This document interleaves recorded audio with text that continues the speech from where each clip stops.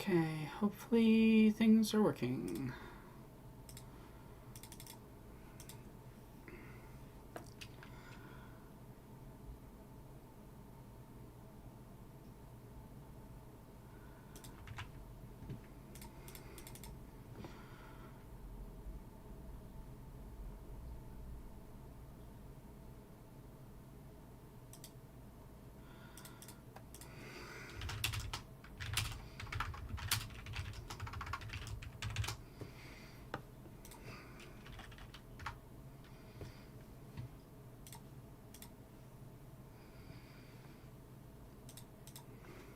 Hey y'all, is it working? If you're in the chat, can you let me know if things are working correct? If the volume sounds okay? I will have the game up in a second. I'll have to do some things before I can turn its sound on. Just because we're avoiding copyright strikes from Star Wars, which is always fun. So hopefully it's live, I think. Things are working.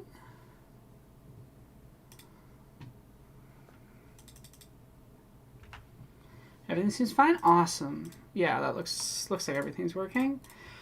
Okay, sorry for getting here so late. I was having fun with the wonderful snowy weather we're getting in Saskatchewan.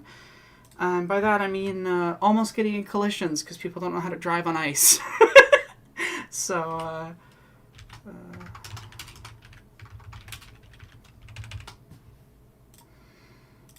yeah.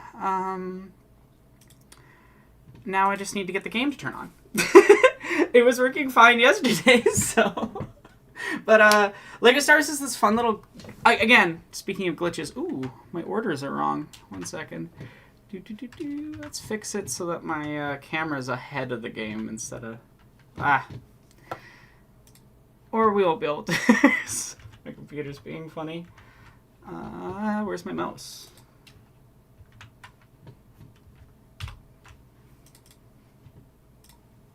There we go. Okay, I have my mouse now. I can use my mouse. There. That should work. How's everybody doing? What's new?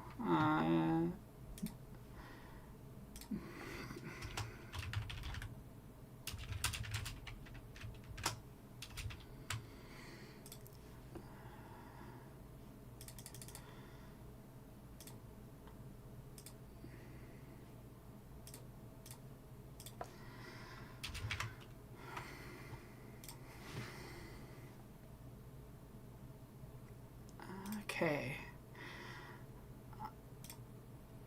Hey, now we're working. Okay. You all can't hear that because the game has copyrighted Star Wars music. So, yeah, we're gonna turn the music off. But I'm still gonna have to randomly mute the game for every cutscene. So fingers crossed I remember to do that, or this is getting hit with a copyright strike. I've made a good decision by playing a Star Wars game. Okay, there. All right, now I'm gonna put on some like just stream beats, I guess, because it's at least I know it's safe. You know, like Harris Heller's never gonna fuck me over. Thank you, Harris, for making stream beats. So we'll just have some lo-fi music, sadly. I would love to have the Star Wars music playing. It's just that I would get copyright striked, and I don't want to deal with that for obvious reasons.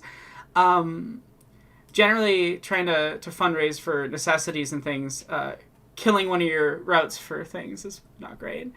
So the cutscenes don't use any voice audio. It's purely the music. The problem is that I can mute the music in gameplay, but I can't mute the music in cutscenes. And so I've set up a hotkey, and it'll basically just automatically... I'll turn off the game's audio whenever that is relevant. But yeah, let's get started.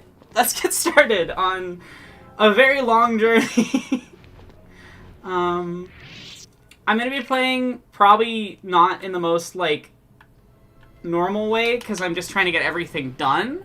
So my kind of plan is play through story mode, play through ultimate story mode, play through the free plays, one level, which is the level that Aiden and I never got to have our mini kit from. My younger brother and I, we loved this game when we were kids. We played games together all the time. Like, co-op games with my brother is, like, such an important part of why I like video games. It's that and playing games with my dad.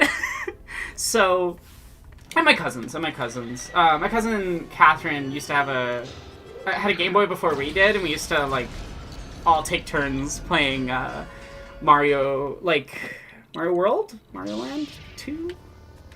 The one with the first island has Yoshi on it, and it's 2D. I'm blanking on the name.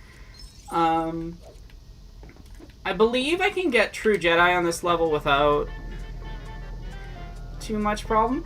I honestly don't know what's going to happen. I don't know if it's going to bug or not. So this is such an interesting, like, we might go do this and it doesn't matter.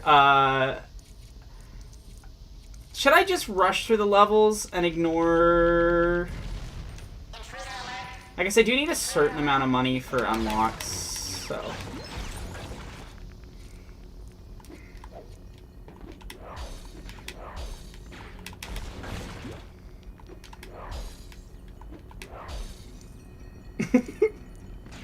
It feels weird playing this on stream a little bit, because this is, like, so my childhood.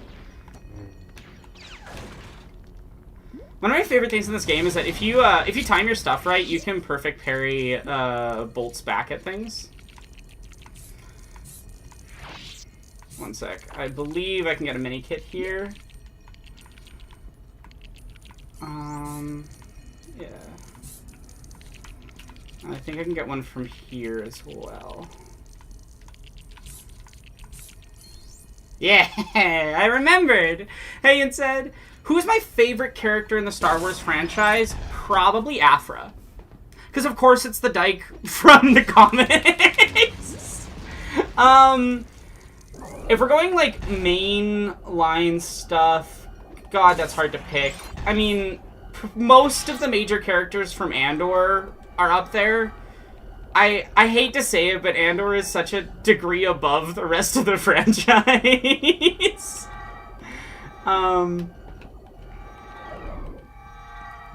Yeah.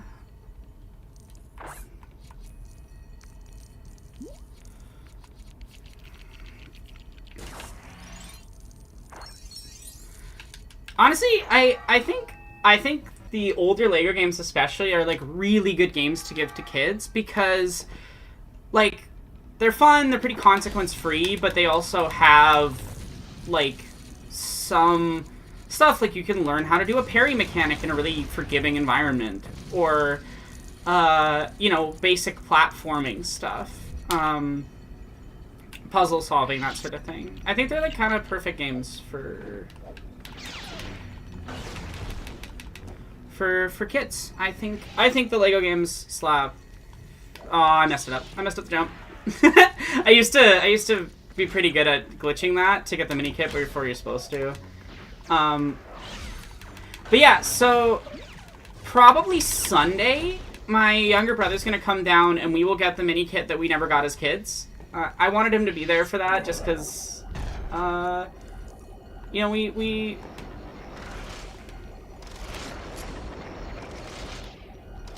tried so hard for so long. Like, I texted him, like, hey, do you remember that glitch at LEGO Star Wars? And he was like, yeah, I do! Fucking bullshit! I was like, I just...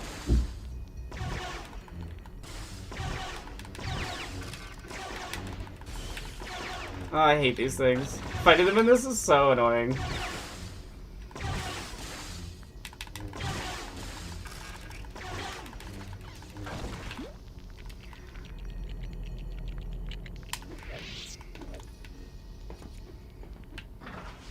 Yeah, we're just gonna kind of rush through the main story, because I'm gonna have to play through it at least twice. R2-D2 is the GOAT. Your favorite is Wicket. I don't have any justification for it from a writing standpoint. That's so real, though. Like, there's so many fun little creatures in Star Wars. Yeah, of course, Valerie. I honestly think, like, like, people always make the Glup Shido joke, but I do think that that's part of the appeal of Star Wars, that there's just these, like, all these weird little characters that are, thank you so much, Sophie.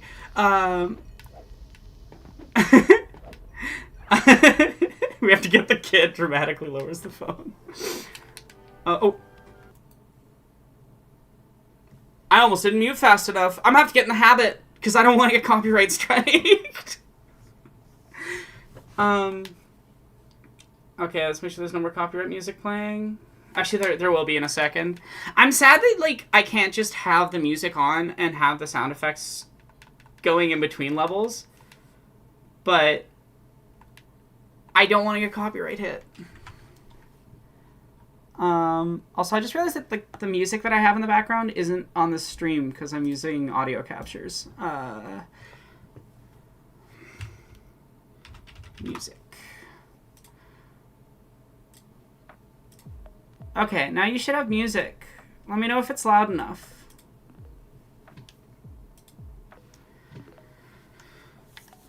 But yeah, so Aiden's gonna come hang out. And we're just gonna turn off the camera for that section, and Aiden and I are gonna play that level together. Because very understandably, he is not interested in being on camera out into the public. One down, 159 to go. So yeah, I think I'll just play through all the stories linearly. I like the number 2.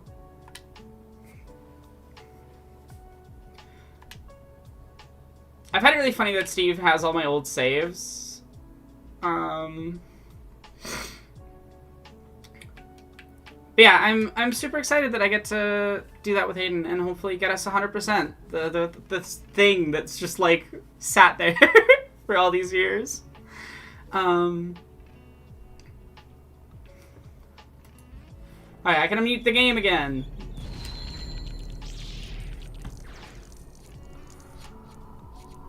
Honestly, unmuting the game actually helps because you can hear mini kits better.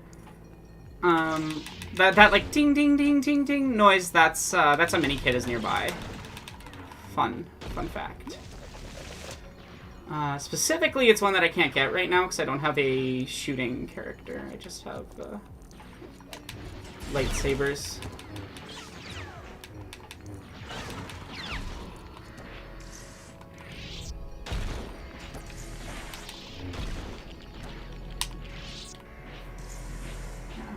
How's everybody doing? And do you have Star Wars questions for me? Star Wars questions are very, very welcome to the stream. Also, Yin said, you were in the chat. Yin said, if you want to come hang out on stream, you are welcome to. Just give me a DM on Discord. I think you have my Discord.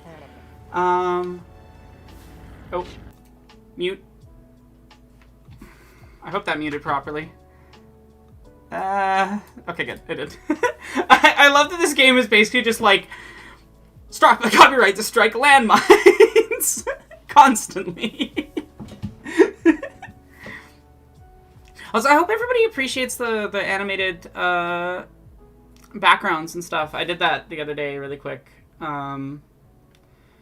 Just saying, I do good work. You can always hire me if you stream.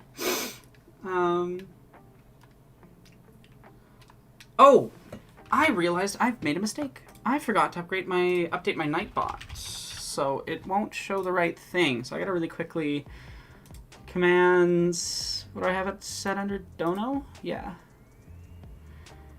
Let's delete that because it still has the Halloween donation reward link instead of the correct one.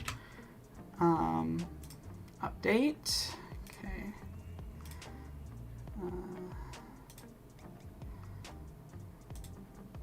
Pretty sure I was on my Twitch previously.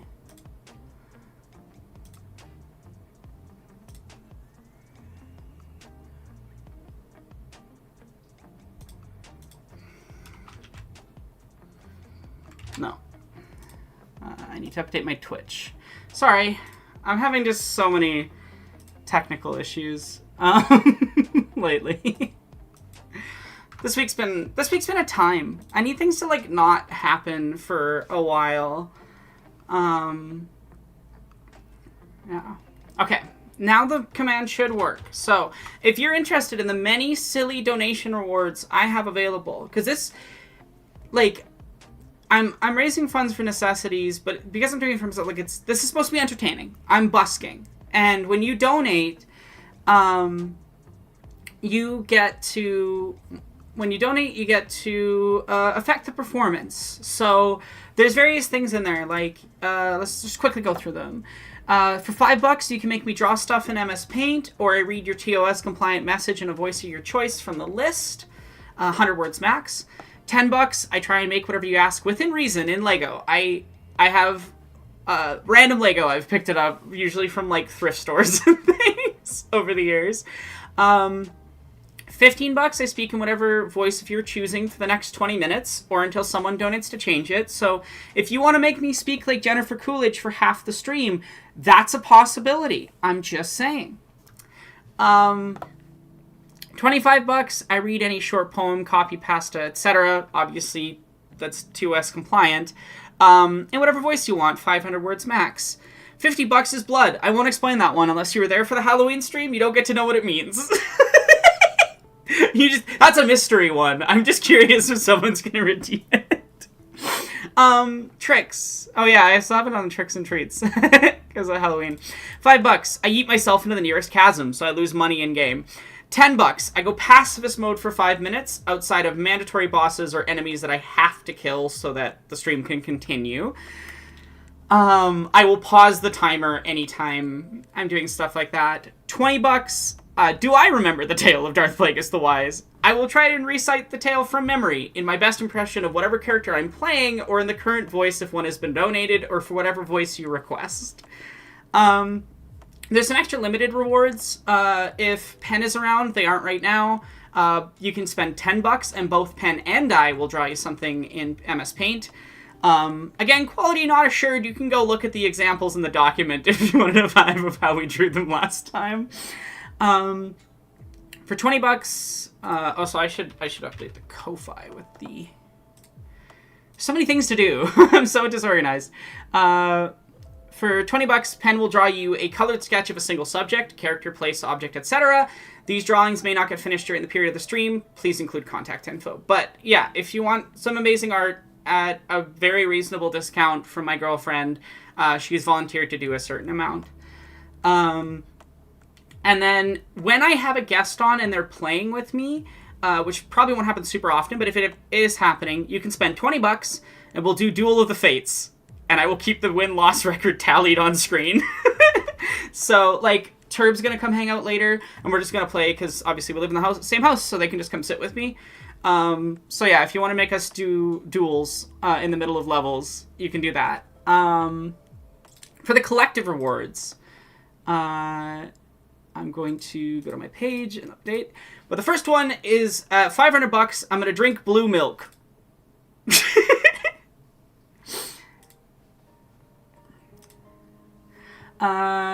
For 1,000, I rank every Star Wars movie on stream. 1,500, I add Star Wars TV shows to the ranking. 2,000, I add Star Wars games to the ranking.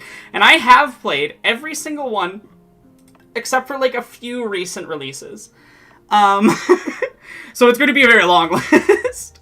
$2,500, I will try to complete the final boss of Moonlighter on stream, barring it bugging again. At 3,000, I'll run a Star Wars TTRPG one-shot on stream sometime in December or January.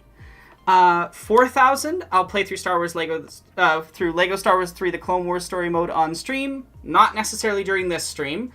And 5,000, I'll play through Skywalker Saga's story mode on stream. Again, not necessarily during the stream. I'm not sure how long this is going to take me for, so I don't want to promise what is not feasible.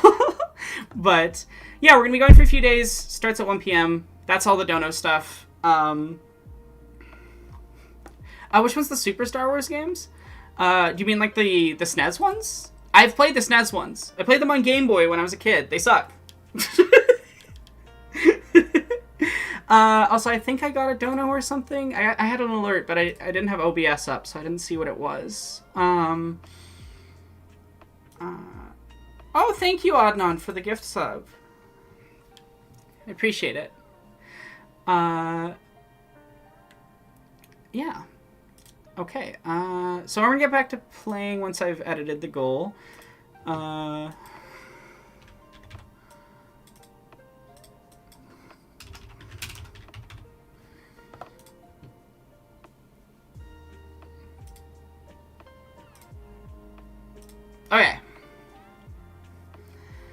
If people have any ideas for donation rewards, shout them out in the chat. I want ideas.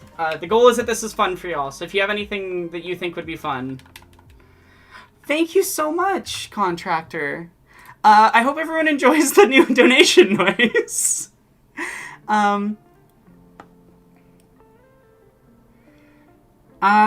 So neither of those are on my list, Contractor, but you did give a lot, so I will try, but I need to go listen to Xivu Arath to even attempt it.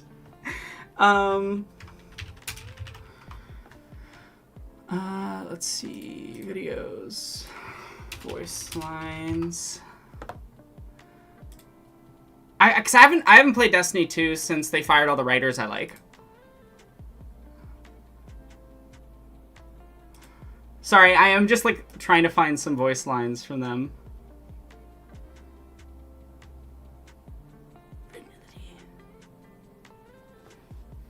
I don't know if I can do that one. Armor from Mandalorian, I also don't know. Xivu Arath is kind of like here, but she's also feminine, and I need to find some way to do that. There. Xivu Arath for 20 minutes. This is such an interesting... Go Onion will return eventually, but for this stream, it's Yoda Death Noise. Oh wait, I'm supposed to talk like Xivu Arath. I hope this is not a bad impression of her. Drown in the deep.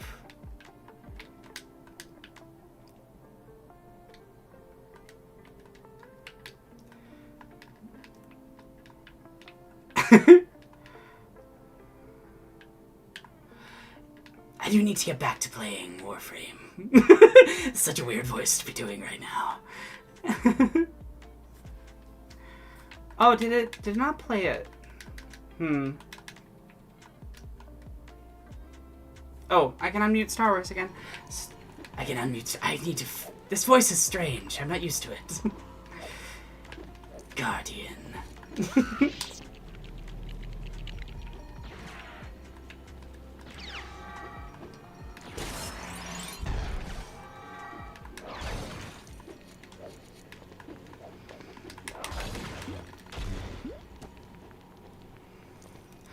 Oh, I know why the... I know why the sound wasn't playing. It's because I don't have a audio source for it. OBS.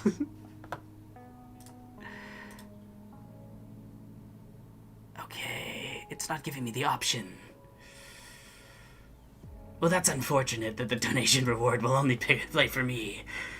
This is a result of the problems with LEGO Star Wars. God, this is a weird voice to do.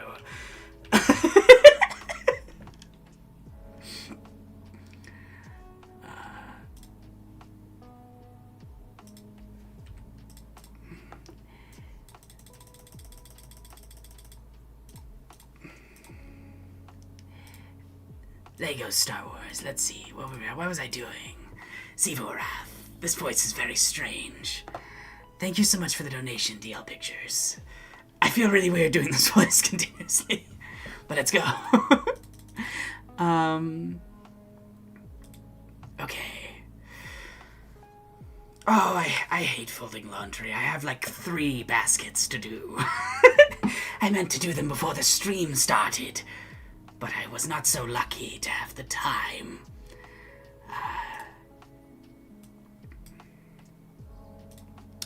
Okay. I gotta rush through this game so that I can try and 100% everything.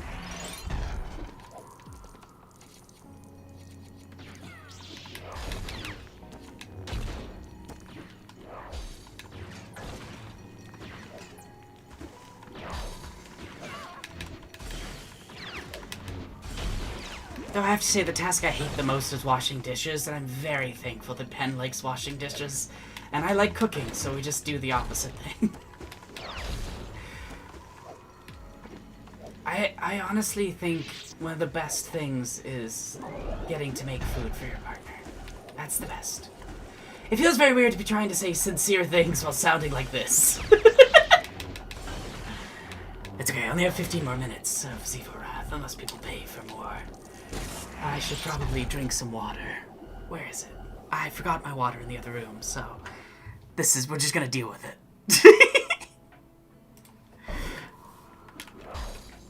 Yeah, I hate cleaning dishes.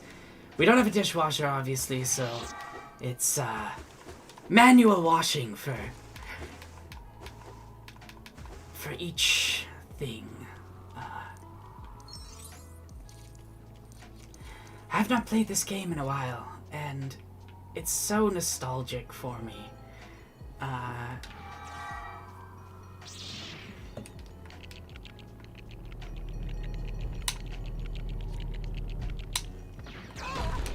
not sure there's another game I played as much as this as a kid, other than, like, Skyrim. I played an ungodly amount of Skyrim and Oblivion. Probably partially because I could mod them.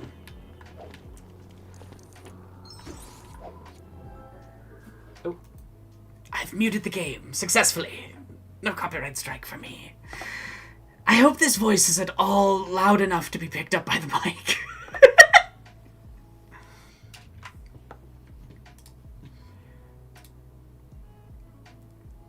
I mean, I have to do it for at least 16 minutes, but I'll keep an eye on my voice. Losing the voice with your giggles is the cherry on top. I'm glad.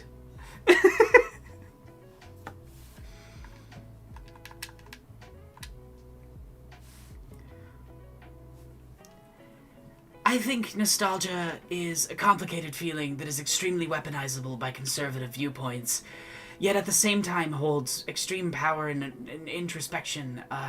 Everything I said in I Saw the TV Glow video, nuance, etc. Well, and also with Skyrim and Oblivion, there's like 5 other games you get for free when you buy them, because you can just mod in the other games. So, like, when you say you're playing Skyrim, it's like, I'm not playing 2 million hours of the same Skyrim, but rather a bajillion hours of, like, 7 other games built on Skyrim.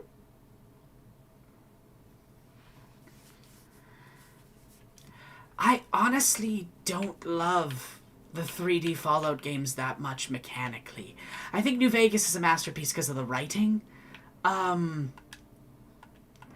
I recognize that's a weird opinion to have, because it's not like Skyrim is a good game design-wise, and yet I enjoy playing it more. I also I totally get people who are still really into Oblivion, because I feel like it has the same vibe as, you know, Pathologic, and as we all know, I have a normal relationship with Pathologic. Very normal.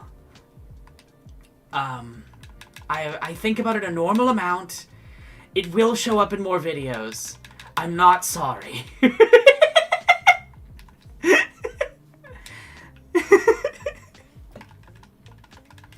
But yes, if you want to donate, you can always change the voice so I'm not whispering. In slightly sultry, angry woman voice. I don't know how to do Ziva Wrath, really.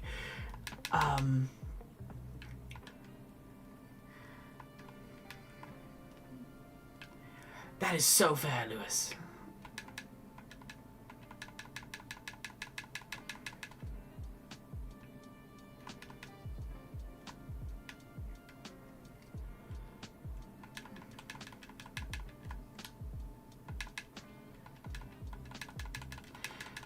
This game's choice to have every woman slap people is...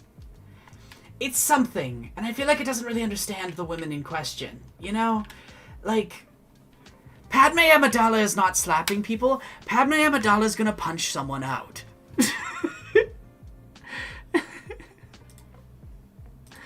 Thank you so much for the donation, DL Pictures. Ack. Coolidge is never late. Nor is she early. She arrives precisely when she means to. Thank you, Deal Pictures. I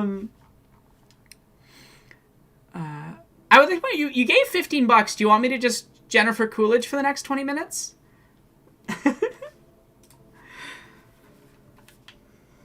Or shall I continue doing this Zivo Wrath voice that I'm not very good at?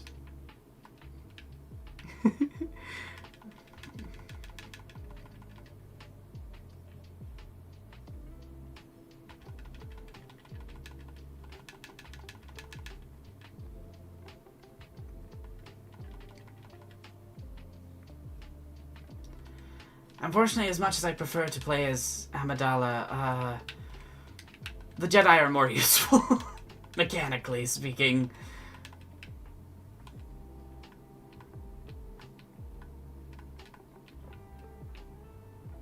Oh, that just goes back up, right? Okay. Ow, now I've just got to talk like Jennifer Coolidge. You know, I really love playing Lego Star Wars. I need to stop making myself laugh. It's unbecoming.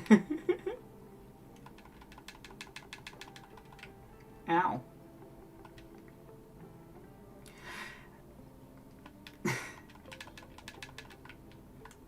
And sorry, I like combined both. Oh, and a reminder that you can donate to change the voice that I speak in for 20 minutes. I need to set the timer, actually. Oh my god. That's a little bit what Jennifer sounds like. I don't know, I don't have a perfect impression, but I think it's pretty good. These gays, they're out to kill me.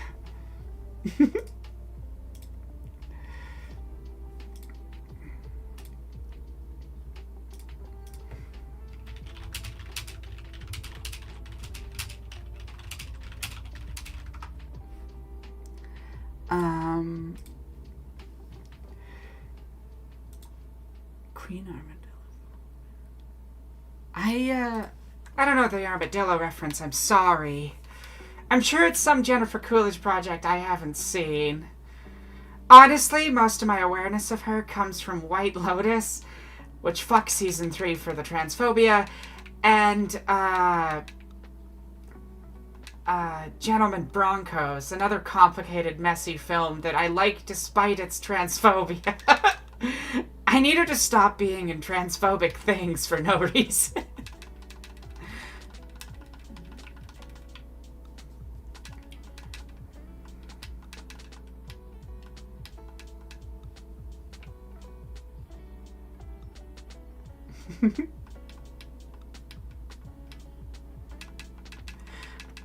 What's the r/Batman Arkham Zootopia 2 copy pasta? I don't know that one. Jennifer's a lot easier to do when I have a script and I'm not having to think of it on the fly.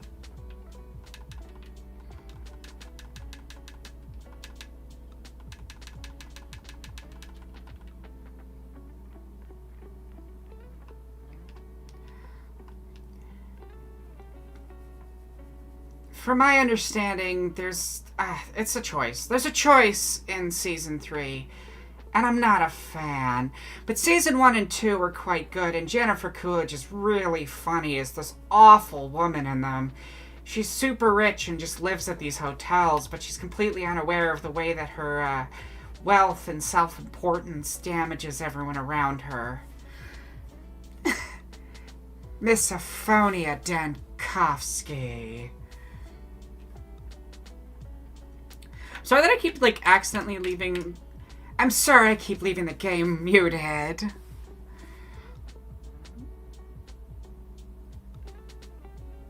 That's really funny, random nerd. Why were they doing that?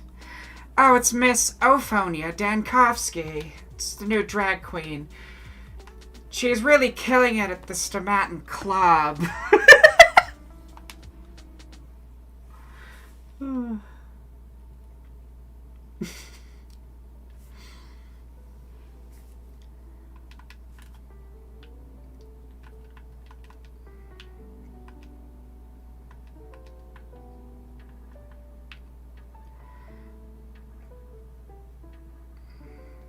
And then Gentleman Broncos, it just has the T slur twice, which is not okay.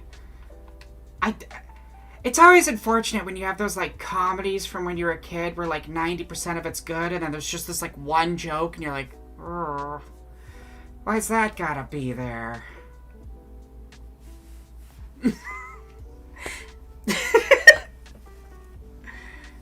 I should have guessed that the, who's worse at aiming, battle droids or stormtroopers? I mean, it's pretty definitively stormtroopers, but it depends which era. Like, if you're talking stormtroopers when they first became stormtroopers, when there were still clone troopers within their ranks, they weren't very, they were pretty accurate, which is why, like, Obi-Wan has that whole line in, I want to say episode 4, yeah, where he's like, stormtroopers, these blaster marks are too accurate or whatever. And, like, he's kind of right in that they used to be that accurate. But the other problem is also that a lot of people don't get that the stormtroopers are missing on purpose in episode 4 and for sections of episode 6. And that when we see them actually hitting people, they are hitting people.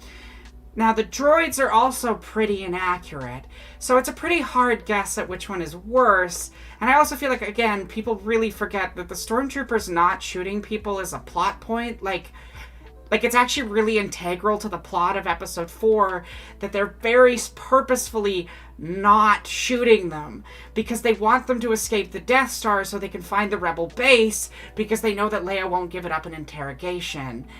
I can talk about Star Wars too much. I've memorized basically everything.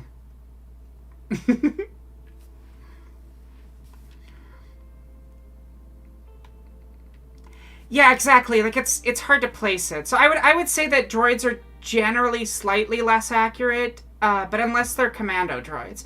The commando droids are extremely accurate, so you got a mix. Fingers crossed I get all the mini kits on this run.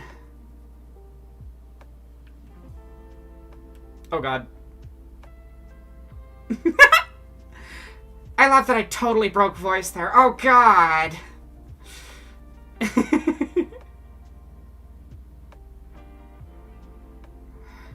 Nice, I should pass him on the first lap. That's a good spot to be in. I'm doing pretty good.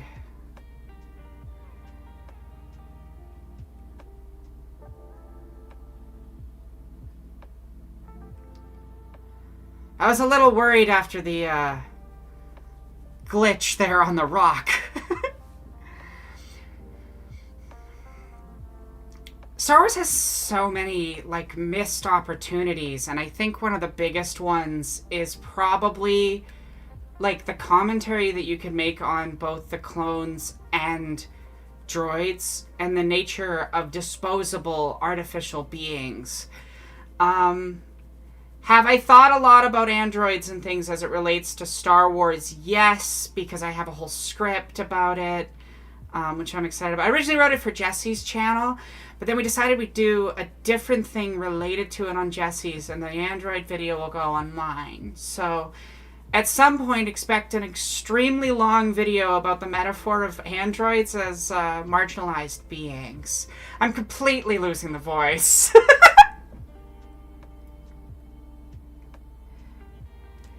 I know this looked really chill, but I'm actually quite good at this game. Oh, it is, and we're going to play it, because it's one of the extra levels.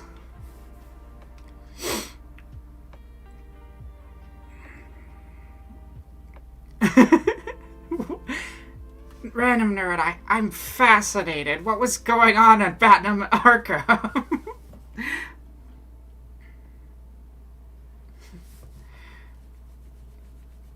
I really love the Android script. I think it's some of my best writing.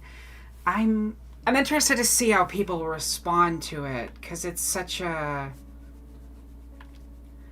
also, sorry, I kept that level muted because it turns on cutscenes like 5 times. My laugh's endearing. Oh, thank you. I'd like to think so. I feel so weird just speaking a Jennifer Coolidge voice. I'm so used to these streams being like Patho, where I have something to read, but Star Wars obviously I can't, so the voices have to be done some other way. Which means that I have to talk like Jennifer Coolidge.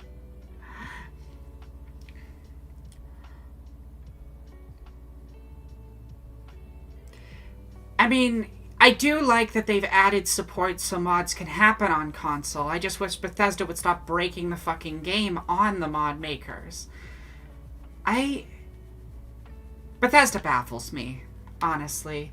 Also, a reminder that Microsoft games are under BDS boycott, so... I'm not saying don't play them. I'm saying don't give Microsoft money. Yo ho ho.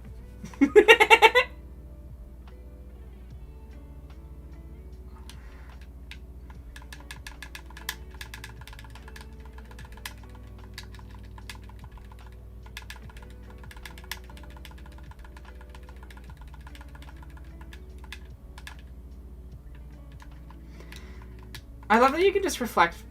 I love that you can reflect bolts in this game. It's really fun.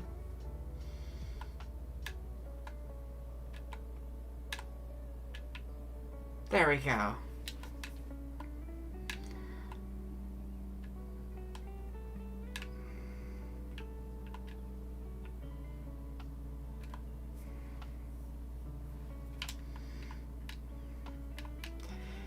It feels so weird not to, like, engage with the environment pretty much at all in these games, because I'm just trying to get them...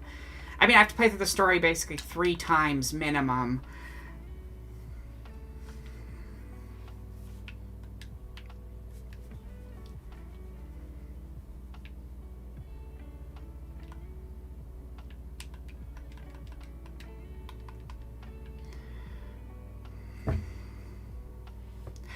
Buying games and consoles used does not give money to Microsoft.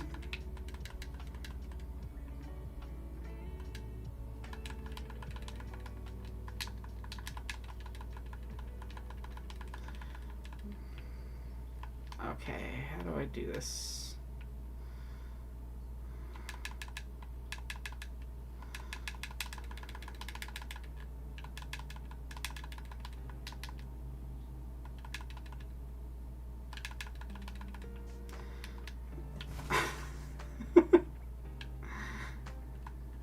I feel like I missed a step or something. Oh, I see what I did wrong.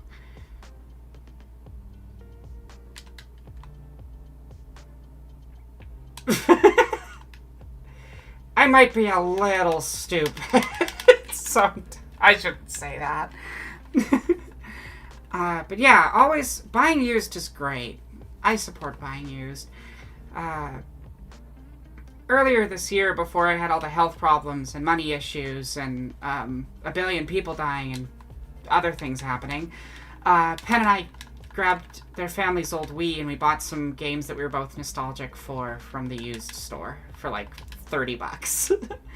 We honestly found some really good deals at Cashopolis for... I'm completely losing the voice, I'm sorry.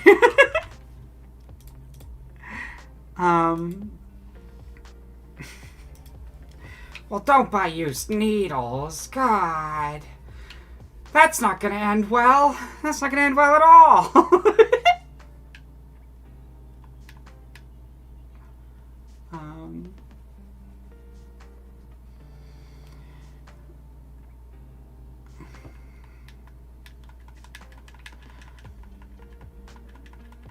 Nintendo's doing what? I'm sorry, I got so shocked. I lost the voice completely.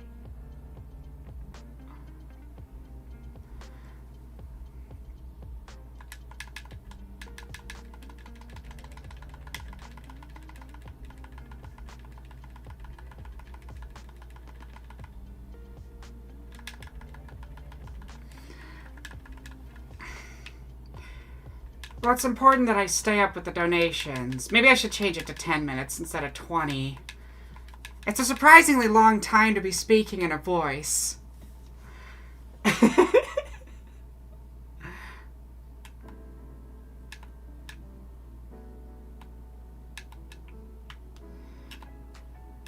Nintendo pisses me off because they have some of the best designers in the world. They make some really amazing games, and they're also the biggest scumbag of a corporation. Well, actually, no, they're kind of competing. All of them suck. I just hate anti-consumer shit. You know?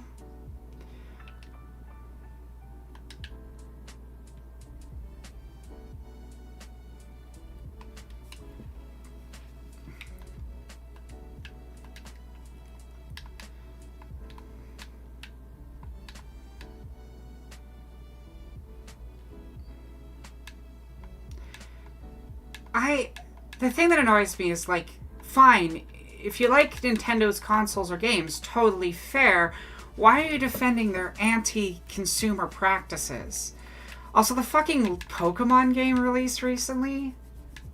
$70 for a game that, like, you put no money into, just because it's got the Pokemon name on the front. And, like, I don't think that a game that has those types of art assets is a bad thing, but Jesus Christ, $70 for a barely finished project? Like, come on.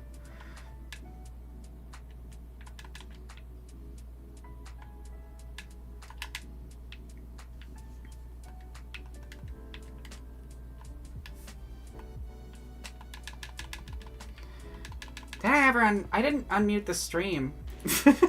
Or not the stream, the game. Sorry. Oh, sorry. They also neglected knife. They'd have, though. Where's Star Fox when you need him?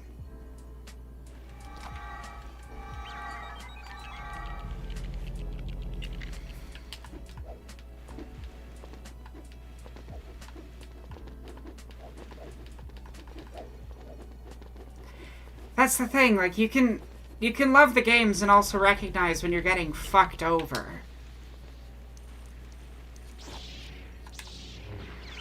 Technically, this is a retro game. Isn't that weird to think about?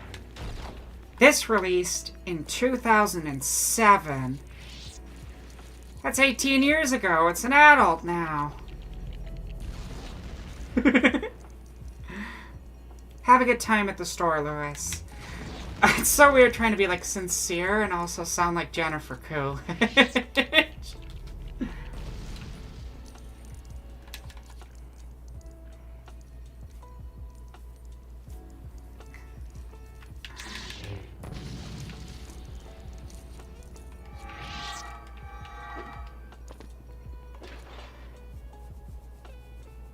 Oh, the age of the game. Yeah, no, that it is, like, I had that realization the other day, and it was like, oh. Wow.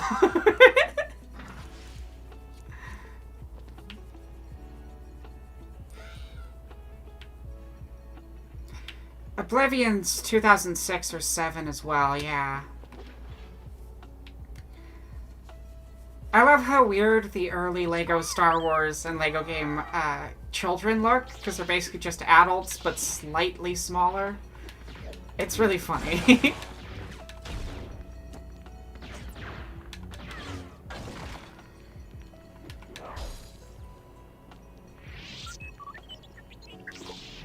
That's, like, actually so vile of Nintendo. Like, let someone factory reset the console, goddamn.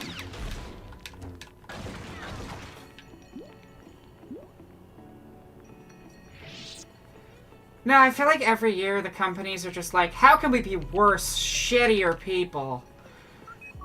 And you're like, oh, surely they can't find that many new ways to be shittier people. And they're like, yes, we can. Yippee.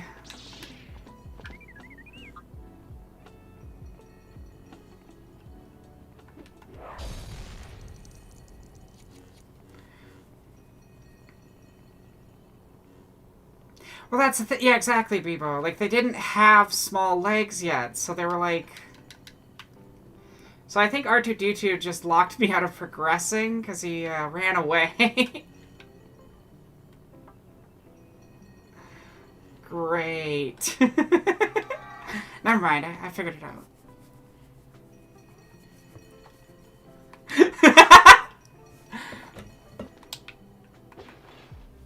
I gotta think about it.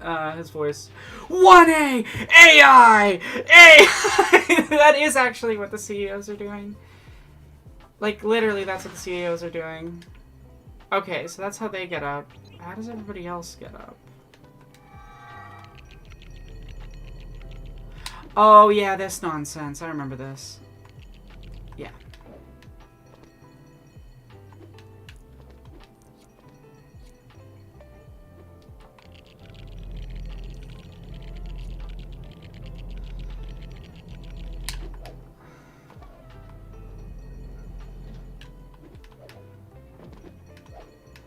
Sorry, I got distracted. But yeah, I really do love Nicholas Holt's, and I mean, Superman in general I just think is really handled well, but his specific, like, scumbag billionaire is particularly good. Hello. Hello, Darkfry. That was not Jennifer Coolidge. I'm sorry. I'm supposed to be in voice for at least, like, 3 more minutes. Okay, 30 Jennifer seconds. Coolidge. We're almost done. Okay, Jennifer Coolidge. Can I have a stream on Discord? Sure. If it works. This game might not work through Discord stream. Is it functioning? Alright, Jennifer Coolidge voice is done, by the way. Timer is up. I ran a 20-minute timer. So I can speak my regular voice again, unless people donate. I'm just saying, you can donate to keep me speaking in silly voices. Also, there's many other donation rewards. There's many donation rewards. Take a look. I don't think this is working. So, okay, let me just... I think it's hop on probably because the YouTube stream. program isn't open. Is it working now? There we go. Okay, good. I genuinely didn't know if Discord could stream it, because, like, some old games, like, they're finicky. I was honestly shocked that I can, like, use video games, like, the video game capture feature on this one, because I found, like, a lot of older games. I can't believe I just fell off that ledge. A lot of older games, OBS has some issues with, or it's harder for it to recognize it as a program. Honestly, even some new games, like I used to have to stream Destiny 2, not by, like, application capture, but by screen capture. Yeah, I'm always fascinated when those things break. So I'm like, what's going on with this thing that makes it like that? OBS, more like Obi-Wan Recordy.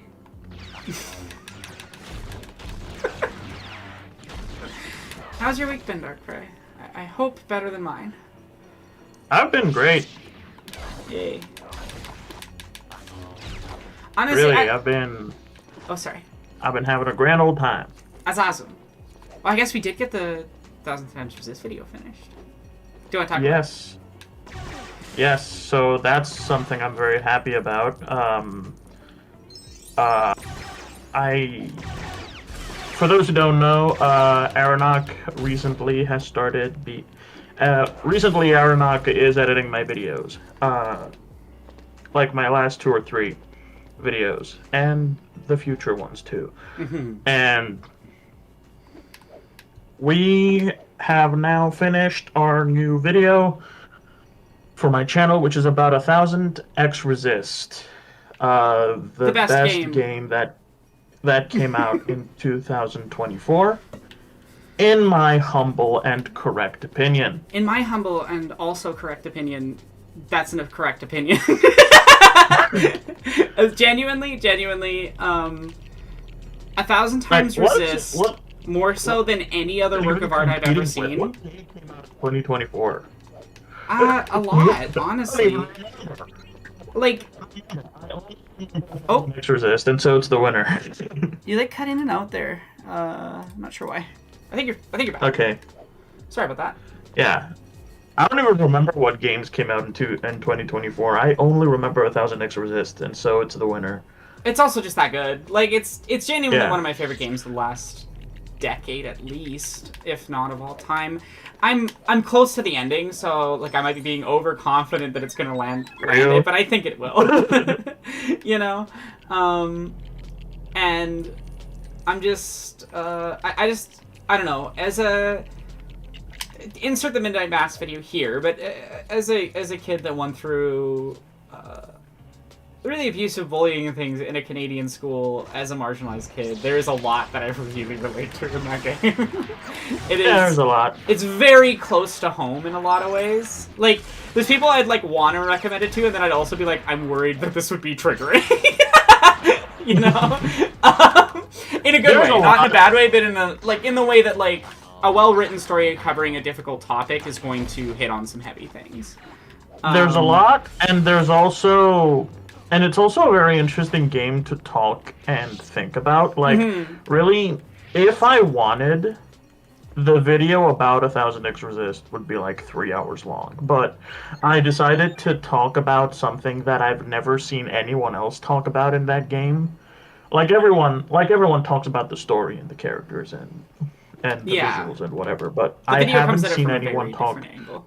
Yeah, I've never seen anyone talk about the gameplay. What 1000X Resist actually does as a game. And which I also think is very interesting. And so that's what the video is about. It's about the gameplay of a game that ostensibly doesn't have it. It, like, both... I think what's really interesting about it is that I would say that its gameplay approaches it from a completely different set of... for lack of a better word, priorities than the majority of games. Well, yeah, exactly. It's insert my video script here. Yeah, exactly. I want people to see the video, so if you're interested, you should go see the video. But I want to talk about I'm spitting. I'm talking straight facts. No, it's a really great video. I'm proud of my editing on it. It's probably got some of my favorite editing gags in anything I've done. Oh yeah. I mean, you're so easy to make good editing gags for because you're such a natural comedic writer, and yeah, that like makes it easy to think of like, oh, I can pull this here, this would reinforce this like line, or this would be a fun addition right after. Oh, gotta mute the camera every time those cutscenes. Thank you so much. I allow you to bring out your comedic editing because I'm funny. It's true. I think it's also helped me come back to my own projects with a little bit more of a comedic eye. Like it's been shitty that I've been so sick that I haven't been able to record for a long time until like for context, I recorded the newest video Sunday, Monday, and I released it to YouTube the following Monday. I did that in a week. Just saying, I work fast and I'm skilled. If you want an editor. But I hadn't, like, I've been planning to do this stream since June, but I haven't been able to record the video or announce it until I was sure that I like would be healthy enough or not potentially being in the hospital. And I'm very lucky that I've like managed to regulate things well enough. But it's a problem of having, if you have a chronic illness that's stress activated, that's made much worse by stress, and then you're dealing with poverty stress, and then a bunch of other things happen, like say multiple people dying and both your parents getting cancer, and like, this year's been hell. This year's been hell, and I don't know why I'm happy anyway. Like, truly, something that I love about my family in general is that, like, we really band around each other when there's hardship, whenever there's hardship, and so it's like, it's that weird thing of, like, everything is hell right now, but there's so much love, is the way I'd put it. You know, and obviously my girlfriend, and, like, Turb, who lives with me, and you, Darkfry, and Jesse, like, it's, yeah, I'm just so thankful for all of you, because it's been hard. That's what we're here for. It is, been a hard... That's our function. I see what you did there, Watcher. I did.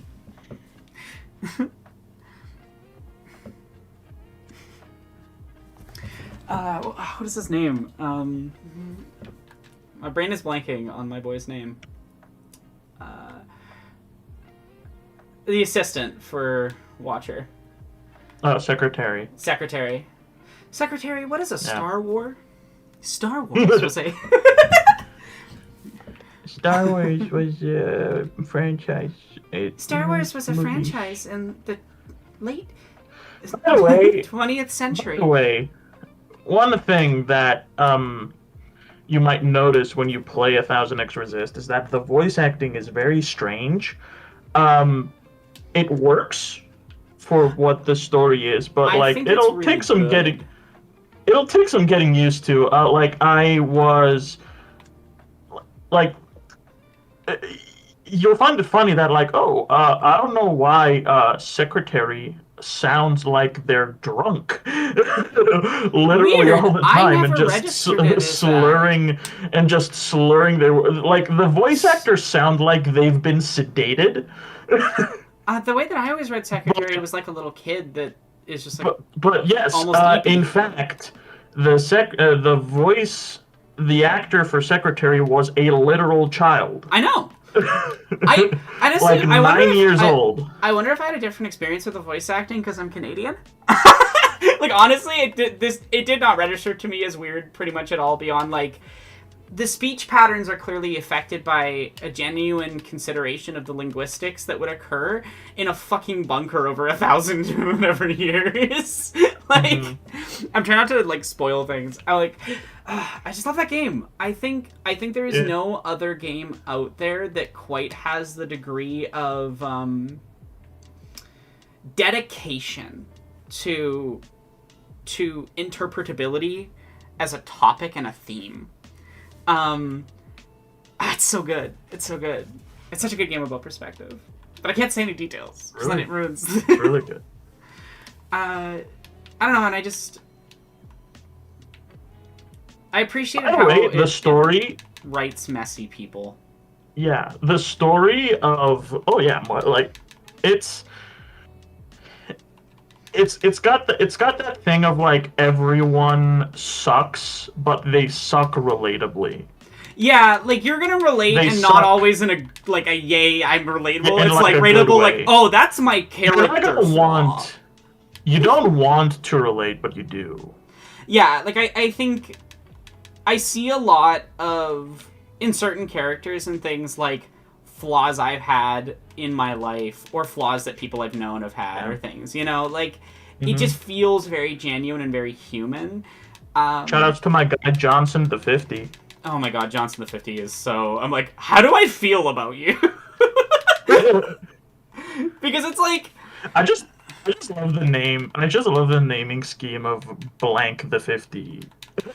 I love that it's not ever quite explained, at least to where I'm at, and I don't think it will be. There's just implication, because you don't get to really understand, like, what was this organization, what was it... Like, you kind of understand what it is, but you also don't. And, it's like every time characters make terrible decisions, too, you're like, I completely understand why you did that. It was not okay. Like, when... I completely understand why you did that. No, I do not forgive you. Exactly. There's when you get... all I'll say is when you get to the point where you understand why the first scene happens... Yeah. You're like, oh... They did what to all of humanity? Choices were made, I understand because of the trauma, but also... Good vibes all around. I wanted to make a joke in the video, but I didn't have like space for it. Of the could a depressed person make this? Oh my god, you know how much funnier that would have been? Because I was editing that while like dealing with it. I have seasonal affective disorder, the worst named depression. Like, what do you mean I have sad disorder? What do you mean? That's not okay. Why do I have sad? And I'm diagnosed with it. But I think the funniest thing about Pen and I both having SAD is that our moms, before we met, both bought us the same make and model of light therapy lamp. Lesbian moms who help their daughters with seasonal depression core, I guess. I love our moms. Honestly, I feel very, very, very, very thankful to have. Oh my God, Lego murdered that guy. Oh, I gotta mute. Thank you for reminding me of this cutscene. Probably won't get claimed. We're slowly making it towards I have to drink blue milk. I'm just saying. What's blue milk? It's milk that's blue. Is it blueberry? So in the original Star Wars, it's the like in the opening of 4, Luke Skywalker drinks blue milk. Like, it's just milk that's blue. I'm just gonna dye a glass of milk blue and drink it. It's not even real milk because I'm allergic to milk. So it's oat milk. It'll be blue Damn, vanilla you got oat milk. 108,000 studs. That's a lot of studs. Ugh. Shout out studs. So what makes it blue? The color dye. I don't know. In canon, like? I think it's just that it comes from this like one specific animal on Tatooine. I also think it's really funny that something that Rian Johnson decided to include in in Last Jedi is that Luke is just drinking green milk instead. Also, I want to note something, because this is the thing I decided to wait to talk about instead of putting it in the video, because I felt like it was too much of a tangent. But I was talking the whole thing about completeness and incompleteness and what counts and what doesn't. And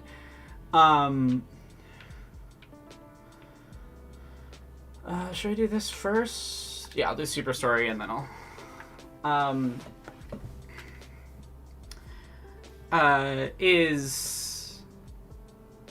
is that Star Wars: The Complete Saga plays end credits every time you finish one of the full, like, movies adaptions. So you technically wrap credits something like, I think, minimum 18 times 100%ing. And I'm like, so that metric doesn't really work on this game, does it? Like, it like, I don't know, I find the whole thing about, like, whether or not you've really experienced something, interesting. You know?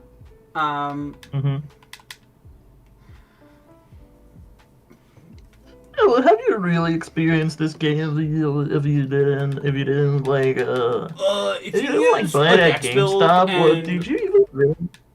If you use any OP builds, I will tell you what they are. You should, like, kill yourself. You got that TikTok I sent you yesterday, right? Where they're mad about. Okay, so I didn't want to share the TikTok on social media because the person posting it was also being a dinkus, but because they were doing the, like, even a goldfish can beat this boss. No one should complain about it being hard. And then half the comments are people complaining about the goldfish beating the boss with an OP build, and it's a fucking goldfish. It is a goldfish swinging around its tank, and then based on where it is in the tank, it activates, like, different moves. For this stream, and I'm just like, dude, even a goldfish can't escape the discourse. What are we doing here? Oh. It fascinates me. Could you imagine if you did find that boss too hard? Watching that video must be like, oh. Yeah. That's a goldfish doing something I can't do. Well, it's Final Consort Radon. Like, it's the hardest fight in Elden Ring. But the goldfish has been set up to use a build that, like... watch it, by the way. A build that basically just, like, heals fight. you. And so he just, like, doesn't die. Which is like, yeah, that's smart. Yeah. If you're gonna make a goldfish try to play through Elden Ring, you're gonna use some overpowered builds and things. That's... makes total sense. I just find it so funny. I find it so funny they could piss you about such silly things. And, like, I say this as someone who loves Dark Sorry, Souls. does the goldfish not have the right to decide how it wants to play the game? Not even the goldfish's owner has the right. I think it's funny to be like, that's not how Miyazaki intended it. And I'm like, then why is it in the game? Why is it in the game then? Why is it in the game? Like, I always come back to that. It's like, oh, you're not supposed to play a game on easy mode. Why is it in the game then?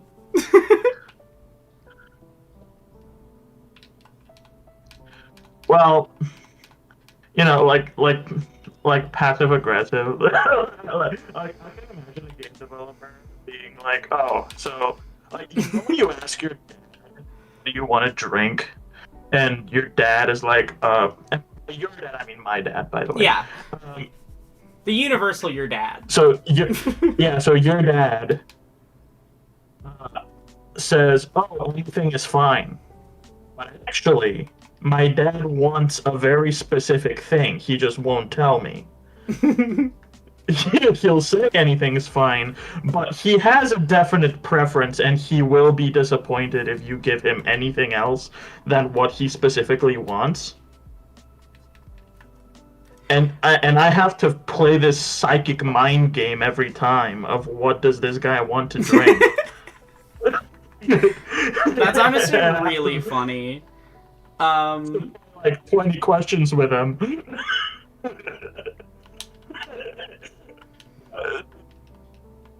Or version of like, okay, you can do anything, it's in the game, but actually I only want you to do one specific thing, and I'm not gonna tell you what, but if you choose any other playstyle option, you're gonna have a really bad time. No, and I just find the whole conversation about like what is a legitimate experience of a work of art kind of funny, and I find it always turns into like people being like, "Whoa, that's not a legitimate experience because you didn't experience the entire thing, so you can't talk on it." And it's like, well, I think they can talk about that experience. I think it's like, yeah, if someone walks up and is like making really confident statements about a series and they've watched 2 episodes, that's a little silly. If someone says, "I've watched these 2 episodes, here's what my thoughts are on it." Mm-hmm. Yeah. Also, someone was asking, yeah, so I'm 100%ing the game. If you watch my most recent video, you get a more in-depth explainer why. But basically, when I was a kid, game-breaking bug, I was at 99%. My brother and I never got to finish it. So, yeah. I don't actually know the speedrunning strats. I don't know what you're supposed to do. I'm not trying to speedrun. I'm hoping I'm finishing this as fast as possible, but, And yeah, Keelan's right that like the challenge for True Story isn't too bad because you basically just, as long as you pick up every blue stud, play well during the starship levels, and kind of ignore side stuff, you get through this pretty fast. Lego Jar Jar Binks is horrifying. I think Jar Jar Binks is horrifying. I would recommend everybody watch my friend Foreign Man in a Foreign Lands video about like Caribbean caricatures in media, and specifically he talks about one of the characters. Like the whole video is great, you should watch the whole thing, but one of the characters they talk about in it is Jar Jar. And he really is, it's a choice. Jar Jar is a choice. Can I? I've been fighting game pilled for like a month now. Can I talk about something I find interesting? Yeah, please go ahead. I'm honestly, fighting games are one of those genres where I always find them fascinating, even though I don't play them a ton outside of like. So. I'm losing my voice a lot. Jesus. So this thing with intended experience and intended, and are you really playing it the right way? And stuff is actually a really big thing in fighting games. That makes sense. Like a hugely important thing, because there's optimal play, there's optimal combos, there's optimal like options, there's optimal stuff, and players, especially competitive players, want to find and do the optimal thing as much as possible. And so the balance. First of all, there's a there's this really interesting thing that happens of when a player shows up, who is really fucking good at the game, who doesn't do the optimal stuff and instead has their own like weird unique play yeah. style. That's always a joy to watch. I come at this more from like the MOBA side of things, unfortunately. I played a lot of MOBAs when I was a teenager, mostly League, because like everybody else I went to high school with played it. So I say as if I'm not addicted to Deadlock lately.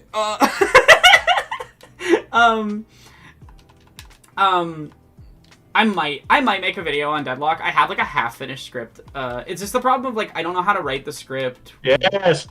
Because it's videos about competitive games. Well, it's not really about competitive games. It's about voice stuff, and I just want to find a way of writing it that doesn't how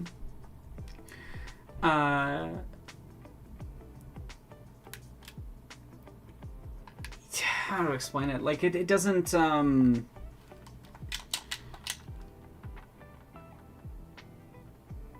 Suck? No, not suck. It's hard. It's very hard as a trans woman in a public eye to talk about things to do with your own transition and stuff without it making other people feel invalidated or and so it's like I'm not sure if it's a useful video to I'll decide at some point. It's it's partially about voice dysphoria and stuff and how it's helped. Because honestly, like playing that game, and I mean, I'm a little bit more like careful about like really hitting my voice training when I'm playing that game. But when I'm playing that game,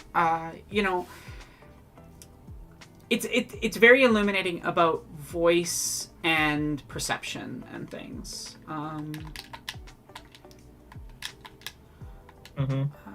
Yeah, so I don't know. I like the script. It has some things to say. It also has a lot to say about like sexism in competitive games, and the way that, like, if you've ever looked into the studies on this stuff, like people literally, like men who play worse tend to be more sexist in voice chat. Like this is like a known phenomena, and that like, which is very funny. It's very funny, but it's also like... It has to be said that it's very funny. It is funny that, like, objectively sexism is a marker of whether or not you play well. Like, objectively hilarious. Whether or not you do anything well, really. Oh, yeah, no, I'm not surprised that it hinders capacity in certain ways.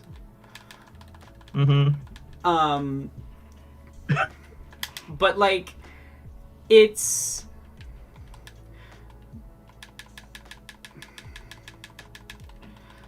It's one of those things where... It's like... It's an indication of insecurity, you know? Yeah, like, I think anyone who's insecure is going to do worse at things. We all know how, like, studies on confidence and the way it impacts how people behave and things. But, an insecure person is going to do worse at a competitive game because they're going to be more insecure about the decisions they make, and they're also more likely to blame other people instead of examining their own play. But it is really fascinating. It's such a fascinating area of things to me, honestly. And I just think it's interesting. I think it's interesting how, like, you can directly see... Like, there's one match where two boys got so pissy. One of them was doing, like, a bad impression of someone with a learning disability for, like, half the match, for context. Like, these were some special guys. They were really something. Like, because he dropped it once he started getting pissed off that I existed and played better than him. And they started purposefully trying to throw because they were so mad about me carrying. And so... The last 20 minutes of the game was half the team roasting them and them being pissy about it, and me just sitting there like, oops, I accidentally caused this. Because, like... Nah. It just did. I just existed as a woman. But it's honestly surprising how it's often... fucking Luigi. It's fucking Luigi wins by doing absolutely nothing. It's fucking... It's just... You sit there and watch them self-destruct. For real. And, like, I'm not... I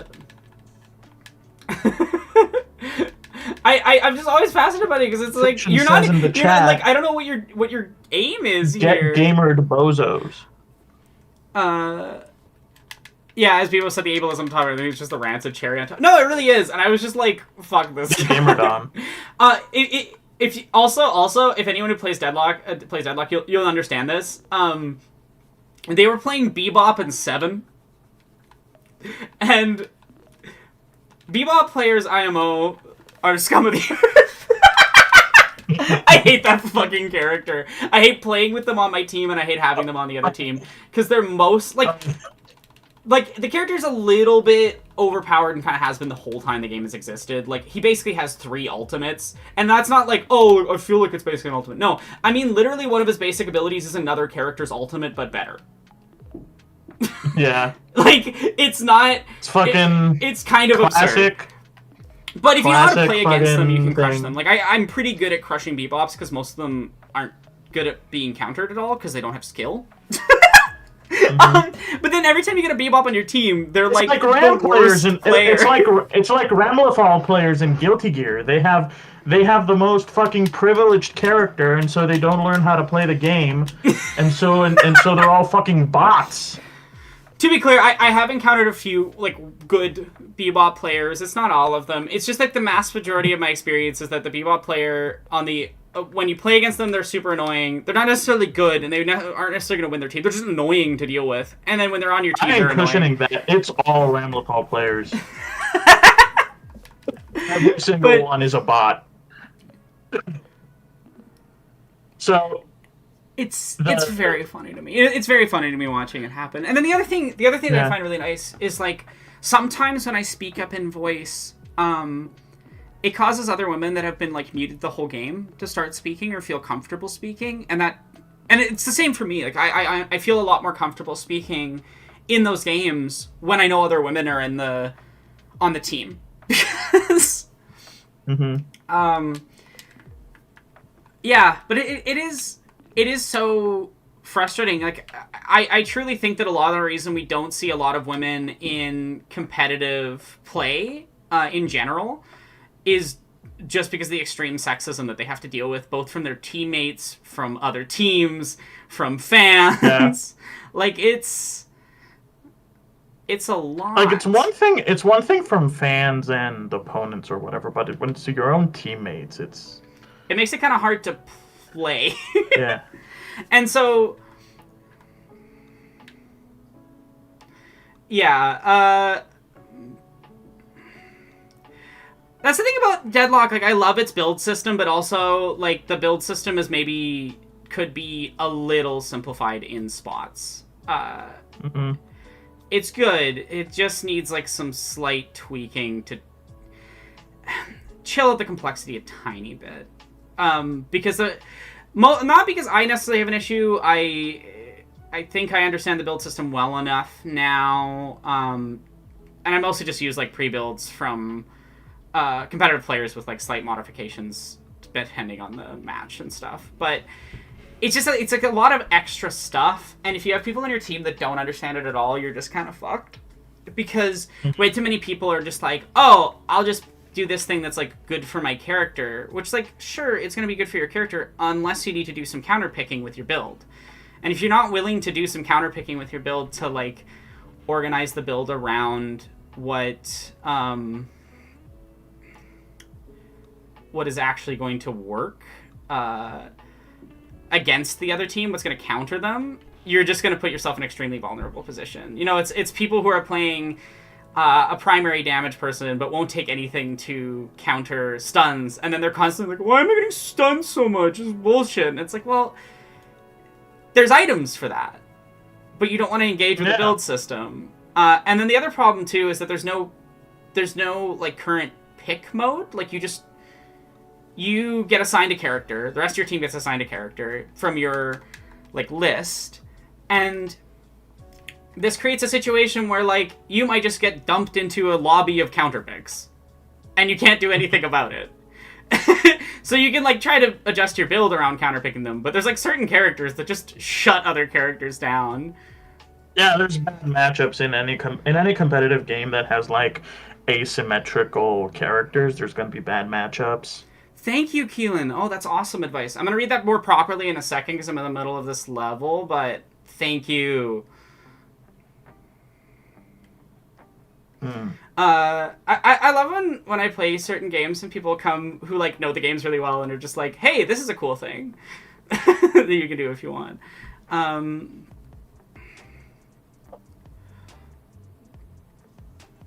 So the fighting game I play, I'm basically obsessed with right now, and it's because it's also the subject of my next video is Guilty Gear Strive, and they have this philosophy that so every character has their moveset, and the developers have made it very clear in both very explicitly and how they balance the game that they want there to be no useless moves. Okay, they want you to use a character's entire kit, and if there's a move that players aren't using for whatever reason, they'll change it so that they start using it. And what this has led to, bringing it back to like the sort of intended play stuff, or like how, because the developers like, okay, you can technically do anything, but like characters in fighting games are designed with like a specific intentional play style. Like, yeah, the character is sort of built to play like this, and you can deviate and you can like deviate from it to an extent, but like characters are programmed to do specific things. Yeah. A grappler is gonna grab you. A grappler is gonna be slow and stuff. Usually. Guilty Gear Strive is in a weird stage actually right now where the grappler is top tier and is completely busted, which is very rare. The grapplers are very rarely good. You're like phasing in and out a little bit. Sorry, it's because I'm loud. Anyway,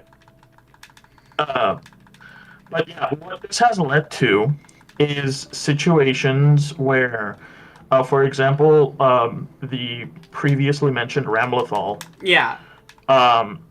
Especially near the beginning of the game, Ram players would just continually spam 2 of her moves. Yeah. And just ignore the rest, and that was basically optimal because those moves just did everything.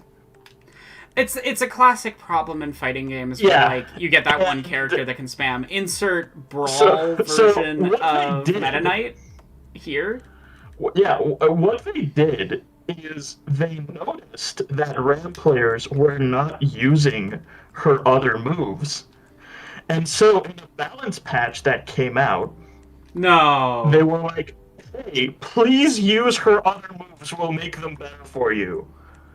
Why would you... And so you've got an overpowered character with 2 moves that are only being used. Why would you overpower the other moves? That's what they did.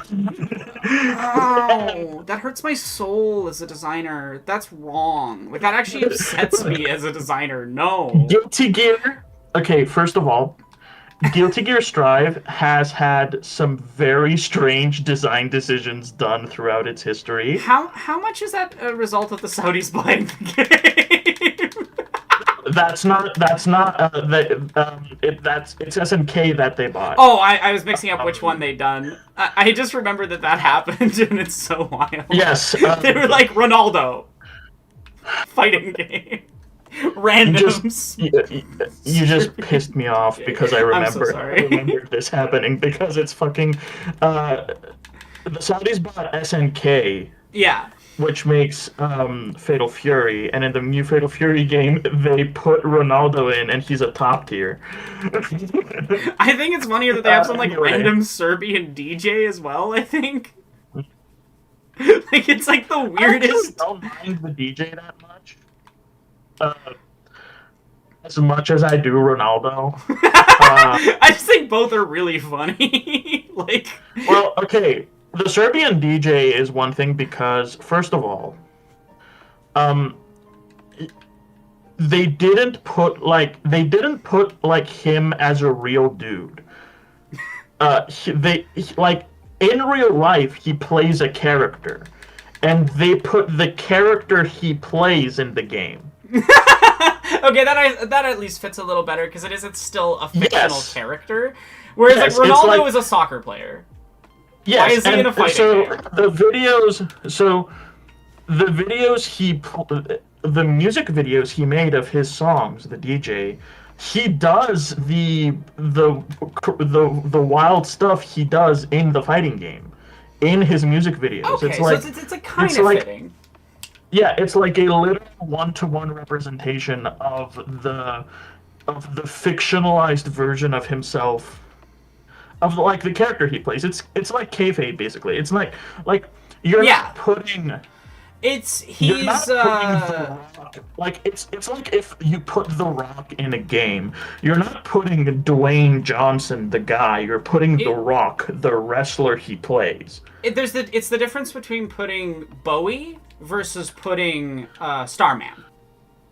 Yeah, exactly. You know, like because Bowie has these various characters that he plays,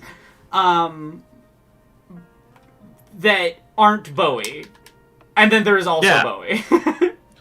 And I think there's also the character Bowie. his animations in the game are hilarious.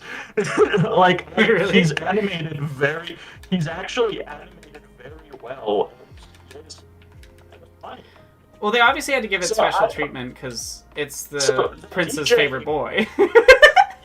DJ, I don't mind very much. I do mind that he ruined the game's soundtrack. But his appearance in the game, I don't particularly mind it. Ronaldo, though, it's just a bootleg, shitty version of Ronaldo, like the guy. It's just a dude, like, and he's in the he game. Plays soccer good, I guess. And he sucks. Anyway, so Guilty Gear. Yeah. I was talking about Guilty Gear. They made some very strange design decisions in this game, and this one for Ramlethal, where they just made the most brain dead character that just spams 2 moves and does everything, and then because people were only using 2 moves, they upgraded. This pisses me off so much. I hate Ramlethal so much, and now that I got back into playing the game, the game more, I hate her even more now, which I didn't know it was possible.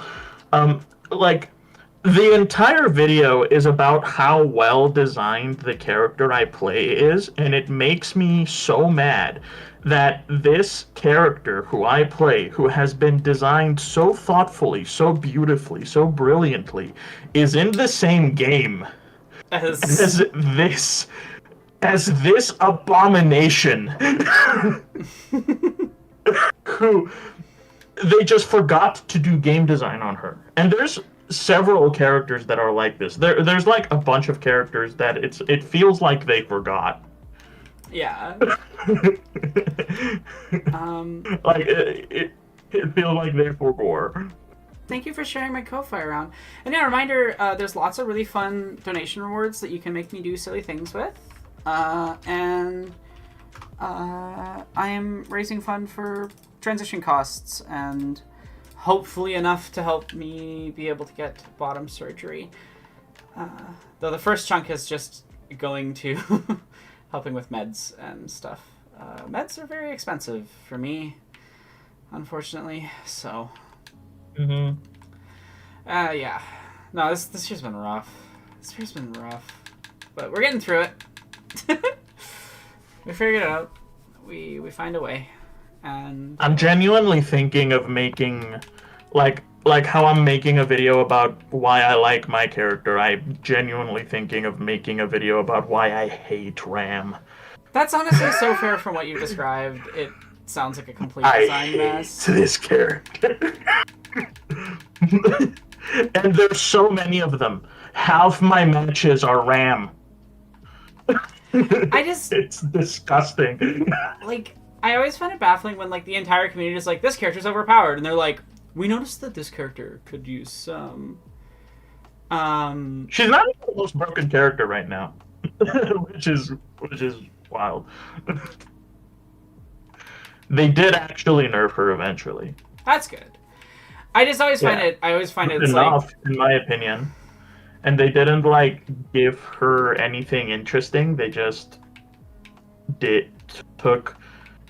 Like, she still does everything. She just does it a little bit worse. Which I guess is than before. An improvement. It is an improvement. But, like, I don't know. Characters need weaknesses. IMO. Yeah, you can't just like. She doesn't really have any. Like, I think every character needs to have some sort of weakness or counter, and in any sort of competitive game, and that you also just like. You can't have a character that does everything. Ideally, you have a character that does either one thing really well or a few things pretty good. Because that's where you get like the interesting variation. I don't know. So most of my fighting game experience is honestly Smash Bros. Because I have a degree in comp sci. And when we were working unhealthy hours at the university late into the evening, and sometimes for multiple days straight without stop, we would just have constant Smash Bros. We would have constant Smash Bros. Tournaments up in the lab space. So I played a lot of Smash Bros. in university. Smash Bros. Does have a pretty local and active and healthy Smash Bros. Scene, so nice. I do go to Smash tournaments often, and Smash was also my gateway drug into fighting games at large because the character I play in Smash is Terry Bogard, who is from Fatal Fury, and Sakurai was specifically very, very faithful in including the motion inputs of his moveset exactly like they are in Fatal Fury, which is, I think he also did for Ryu and Ken and Kazuya. They're like the characters who are from other fighting games, he includes the motion inputs from those fighting games in Smash. I love that choice. I think which is absurd. Good. Also, Terry Bogard is. I also have a soft spot for Terry, not just because he's the character I play. Like, Terry is in Smash specifically, not for any marketing reason, not for any, like. Just because he appreciates the game. Like, it's because Sakurai loves this character and loves these games. Well, that's the part I always come back to with all the characters that Sakurai makes. So Sakurai doesn't make characters because they're popular. Sakurai makes characters if he has an idea for them. Like, like a lot of people make fun of the Piranha Plant, but it's like it's clear that Sakurai did that because he had a mechanical desire. I don't know. I really love Sakurai as a designer because I think he always puts the mechanical experience of the game above everything else. And also, like, okay, you can be like cynical for the other inclusions, like, they included Min because they wanted to market arms, they included Byleth because they wanted to market fire, whatever. Fatal Fury, especially back then, was a very, very niche choice. And if you want to see one of my favorite YouTube videos on YouTube, you should search Latin America reacts to Terry Bogard in Smash. Because in case you don't know, Fatal Fury and King of Fighters, which are the games Terry Bogard are in, are massive in Mexico and Central and Latin America. Yeah. Like, the best players in the world are from Latin America in King of Fighters. And So you'll just see a bunch of a bunch of people being like, Daddy! Like very excited, very happy. It's wholesome. I love that. Because it's a very niche pick, and then after the trailer, Sakurai does a like 45 to 50 minute deep dive on the history of Fatal Fury, King of Fighters, the Neo Geo, and like all of the fighting games that Terry debuted in, like very in depth. Like he goes through King of Fighters, like he goes through like Fatal Fury Special, King of Fighters '98 and stuff, and shows all of the iterations of Terry. It's like it's clear that he put that he loves this character and he put him in. Like, all right, I'm putting in my boy. Yeah, like I My think it's guy. kind of cute when like someone clearly just does stuff out of the love for it. Mm-hmm. It's just, and then he became my favorite character, and now whenever playing Terry is why I got into fighting games. So Oh, really? yeah, that's why I mentioned like Smash was my gateway drug to fighting games, because I started playing Terry, and because he's like a traditional fighting game character, I then Learn the inputs. was more interested in playing traditional fighting games. Honestly, I think that's one of with the the inputs cool and stuff. things about Smash Brothers is that like it can get people interested into games they would like never think about before. Yeah, absolutely. Like because Brawl was like one of the very first games I played like ever. My introduction to most of the franchises I love now were from Smash.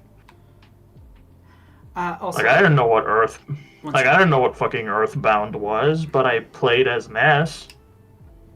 no, it's a good suggestion, Keelan. I just have it on whatever Twitch's automatic thing was. I wasn't even fully sure if there was ads active on my Twitch right now, so I might change that later when I have time. I wasn't ignoring it. I was just in the middle of a conversation. Also, Ninetales said their favorite Smash characters are either Peach or Mithra Pyra. My favorites to play lately have been Mithra Pyra, and Pam. I call them Pam Link, because Pyra and Mithra are Dark Pam. Samus, specifically Dark Samus. Link, Dark Samus, Mithra Pyra. I've been playing a bit of Zelda. I've been really liking Zelda, honestly, more lately. Who are my other ones? I should have them off the top of my head. It's been a little while since Pen and I played any Smash. Or Turb and I. Honestly, like, Smash Bros. 1v1s is very fun with your partner. Turb, in a move I was not expecting, Turb challenged me to Smash. Oh, Turb loves Smash Bros. Yeah, they'll play you in Smash in a heartbeat. Chilling. I was talking like fighting games in my own like charity server, and Turb showed up out of fucking nowhere and was like, "Fight me!" It's great. I definitely do want to fight Turb. As much as we were talking about like intended play and stuff, I think fighting games have the most unintended play out of almost any other thing. That's just a common in the. Oh yeah, absolutely. Player expression. Like specifically, if you look at Smash Bros. Melee, wave dashing. Wave dashing is not an official fucking mechanic. Wave dashing is like a broken thing that's not supposed to happen. Especially old fighting games that like did not receive patches, because nowadays if you find something that the developers did not intend, it's getting patched out. Honestly, or you get something really cool like Warframe. Do you want to know why Warframe has like bullet dodges the way that it does? because players figured out other like movement tech that was a glitch, and rather than the developers punishing them, they just were like, okay, we'll just like implement a legitimate way to do that, like to move fast like that. Can I? So, I mentioned earlier that right now one of the grapplers in Guilty Gear Strive is top tier. The reason why he is top tier right now is because it has to do with this. So there's a mechanic in Guilty Gear Strive that is kind of sort of unintentional, but they leaned into it. It's called Kara cancels, and what this does is it's a tech where some moves have forward momentum. So like Potemkin, the grappler, who became top tier because of this, has this move that launches him forward, and you can do that move and then immediately input the grab afterwards, and it will like not register the move, the first move, and do the grab, but it will still give you the forward momentum. It's really hard to do, but what this does is it gives extra range to his grab, because it pushes him forward and then he does the grab. Okay, yeah. And this was a really hard input. It was pretty hard to do. So this gave Potemkin, like at the top level, a very high execution barrier. Yeah. Like, you could really only play this character if you could do these Kara cancels. And what they did in Season 4 of Guilty Gear Strive is they removed Kara cancels, but they gave his grab extra range to compensate. Okay, yeah, so that basically, makes sense. So, like, you remove one factor, but... Yeah, so basically, they were like, you don't need to do the Kara cancel to have the extra range, he just always has it now. The problem is that the players who played Potemkin really liked Kara cancels. Like, they thought, and I agree with them, that having this execution requirement is really cool. It like, allows... you know, skill expression, player expression, like emergent gameplay and stuff. It's removing the fun out of the character, and like giving him this fun thing. It's like if they removed wave dashing and melee and just gave it an easier input. I think most melee players wouldn't like that. Yeah. So they put it in the game. They didn't remove the extra range they gave it. So now... Thank you, Keelan. That's good to know. I don't remember what these character missions you're supposed to do. Are you supposed to get like 1 million gold or something? I can't remember. Honestly, it's been so long since I've played this. I'm forgetting stuff. Anyway, sorry, Darkfire, continue.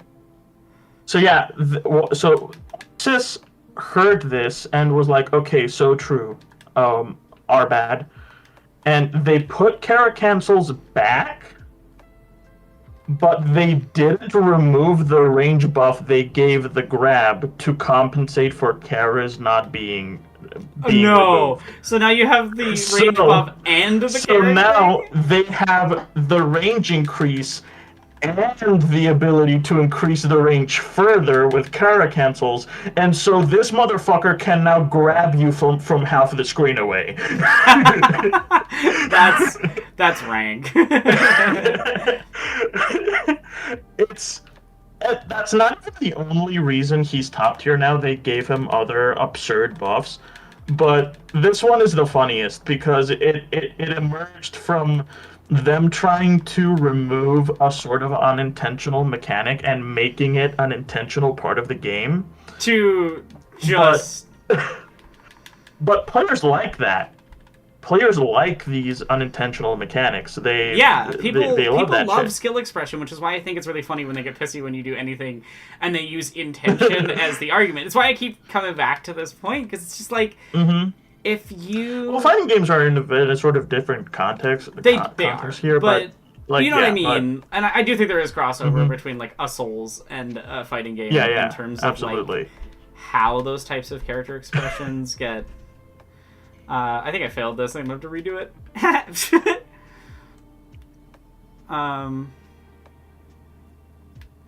The other thing that they did to this grab... Sense. The other thing they did to this grab that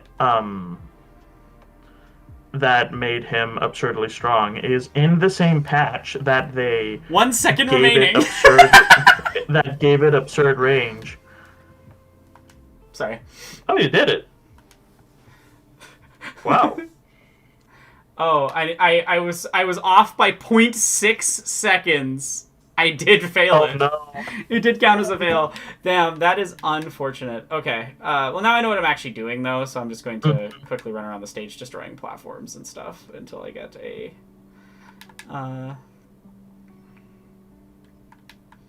Leave me alone.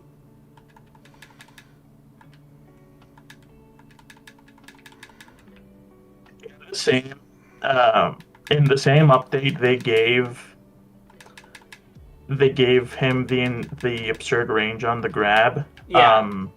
They also made the grab have armor. No. What are you even doing? I'm always fascinated by certain design decisions where I'm just like, I truly don't know how this got out of the room. How this got on the Trello board, let alone implemented. This grab, it's the standard fighting game RPS. Rock, paper, scissors is attacks beat grab beat blocking beats attacks. Yeah, the right? classic way to and do this things. is a grab. This is a grab that beats both blocking and attacking. Very smart. This is great design.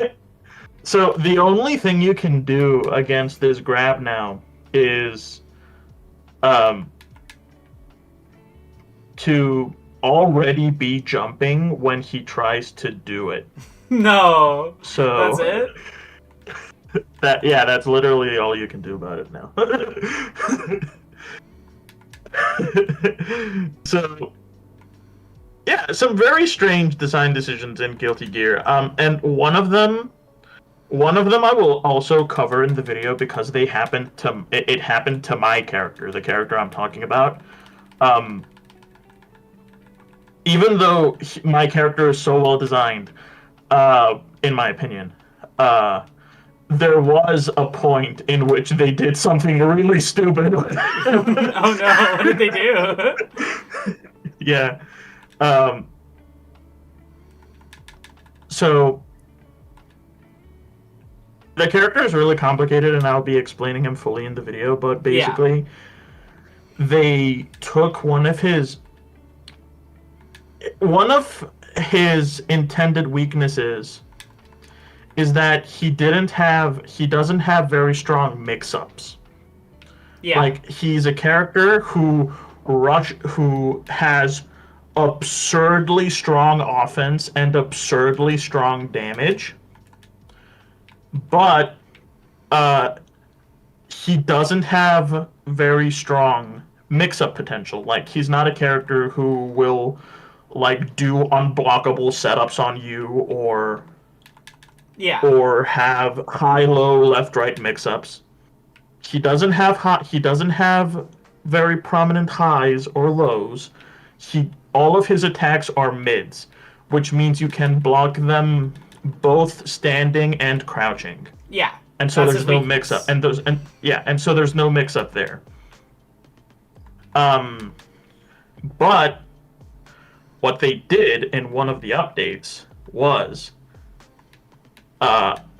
one of his very strong attacks that he has that launches him forward mid-screen. Yeah. They made it a low, and upward slash attack that he has, they made it an overhead. That seems... Which means that now he went from having no mix-up to absurdly strong mix-up, because those are his most threatening moves, and now you can't block them both simultaneously. Fascinating. Which means that playing neutral against him became literally impossible. Like, you couldn't walk back. You couldn't walk back against him, because the moment you did, he would do his low and he would instantly be in your face, and like, you wouldn't be able to block it. Yeah. And the reason they did this, I have a theory that I lay out in my script about the thought process that I believe went behind this change. But this change was like Pandora's box. Yeah. It was very silly. None of the Nago players asked for this.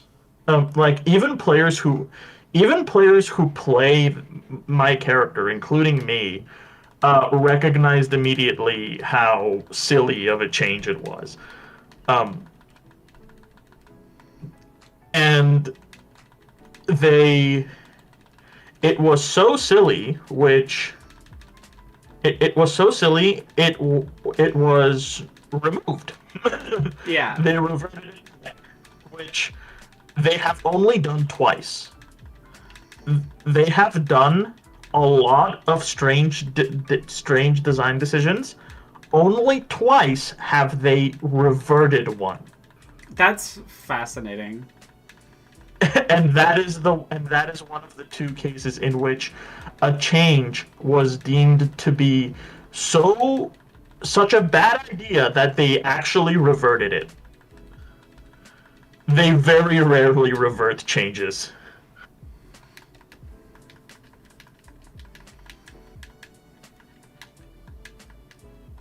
I love Arc System Works. Fascinating. I mean, it's good. It was clearly a good decision to. Oh god, I'm like stuck in the wall. I love the ship levels in this game.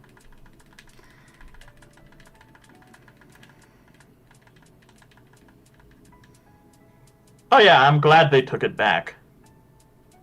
Oh, I had to run over both, right? Sorry, I'll make the game briefly. If you hear that chiming noise, it's like ting ding ding ding ding, ting ding ding ding ding. That's mini kit noises. So yeah, if you have the music off, it's actually pretty easy to hear it.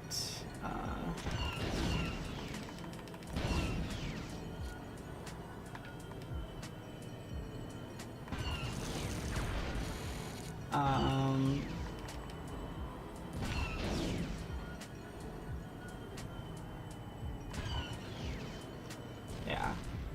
Unfortunately, I keep having to mute the game. I keep having to mute the game every time there's cutscenes, so some of the time I'm just leaving the game muted completely, because it's just like...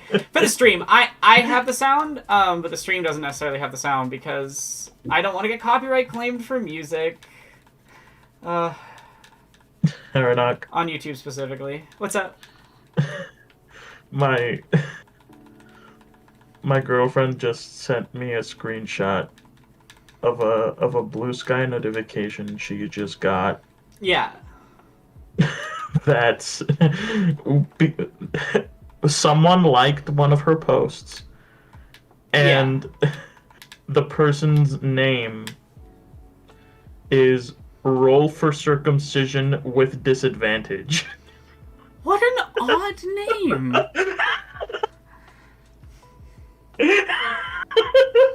Also, thank you so much for the donation, DL Pictures. I will check with the donor messages in like 2 seconds. Okay. What an... Blue Sky usernames are so funny, because you'll just have like in-depth good analysis of something, and you'll be like, that's so cool. Who's it written by? And it'll be like, the Chungus Bungler. Pacifist mode. Bart. Okay. Thank you. This is very. Thank you, I will piss act shitter. that. That was very thoughtful analysis. I will act as I said in the document. I will activate pacifist mode as soon as it is possible to do so without being incapable of continuing the game. And unfortunately, this level is not a level where it is physically possible. But I will have the timer up, and I will begin it as soon as we are not doing a level with mandatory fighting.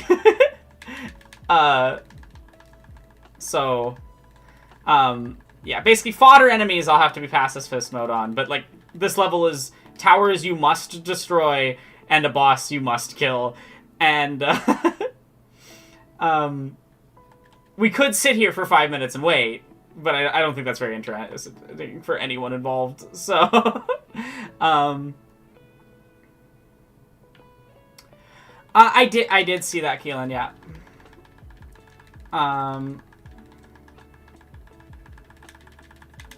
Although you just spam the shoot button on this ship.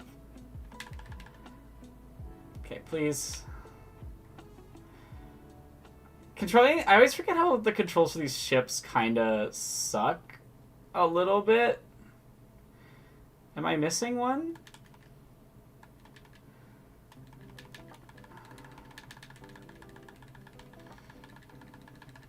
Oh, I am. Okay. I was like, what is happening?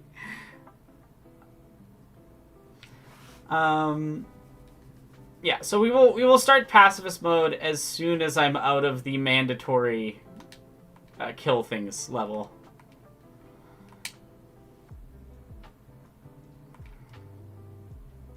Mandatory kill things level? Mandatory kill things level. Yeah, it works. Mandatory kill things level. Mandatory kill things level. Heroes in a mandatory kill things level. Turtle power. I love noticing when things work in that specific tune. Yeah, it is very very in funny. The cadence.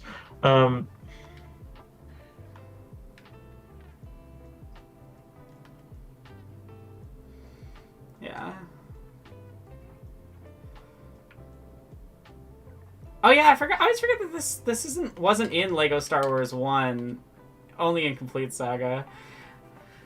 Complete Saga is one of those weird games where it both makes improvements on the two games that it adds into one game, and also removes things that are like. I found a GameCube copy for $8, so at some point I might play through Lego Star Wars 1 just to see like what the original version was like. But it has Dexter Jettster's diner as its like little area thing, and it's awesome. Okay. Oh god, Lego Batman 1 has some truly frustrating levels.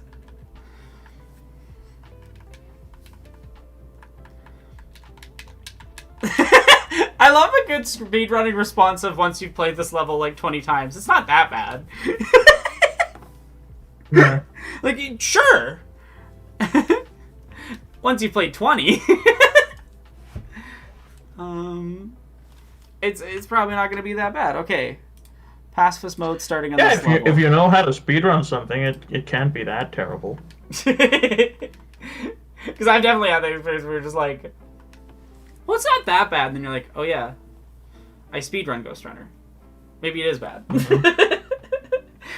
I'm honestly thinking of going back to speedrunning Ghost Runner. I haven't played through Ghost Runner 2 yet, even though I've had it for a little while. So I'm going to play through Ghost Runner 2 and then probably get back to trying to speedrun Ghost Runner 1. Maybe for a video. Perchance. I only attempted a speedrun once, and it was for Sekiro. Yeah. I got like an hour and a half, I think, on the glitchless category, which, hey, that's a pretty good first run. That's not bad, I would say. My Ghost Runner time, I think my best was like 145, maybe 144. It's been a long time. I never felt confident enough to like put one into the, actual thing, like submit it. But I did look at the times, and at the time I was like wavering in the 160s ish. And then, yeah.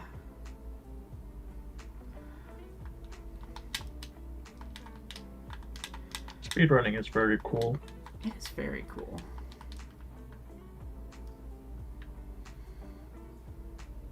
The lengths people will go to go fast. Mm-hmm.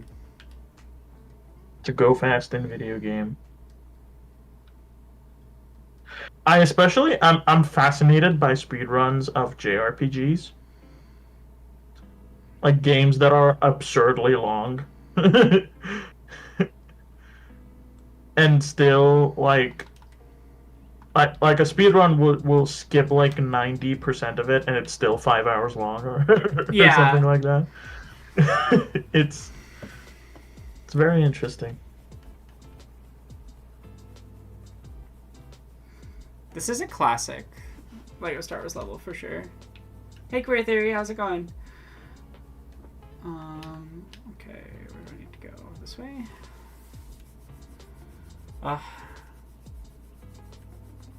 I feel bad that I can't really have the audio on most of the time, but I really don't want the cutscenes to give me a copyright. Hello, long-necked fellow. Long-necked fellow? Oh, in-game. Yeah. 6-hour exam? How is that allowed? I mean, I've done multiple 3-hour exams in a day. The worst I ever had was 3 exams in one day. 3 hours. 1 hour break, 3 hours, no break, basically, 3 hours. And I was like, this is not okay, university. And they were all the first week, and all my project assignments and everything, because I'm in comp sci, were due that same week. So I was having a bad time, for sure.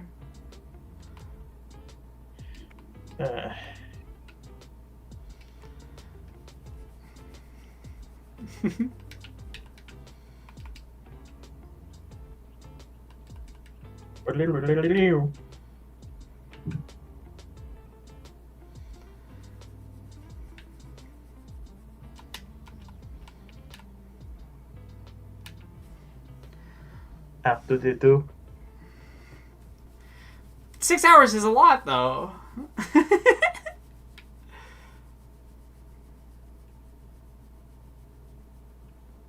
I do love the disco area from this level.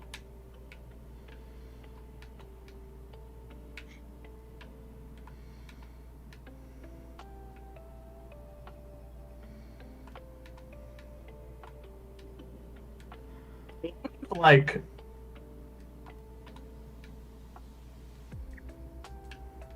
I love it if there was a scene. Like, could you imagine a scene in a Star Wars movie where they just do a bunch of platforming? Kind of. I'd love to see that. Luke does that a little bit in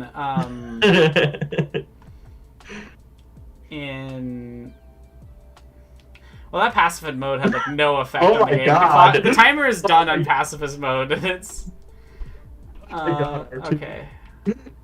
Oh, now it works. Scream. Scream. I know. It's very funny. Honestly, if people want to hear the scream more, you could donate, and then you'll hear another scream, the Yoda death scream. Wait, no, it doesn't work. I forgot about that. I just got reminded of the fucking scream in Sonic Unleashed. Yeah. Where if you're the werehog and you fall and you fall down a pit, Sonic is like. Your voice completely cut out there, so all I heard was. Oh yeah, it's because I was loud. Oh, that makes sense. Which is unfortunate.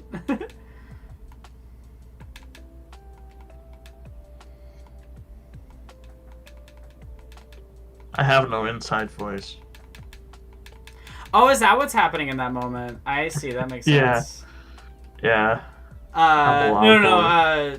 Keelan was explaining that the switch for the thing on the thing is broken and only activates once Django has left the area. So you have to wait until it's activatable. Okay.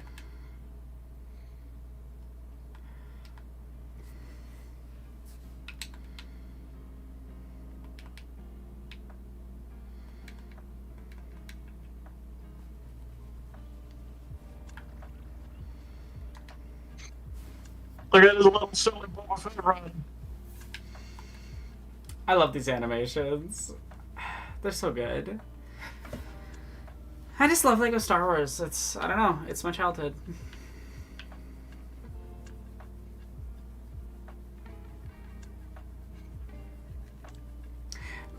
Leela said it sounded like Darkfry broke the boundaries of the human voice box to quote glitchy Sonic memes or something.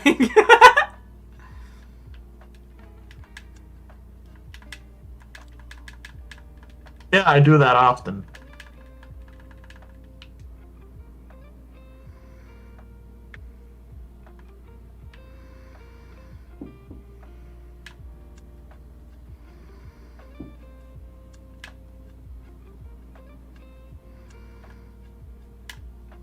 I know this isn't like how you're supposed to do the level. I think you're supposed to like stop the ship from firing at you, but you could just block it.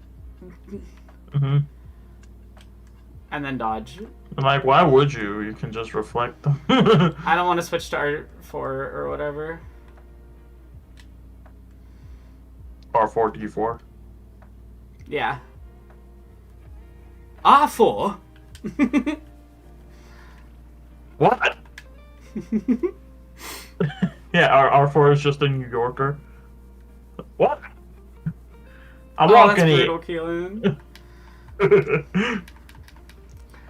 Yeah.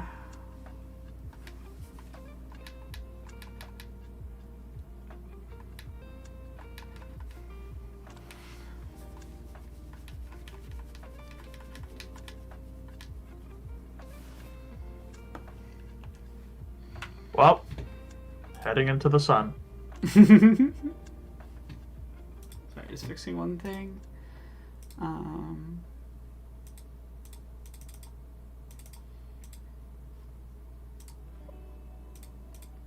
And reblogging that we're live again, just to see if we can get more people.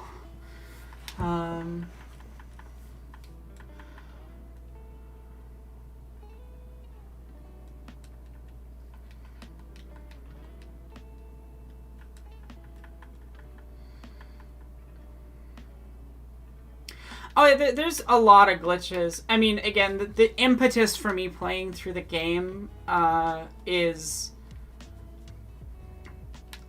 because when I was a kid, there was a glitch that prevented me from 100%ing it. So that's why I'm 100%ing it now.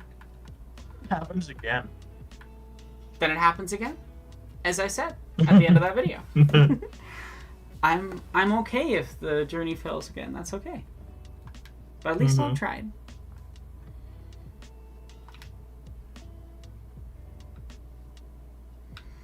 This also happened to me with the game A Hat in Time. Oh, really? That game refuses to let me play it. It soft locked on me like 3 different ways when I tried playing it. I mean, this game is optimized in some ways, but what I'm talking about is like the glitch I had on Wii as a kid was irreversible. There's nothing you do. It's not a soft lock. It's a hard lock. It's a full out. You are locked out of 100% in the game. It happens on Wii exclusively, as far as I know, so it probably won't happen in this.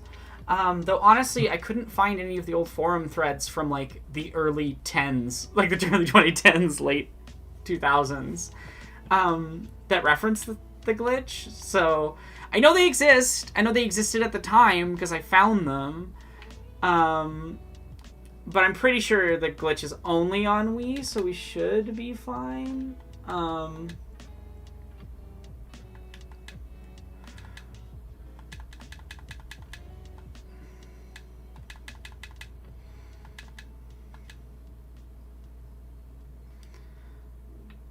did I gotta kill them? Ow.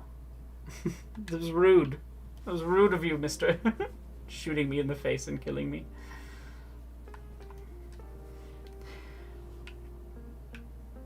Oh, it's good to know that the Wii versions have reputation for getting broken.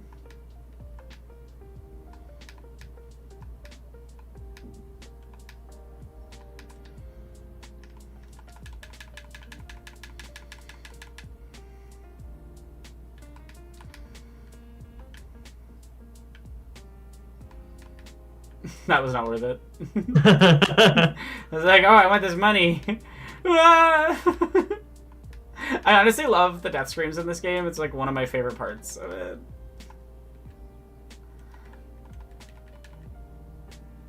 I'm sorry for hitting you, R2. I didn't mean to. I didn't mean to, D2.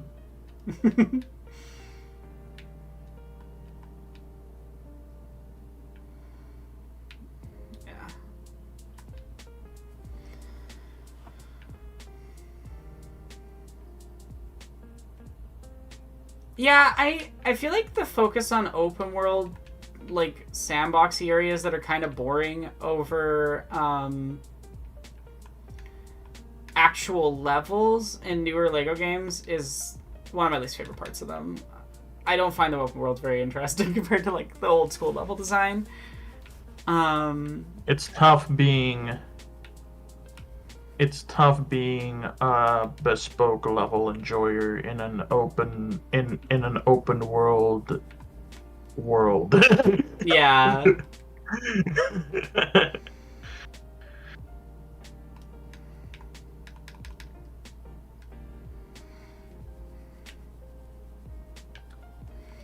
I feel like, yeah, it is pretty fast tough compared to this one. I don't know, maybe next year. It's tough being a narrative enjoyer it's tough being an indie game narrative enjoyer in a world of indie roguelikes. I love roguelikes, and I think you can do interesting narrative with them if you really want to. But I do prefer a more, like, I love Supergiant. I miss their old design style. Hades 1 is very fun. I like Hades 1. I am not being negative on Hades 1. It would be really cool if the other characters would follow me like they're supposed to.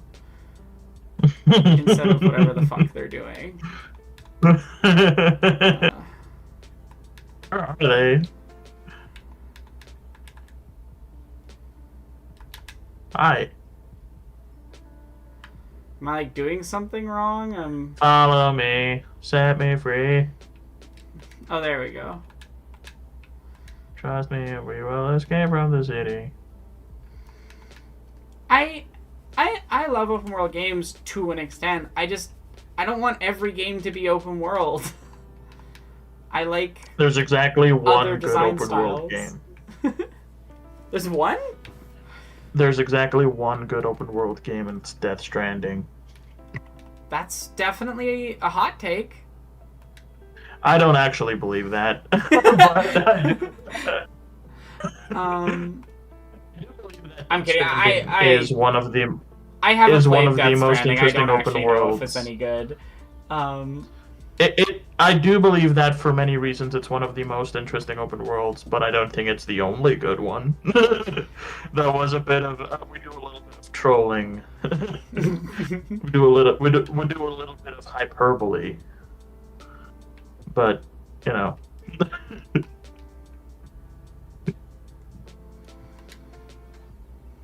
We do a little hyperbolizing.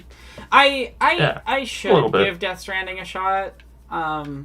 I think I have an unfair aversion to Kojima because I grew up around a lot of really insufferable Kojima fans. Like, you know the type of guys that are really annoying about Tarantino? That's what I think of when I think of Kojima games.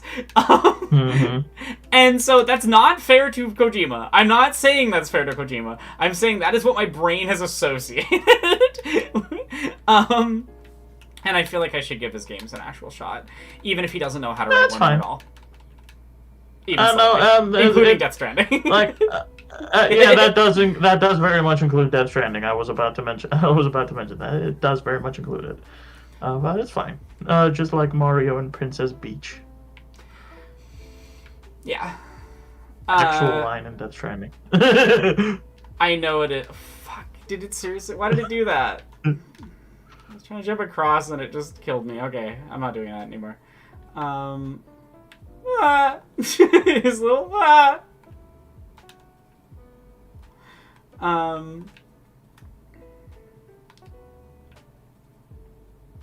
That is actually a large part of it, Ninetailed, is that, like, as indie developers, you have limited resources, and a roguelike can stretch out the same, Stop running away! Anakin, come back! I need you! No! Stop! You dick! Anakin was programmed to kill that one guy. He just ran the fuck away. He was like, oh, you need me? No. No, I don't think you will. You're supposed to make that platform appear, Anakin, not go to the other guy. You're supposed to bring balance to the platform, Anakin. Not leave it in lava. I have the higher ground. I'm gonna make this platform materialize in the lava. I have the high ground.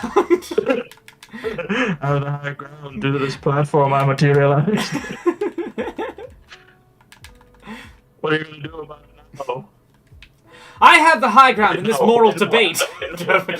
One says I have the higher ground. Never mind. The joke doesn't work now, but it's fine.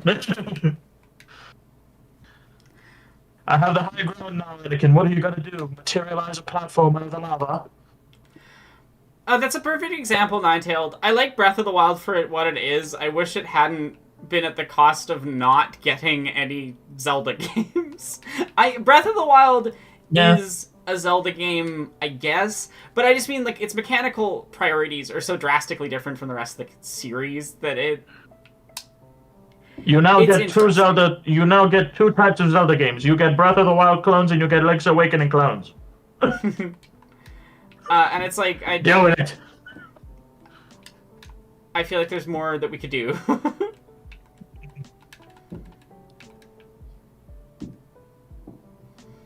They figured out how to make amazing dungeons with Skyward Sword, and then decided to never do dungeons again. Bebo, that is not an incorrect way of playing. That is you having fun. And if you're having fun, that's a correct way of playing the game, IMO. I'm not so nice. You're doing it wrong. Darkfry. But seriously, like, I think this idea of, like, playing wrong is generally. I think there's like I think you can play TTRPGs wrong and that you could just be like doing bigotry and stuff. TTRPGs. I didn't mean it to sound like that. Like boobs. There's such a rude joke that I thought of, but I'm like, I'm not gonna say it because I don't want to affect my image. It's really funny. So I'm gonna mute the stream mic for 2 seconds so I can tell it to just Darkfry. Let's go. That was a good joke. Oh, we got I can confirm. Buster's here. Let's go. Someone added me.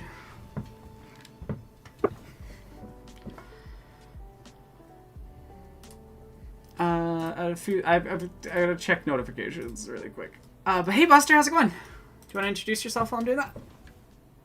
I'm fixing my chair. Buster?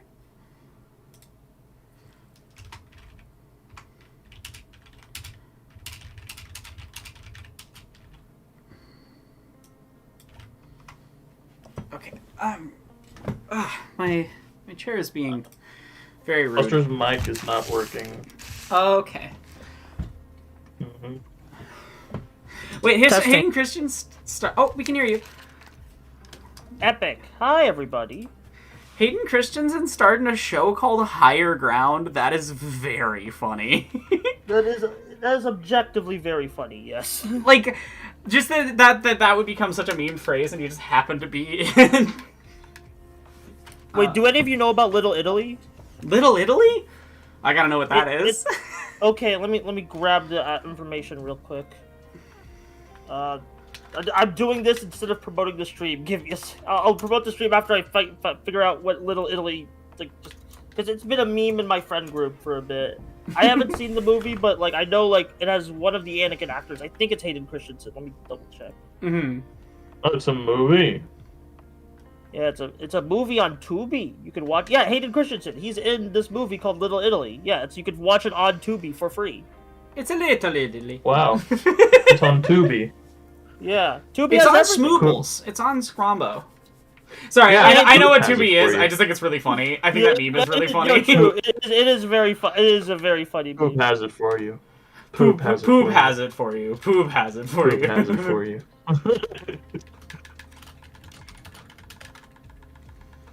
I'm promoting. I just tweeted out, skeeted, whatever we call it, posted it out on Blue I'm just Sky. using posts. I say fuck Opted it companies out. getting to have their own like special word for it. You know what I mean? I know. I just find skeeting a funny word just because it's like, oh, skeeter, you know, like skeeting. That's a funny word. Oh, that's not why people think it's funny.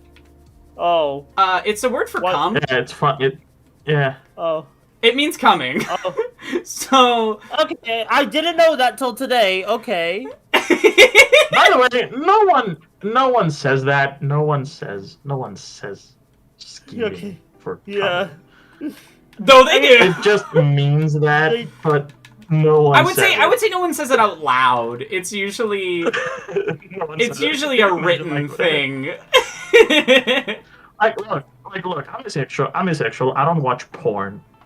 But I'm assuming that it's not used in that context either. I don't like the guy being like, oh, I'm gonna skeet so hard.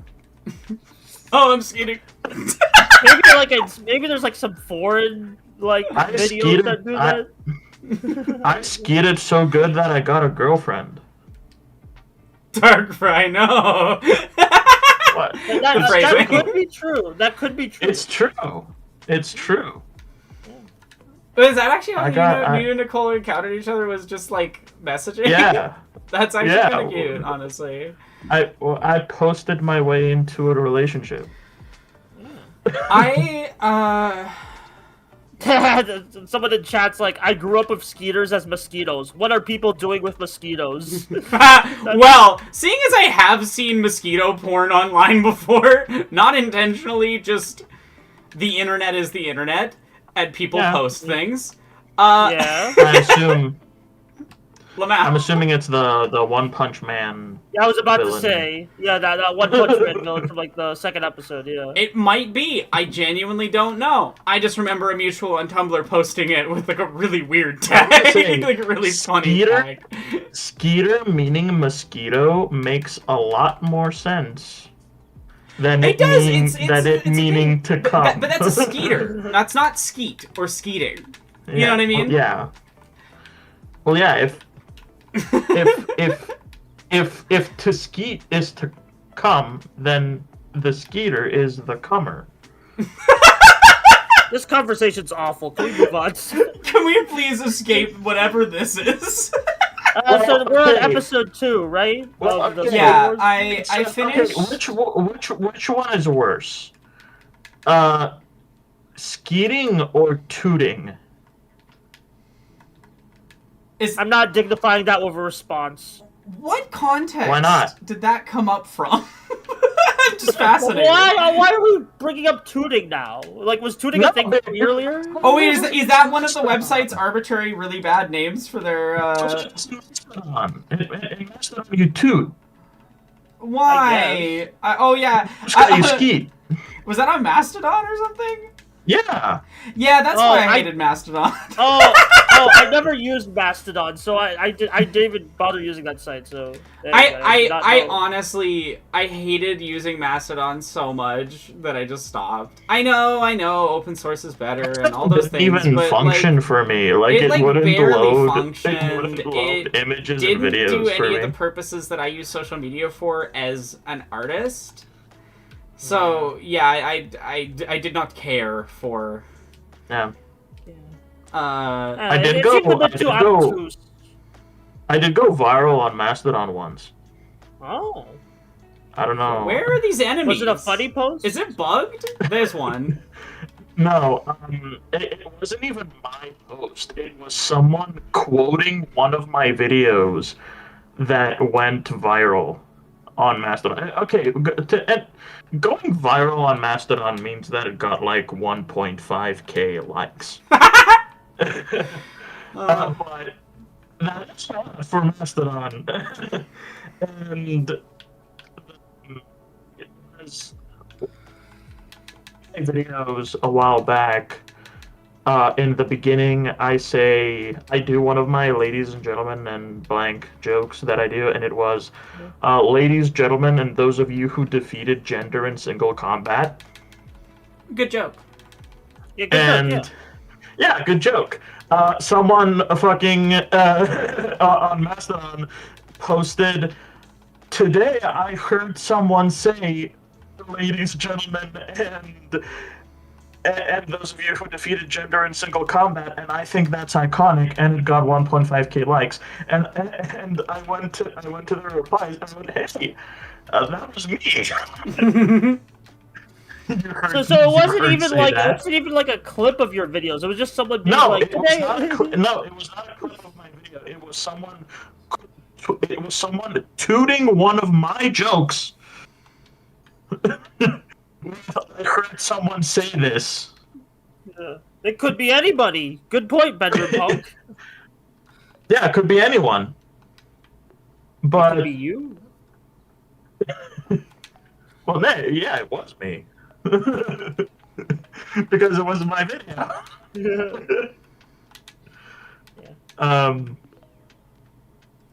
And then they did, to their credit, they did post the link. That's good. To the video afterwards. I fucking showed up in their replies. As DL Pictures said, equivalent of someone posting art and said, "Who did this?" Oh, very much so. Very much so. Yeah, exactly. Okay, and where is this enemy? You know, this is actual. I hate this level so much. I'm wasting so much time. Yeah, that's what happens in these Lego games. I was actually just watching some Lego game videos, or it's just like, man, sometimes they're just like they're either the most brain dead easy games. There he is. The He was stuck in the middle where you can't see him. Great. So it's or obtuse buggy shit, and we're kind of in the obtuse buggy shit right now. Yeah, like some of these older games. I mean, it's a game from 2007 made by a smaller studio. It has some 2007. Yeah, I would just talk about even just the way it's designed. It just can be a bit. Oh, is that janky. Django? I haven't watched episode 2, so. You haven't watched episode 2 very specifically. Which ones have you seen? I've seen episode 1. I've seen 4, 5, not 6 for some reason. I've seen clips of 6, but not 6. I'm and I've seen all the fascinated by sequels. this. Because I totally get people who haven't seen Star Wars. I just think it's very funny to have watched like very random groupings of Star Wars. I think that's awesome. Like, to be fair, I always try to start like watching some Star Wars movies, and then I'm like, I don't really. I want to watch other things, you know. I'm like, I got like Super Sentais and Kamen Riders to watch. You know? Oh, that's so fair. And also like, I love Star Wars. Yeah. It's I like not a lot about as good Star Wars. as some people say it is. Yeah. It's I a like little the Clone inconsistent. Wars. Honestly, I would say if you want to have the best Star Wars experience, like, watch 3, 4, 5, and 6 and Andor. Maybe Rogue One. Yeah. I've been trying to watch Andor. I just need to like focus on it. You know. Andor what? And/or these nuts. I'm sorry, that was childish. Oh, I have seen the holiday special. Like, thank you for reminding me. Ben You've Cook. seen the holiday special, but you haven't watched 6. That's amazing. But yeah, the holiday special is funny. Yeah, holiday special's unhinged. Honestly, you know what's my favorite, like, unhinged, really random Star Wars stuff that, like, nobody else has seen? Ewoks? No, specifically Ewok 2, The Battle for Andor, in which you get Wilford Brimley. He's the guy who goes diabetes in that one video. He plays this old man that lives out in the woods, and he's just a little bit confused. And it honestly just feels like Wilford Brimley was drunk and accidentally walked onto set. Like, it does not feel like Probably he's would. a character in the movie. It just feels like he's kind of here and went with it. And it's a baffling watching experience. It's very funny. Yeah, I do want to check out some of like the weirdo Star Wars shit, like those Ewok movies, the Droids cartoons, just because it's like I like weirdo shit like that. Yeah, no, Like, there's some really interesting corners of Star Wars because it's such a large franchise with so many random. Like, stuff and I in don't it. really care what's canon. I just care what's good. That's kind of like where I'm at, you know. It's like, Honestly, wanna I can give you some good watch lists because Yeah. I know it's good. I have experienced all of it. Why? Honestly, I kind of fell off on some of the Disney stuff. But But I did hear some fine things about Skeleton Crew, but like that's all. Besides Andor, that's the all I've heard some fine things about Skeleton Crew. Mandalorian has good episodes. It is not an overall good show. Oh If yeah, that I makes watched the sense? first 2 seasons. So no, of Andor is good. watched I meant the first Mandalorian. Yeah, Mandalorian has some really standout episodes and a pretty consistently good first season. Like, I wouldn't say it's ever great. Like, Andor is great, you know. Like, as someone who liked the Clone Wars bounty hunter stuff, the first season of Mando did itch a very specific like need for me at the time. But like season 2, like even in retrospect, I'm like that was kind of bad. Have you watched that 3D bad, Clone Wars? Then? Yeah, I watched both Clone Wars, like the 2D and Yes. 3D. Yeah. Okay, honestly, I feel like Genndy Tartakovsky's Clone Wars is one of the best animated indie things. It's just like what I like. Totally, this is it's totally childish, but it is truly just like, what if the coolest fights for 2 hours? What if the coolest fights for 2 hours straight? And you're like, that can't work. And then it does, and it's amazing, and it's super fun. I mean, hey, one of my favorite movies is just awesome fights for 2 hours. Versus. Have you ever heard of Versus? No, what is it? Okay, so it's by the director of Godzilla Final Wars. I think that was one of his first like breakout hits. And it's literally just guys in forests like aura farming. It's awesome. I love Versus. Like, check it out when you can. Well, the other thing, too, is that, like, when I say awesome fights, I don't just mean like, oh, it looks cool. I mean that Genndy Tartakovsky expresses character almost exclusively through motion and understands animation at such a core level as an artistic creator that I greatly appreciate it as both an animator and a general enjoyer of art. It's not just like, oh, it look cool. Like, the thematics of each fight are so interesting that most things are almost exclusively expressed through visual alone. And that's... I don't know. I think that's the marker of like truly a master. I totally at the agree. craft. It's flexing those Samurai Jack muscles, baby. Yeah, it is. It really is. I was just watching some Samurai Jack like a couple weeks back, and I'm like, Samurai Jack is so fucking good. I've only watched a few episodes, mostly because I've just like never had like a convenient service it was on or anything. It's still not because HBO Max has screwed everything up. So yeah. Yeah. You have to basically buy the Blu-ray or wear an eye patch. Yeah, no, I need to wear an eye patch for it. But the current one I've been watching through, which is like another good example of like really great expressive fights that tell you about characters through how they fight each other. And I've been watching Naruto with my girlfriend, Naruto is such a mixed bag of a show. I have oddly enough, the fights are definitely the good. The fights slap. Gara Rock Lee. Yeah. Yeah. Everyone and the constant homoeroticism between like 90% of the cast is great. It's just unfortunate that the show is aggressively sexist. Yeah. Not like a little sexist. It's like, hello, sexism. It's mostly men. We don't think about the internality of women. Our writers admitted this. Yeah. The mangaka admitted it, yeah. Yeah, it's not an opinion that he doesn't know how to write women. He has said he doesn't know how to write women. Yeah. Oddly enough, despite being like a big anime and manga guy, I've never like checked out Naruto in full, which I probably should at some point. I've done One Piece. Naruto is also a huge blind spot for me, and like the precipitous dip in quality of the recent things that came out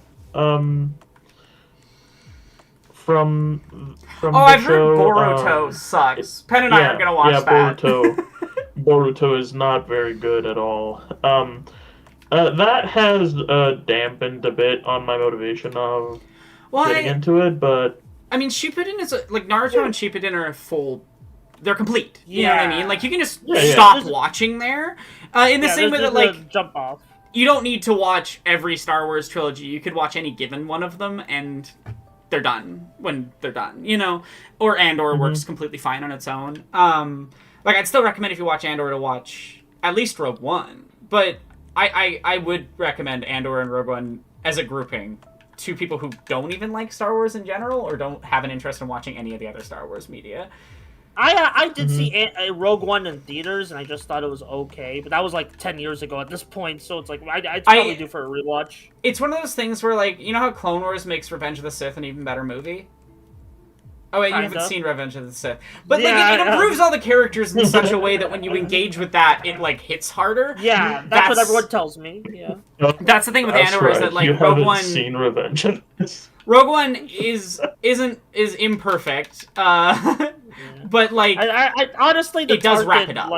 Like I know it's like only for like 2 seconds, but the Tarkin like CGI thing just makes me. That's like a big. I hate that too. What are we doing? What are we doing here, man? Like, again, you can tell when it's like, oh, we wanted to create something interesting versus oh, Disney mandated. It's like you gotta have the cameo character, and we gotta improve on this technology. I don't know why what just popped in my head was like David Lynch voice, but David Lynch voice. This character is just useless. What are we even doing? Can you believe it? Can you believe it? This character doesn't even need to be here. What are you doing? What are you doing? Can you believe it? It's Friday once again. I love. Gotta continue. Yeah, I gotta continue Twin Peaks. Rest in peace, David Lynch. I gotta continue. Yeah, thank you for reminding me. I gotta continue Twin Peaks eventually. I watched season 1 and I liked it, but then I was like, I heard like season 2 gets weird, so I'm like kind of like trying to pace myself on that. I need to watch through Twin Peaks. I'm glad that Lynch got to come back and finish out the story in his own weird way with season 3. The Return. And, yeah, I'm excited to watch The Return eventually. I need to watch more of David Lynch's work. Honestly, I think it's funny. Eraserhead's great. Eraserhead's great. My awareness of his work is almost exclusively watching friends' video essays and Dune, the 1984 version, because my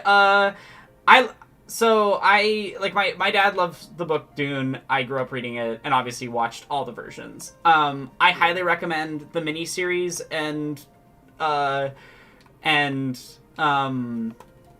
Yeah, I watched the sci-fi miniseries in part 1 of the current film adaptation of Dune, and I'm like, I don't think it's my thing. I'll be real. It's not. That's so fair. I find Dune interesting because it's deeply flawed work. Like, yeah, it is a work about the violence of white savior narratives that is in and of itself also doing the white savior narrative, and that is my very big messy sticking point with Dune. That is my big sticking point of Dune, where it's like everyone's like, oh, it's so deconstructive. It's like no, it really isn't. Here's the problem with it. It's only really deconstructive if you include Messiah and children. If you don't include Messiah and children, it doesn't quite work. And that's actually why Messiah and children exist. So Messiah and children both exist because Frank Herbert was like, okay, these people really fucking didn't get the point I was trying to make, so let's just make it really clear. Paul sucks. He's the villain. Stop it. And like that's actually unironically the whole point is that Paul is wrong. But the problem is like it's such a mess. It is a mess. It's like even then I feel like at least like the film versions I've seen it glorifies kind of that way. It's like very like self-congratulatory. Watch Villeneuve's Part 2. I don't want to spoil it, but it makes some very significant changes that bring things more in line and place the onus of the story and the perspective of the story not in Paul but actually in Chani, which is really interesting. And they changed the ending. Okay, so if part 2, okay, so if the film adaptation is more different than the book, I might eventually. Just those are long movies. And they're long movies. They are long movies, but I'm also just not into the world like other people are, so it's like it's a harder sell for me. That is completely fair. In which case, if you want, I can just kind of spoil it. Sure, just spoil. Whatever. Yeah, so I'm going to spoil Dune Part 2. I don't think that's really big a deal, because most of it's based on a book from the 70s, if you haven't already read by now. Dune Part 2's major difference is that Paul takes the position of Emperor, right? He becomes the Imperial Lord, and Chani leaves him for it. She says, fuck you. That's not being really revolutionary, actually. And the last shot is her. It's from her perspective. It's her out in the desert. And it completely undercuts this whole point about, like, Paul loses the one thing that they actually cared about at all. And in so doing, like, yeah, it completely changes. Like, it changes a very central thing that there is a lot more critique of Paul from major characters, and there's consequences narratively that aren't there in the original. And so that's the only reason why I'd say, like, no, it actually is worth it. But it's I don't think that's enough to, like, completely change my opinion, but I don't think it would completely change your opinion. I just think it is an interesting change. I think it brings it more. Yeah, it is an interesting change. No, I still like hearing about it. It's just like I'm still I'm sorry to be stubborn. You're not being stubborn. No, you don't have to like this thing. I hate when people are like, you have to like the thing I like, because, like, I recognize the issues with it, and especially, like, yeah. Honestly, I think you would enjoy Miranda's video on it, because it has a lot of the historical. Yeah, I still need to watch that one. That one's good. Yeah, it's been on my list for a bit. But yeah, like, I think Dune is a very messy work. I definitely think its heart is much more in the right place than, say, Star Wars. But from what I understand, Star Wars is a lot of, like, what would be cool, and that's kind of like the themes are kind of really. I would. Star Wars has a lot of very specific political aims. All right. It doesn't always land things right. It has messy issues, and George Lucas is a bit of a racist. Like, just straight up. It's worse than the prequels. It is drastically worse than the prequels, where you get, like, you know, Jar Jar and all those caricatures, characters, that really are best described as caricatures of various marginalized groups and people, and it's not good. It's a choice. I don't love it, but Star Wars, like, there's a reason. Some people actually, I really hate when people criticize very specific lines from the prequels that are direct references to actual political statements being made by politicians at the time. Because the prequel trilogy is about how America is evil in respect to the War on Terror.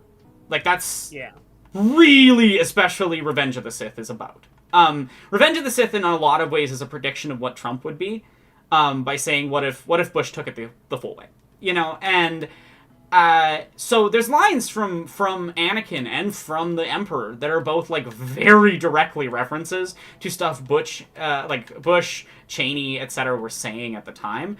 And so I kind of hate when people are like, oh, it's a clunky piece of dialogue, and I'm like, no, it is a direct attempt to address the current political moment. It's not his fault that politicians were speaking silly. Like, it's fine to dislike honestly, it. It's really funny.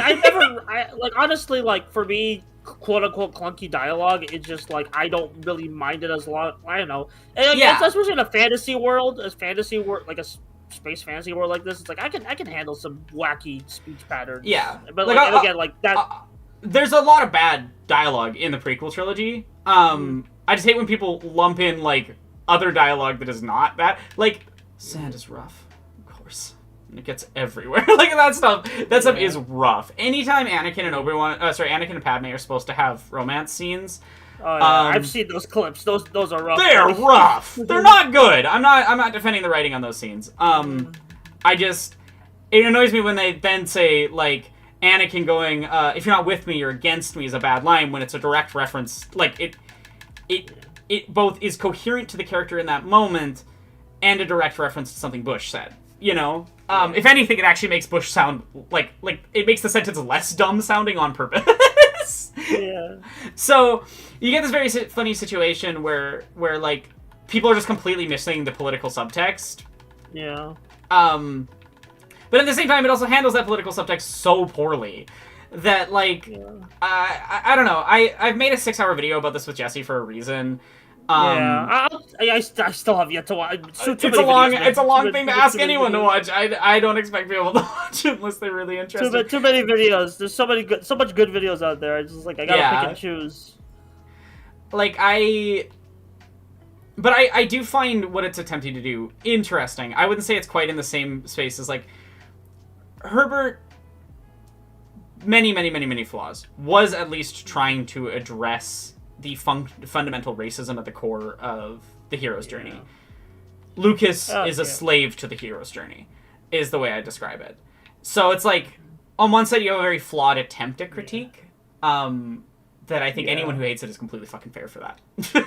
Anyone who's like, honestly, like, one of my favorite, like, videos I've seen that oddly it's a very odd video to say that this deconstructs the hero's journey and why I just think it's a stupid thing to adhere to.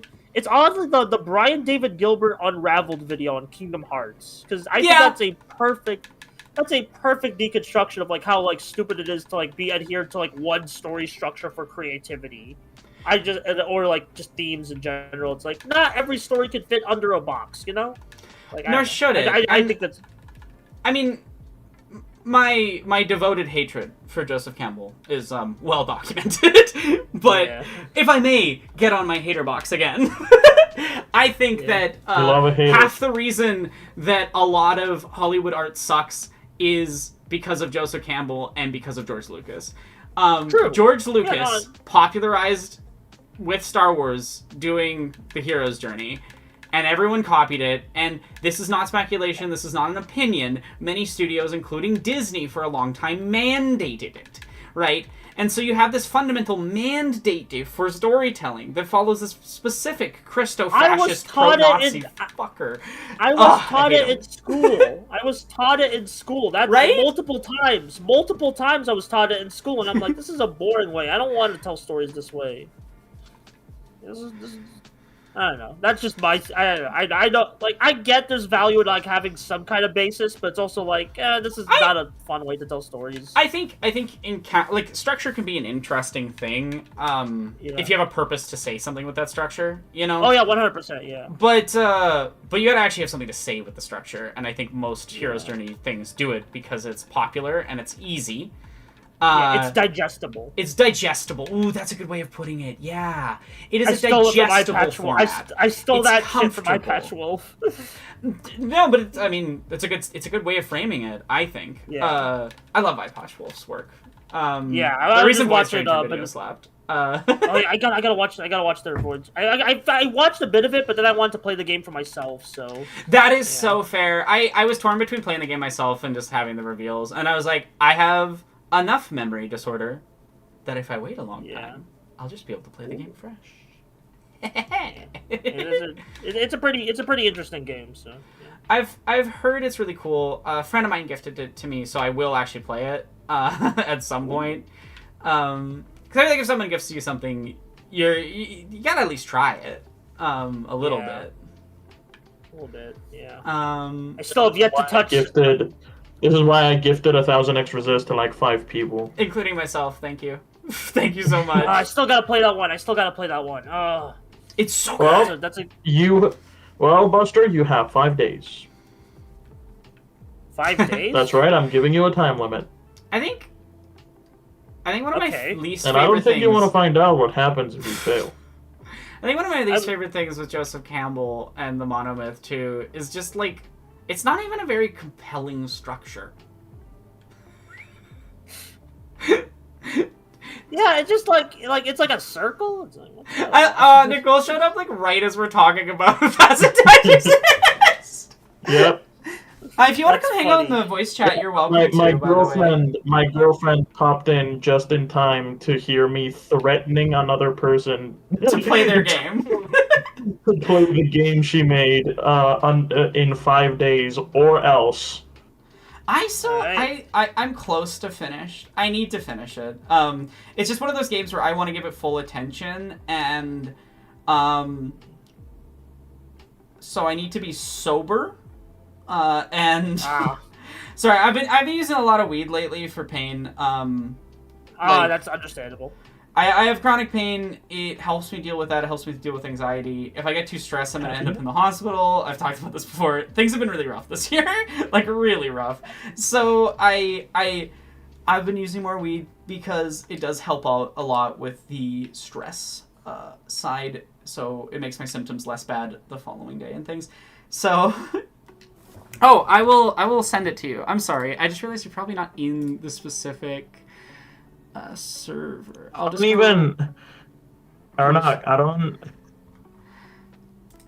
don't know why particularly, but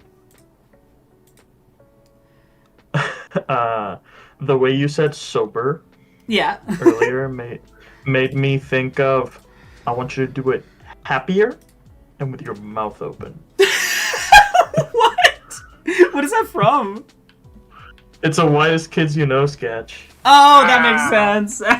I've been tempted. It's my favorite. It's probably my favorite sketch of all time. Which is, I want you to do it happier and with your mouth open. Whitest Kids You Know is such a fascinating piece. Like, there's some stuff that really aged quite poorly, particularly with misogyny, but working on that video with you, it was like kind of shocking to watch something that's like clearly participating in edgy comedy, but with like an actual desire to say something any meaningful that's newer than like the 70s, you know? Like,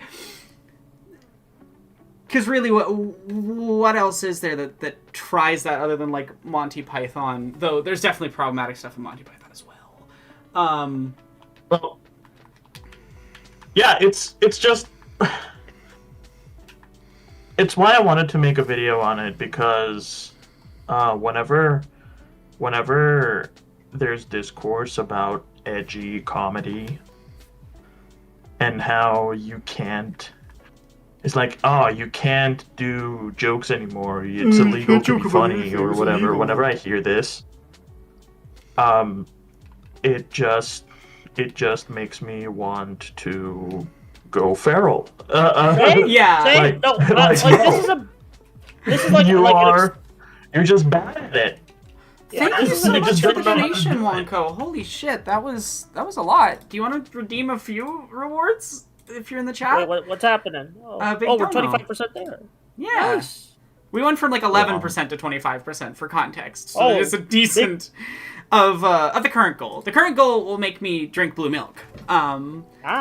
Aw, the message just says, be yourself. That's so sweet. Adorable. Yeah. No, seriously. And if you don't, I appreciate it so much. Be yox yourself. Dox yourself? No. But yeah, it's like, what was the point I was making? I was talking about something. I hate how quickly I forget things. I forgot. I think we were talking about like something like a comedy. Yeah, comedy. People. The thing that I always come back to is like, one, comedy has risk, and everyone asking 100%. Like I think this like fucking childish thing of whining when you want to do risky comedy is like, do you want to do risky comedy or not?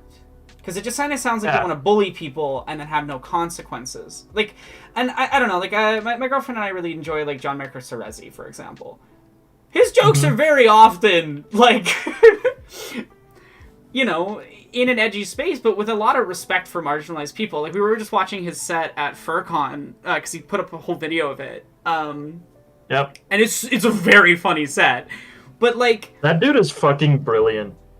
Honestly. You have to be willing as a comedian to hear when you're doing it wrong, you know, and to respond to the crowd and things. And that's just like basic comedic skill. I don't know. I've been streaming for almost a decade. I've done a lot of live performance when I was younger, more so music and stuff, but I think just like every time I hear comedians say that, it's not just that they're like bigoted, it's that fundamentally at their core they're bad at comedy. Like, they don't... Yeah, they're bad at comedy. They don't understand what comedy is. Well, I think it's more often the case that they do. Like, it's a thing that I say in my... It's the thing that I say in my video where there's that clip of just of Dave Chappelle just being so Such a befuddled dick. at what the term punching down means. Punching down. It's like, what does that mean? and it's like Dave, you know what punching down means. Yeah, like You Dave, are you're just one lying. of the most successful and prolific comedians of all time. You quit know comedy. what Don't- punching down means. Don't be like he acted like in that clip. He acted like such a child. It's like did he just digress to like 10 years old? You are No, not Okay, there's an this idiot, there's this David post I Chappelle. saw. This post I saw that like it feels like politics in America now is everyone is 12 years old, and I feel like it's not just in the U.S. but I'm quoting the post. The everyone is 12 theory. The everyone is 12 theory, and that is how it feels a lot lately. Where I'm just like, y'all, these people with power are behaving the way 12-year-olds in my classes behaved, down to the bigotry.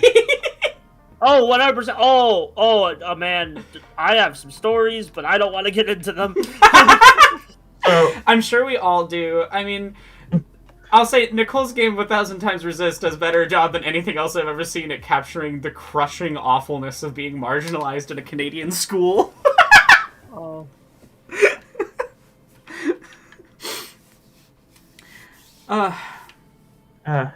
Canada.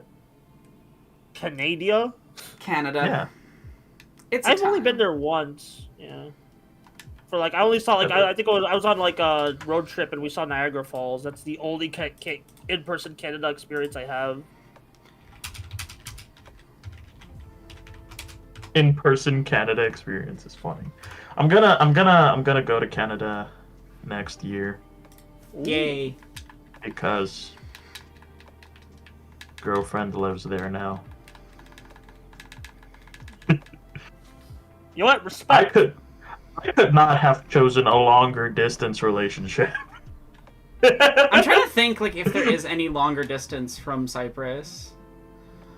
than fucking Vancouver.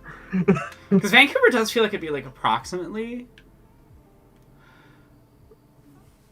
Like, like, yeah. like the only way she could be further is if she was on the fucking moon. The Oh, moon. I accidentally ran into the bomb. So I think Moms? Nicole's thing disconnected or something. Because they joined the voice and then immediately... Yes, she told me that she was having connection issues. She'll try reconnecting a bit later. Oh, okay. I just feel bad. I wanted to make sure everything was okay. Yeah. Don't worry about it. Thank you for letting me know. Let's just, But yeah, like, I just think with these comedians, with all these comedians, and I really love that video that we did together. I like my editing on it. oh yeah, you guys did a great job with that video. That's like one of my favorite Dark Fry joints. Yeah, I love that one. Honestly, I love working on stuff with other people. It's Can I It's the best. Can I say? special. Mhm. Can I say I was not expecting to. So, in that video where we talk about comedy, edgy comedy, we also, in our foolishness, in our hubris, we dared criticize South Park. Oh, Yeah. that was not my foolishness. I have a vendetta against South Park. it was my goal. I was like, This has that is why this I has warned you. unleashed. This has unleashed the worst people of all time on the comment section. Oh, I frankly cannot believe some of the comments in that video. That it feels like it reading them Hurts your soul a little honestly made me feel like it made me want to gargle my own teeth. No, South Park, just they're built different. In parentheses, worse than ever. yeah, Like, 100%. I don't Yeah. think there is a worse fandom than South Park. And, like, I have seen some bad fandom. I guess the Bible fandom is worse, but... The Bible fandom. I'm sorry, I was That's a good holding one. on to that joke for... No, that's a good one. I like that one. I saw like it that the one. other day, and I was like, I need to say this. Yeah. So that is not an original joke. I saw someone so saying, crazy. like, "What's the worst actually, fandom?" I have a Christian story. I have a very funny school. Like, so okay, so what I had to set. You know what a Kahoot is? Yes, I I've had to set done one it. Okay, so I had to Honestly, set we one should up do a for a Kahoot on stream school. sometime. Oh, that would be really fun. But I had to set one up for school, and I decided to make the waiting song. You know, I was in a Scott the Woz phase at the time, so I decided to make the waiting song like the Bible game song.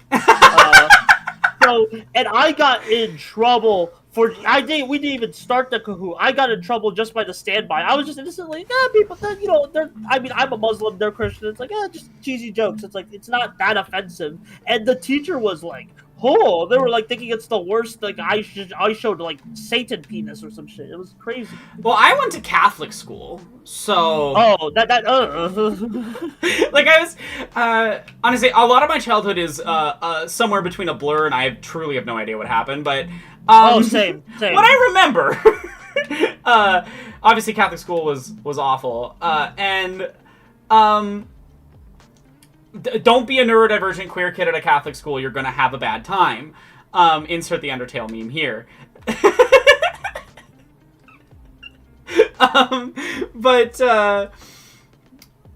Yeah, I just like remembered the other day when I was talking with my girlfriend that we used to do these like super elaborate Christmas shows, where we like it was like a full show, like a full production in like a full theater type place with like purchasable seating and everything. It was wild. Asla said, the Mormon sub-fandom and the Bible fandom is one I have particular bitterness for, someone that grew up in a 98% Mormon area. I'm sorry I'm giggling, because it's just very funny to talk about. I think it is very funny. It is very disrespectful. I don't really care, because it's Christians, but they've oppressed everyone in this call to some extent. Oh, very much so. Very much so. Yeah. But it's... There's just something really funny about subjecting them to being called fandoms and sub-fandoms that I enjoy. It's not wrong. It's not wrong. I do want to be abundantly clear, and I've talked about this in my Midnight Mass video as well. I think belief is a really beautiful, powerful thing. I think there's a difference between a belief and a power structure that has been dominating world politics for 2,000 years in harmful ways. Very true. Like, when we're talking about this, we're talking about a hegemonic power and not like you enjoy the teachings of Jesus to be kind and love people. If you're doing that, great. Yeah. I think that's awesome. Some of the kindest people I've met are Christians that actually read the book. But yeah, we're not shitting on belief. I don't like edgy atheists. I don't think that's interesting or helpful or positive. Someone on the Twitch chat. Yeah. Someone on the Twitch chat said, "Oh, you have no idea how bad wrestling fans are." Oh, I know. I know. Don't like I. There's a reason. There's the quote always gets thrown around social media where it's like some wrestlers are just dumb as shit. I don't know what to tell you. Like there's a reason that quote gets thrown around. And the thing is that like organized communities of belief and stuff can be really powerful and positive, but it's like any sort of hierarchical structure. I don't think it's particularly unique. Like I don't think any of the problems that we see within, you know, Catholic churches are some special thing that are disconnected from the types of things that we see within businesses or like other ways that hierarchies are built. It is a hierarchy issue. Yeah. I was like the thing that was really driving me up the wall from the South Park comments is just how, I don't know, willfully ignorant, I guess is the term. Yes. So, like, people kept insisting. We criticized, like, the Trump. Like, when they finally criticized Trump, they self-plagiarized themselves from the Saddam Hussein fucking Satan jokes from 96. Like, it's a gay joke from 1996, and you're still making it. It was bad then, but, like... Yeah. And they did that joke again. And like the joke is that they're acting like a gay caricature with Satan, right? Like they're having gay sex with Satan. Obvious. That's the central haha. Like it's obvious, that's the joke. And And also, the show doesn't get a benefit of the doubt when it's constantly made fun of gay people all for of the 30 comments, years. all of the comments was, oh, you know, the joke with Trump wasn't that he's gay. It's that he was fucking Satan. The joke with Trump was not that he's gay. It's that he's having he was having sex. gay sex with Satan. And these are totally different and completely unrelated. I mean, that's what Listening to yourself. it's also like that's what actual politicians will use to like excuse Are you themselves. listening to what you are saying? Yeah, it's so stupid. Why? Oh Can you please consider what is coming out of your mouth for 1 second? Yeah. Every time, no, like truly, And South Park fans and also and reading comprehension. the joke isn't. name Oh, less- the less joke connected isn't to that them. Trump is gay. The joke is that they're comparing him with Saddam Hussein. Which is who obviously was has no also racism attached to it when we do a the gay what are we, the Middle caricature. East. So honestly, because I didn't watch the like I before we finished writing the video, I'd only watched a few clips from the episode, which were mostly the gay scene, like them being homophobic scenes. But when I was editing the video, the thing that really stuck out to me about that episode, as I was grabbing clips and things, is just like half the jokes of the episode are literally, "What are we, the Middle East?" That's half the jokes. I'm sorry, like it's so bigoted, and it's so frustrating, and it's something that I threw in during the edit that I wish we could have. If I was to like add one more thing to the script, it would have been a more direct addressing of that, for sure. I want to, because it's like. I think we covered pretty much everything with what we were saying, and made it very clear that we think they're racist dickheads. But it's just like that tweet. That's like that tweet. That's like American see something American happening Americanly in America. What are we, a bunch of Asians? Yeah. That really is one of the best and most succinct posts of all time. Like you can post it. Also, you can are post it 100%. for so many circumstances. You're 100% right. Random nerd that Swan is a better term. I'm more addressing that like genuinely half the jokes are not like figuratively them saying that. I mean they literally are saying those words, and that's why I was using that language very specifically because it's like Nicole is back in waiting, by the way, or not? I will drag them in. Or actually, you have the ability. I do. Yeah, you're a mod. Hold on. How do I do this? Do I have to go all the way back for C-3PO? I do, don't I? Just like in the real things, I assume. It's just literally drag and drop. Wow. Yeah. Yeah. It's really good for organizing streams and stuff because then you can control. I hate Matt and Trey genuinely. Not currently. Yeah, I just noticed the Discord thing lighting up green every time they're speaking because they're in like a video chat in their office, which is our living room. C-3PO, stop it. He's glitched out twice now. It doesn't sound like. Okay, cool. We're not hearing anything. It's fine. Yeah, we're not hearing any. Yeah. I don't know. It's weird. South Park is weird. Its fandom is so, and I'm bad. so tired of. You can't talk about like bigoted jokes without people throwing a fucking tantrum. Oh, And it's like, and then they call you bigoted when you point it out, like the Smiling Friends thing. And I know you were also thinking of that, Buster, because we were talking about it in Ruby's Discord the other day. Yeah. That's oh my god. Like I still like the show. Like, but It's like, not. It's not just saying get people so- have to hate the show. Yeah, It's just like, yeah, I know. this is a bad I'm joke.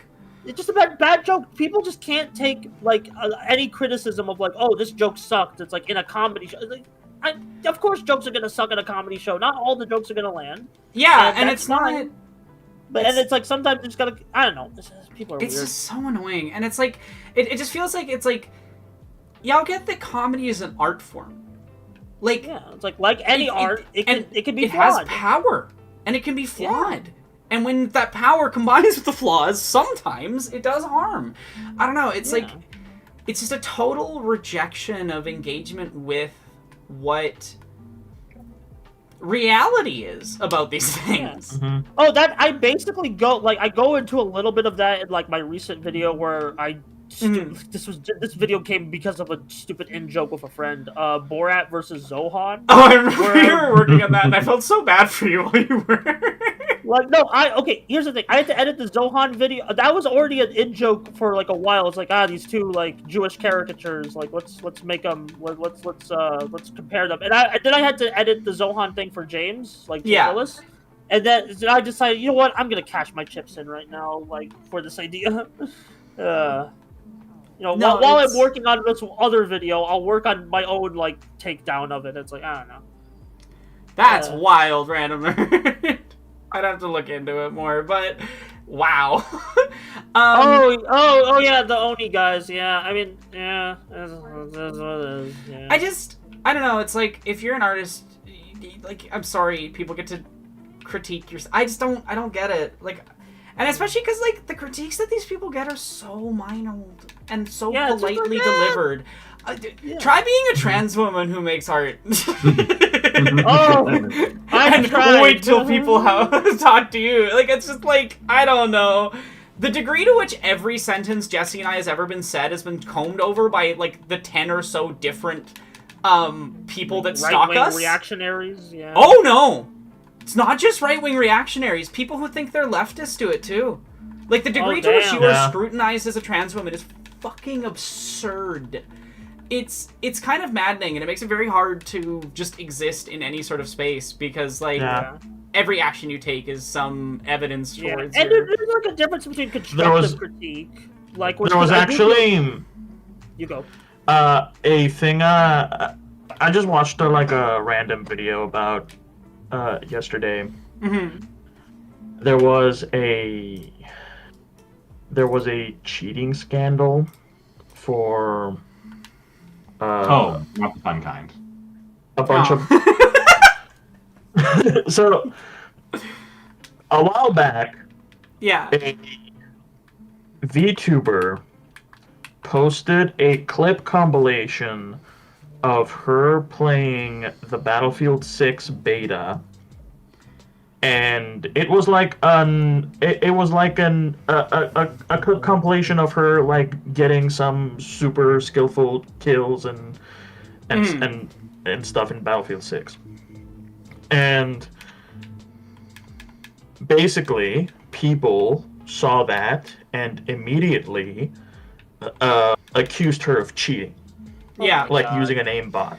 Well, that's like the top multiplayer Minecraft person is for like PvP stuff is a woman, and people are always claiming she's cheating because she's just that good.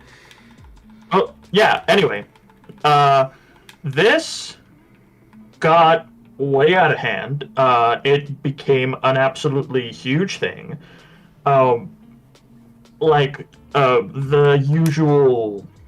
The usual freaks were making videos about it. Yeah. Like I'm sure Asmongold, Asmongold and Tectone and those and all those freaks. Or whatever that one guy making is. videos like jumping on the bandwagon and accusing this girl of cheating, and surprise, surprise, I was like, oh, hey, it's kind of strange that this random clip compilation of this girl blew up into this huge deal. Like, why did this happen? It's very strange. Very strange thing to be happening. I wonder why that would happen. There's no explanation. And then you watch all the videos accusing her of cheating, and it's constant misgendering, constant transphobia, and it's like, oh, it's because she's trans. Yeah. No, the trans particles have just been so bad. Also, I wanted to point out, because someone in chat was like, oh, cishet white leftists can be so annoying. No, some of my worst harassers and stuff have been other marginalized people. Like, anyone can participate in bigotry. It has nothing to do with their identity. Like, the guy who's been stalking me for an extended period and made, like, 5 videos, according to Jesse last time he called. I haven't paid attention to Matt the second one, where he pitch shifted down my voice to make me sound more manly, is a trans man who thinks he's a leftist. And that's not some, like, I don't think that's a reflection on his identity either. I think it's just a reality that anyone can participate in bigotry. Bigotry is an action, it is a behavior, and it's also why I get really tired of every time I criticize behavior, people are like, oh, you hate this group? Oh, you hate it's just, men? I just hate, you hate that white behavior. People? And it's like, no, I'm talking about the behavior, but it, like,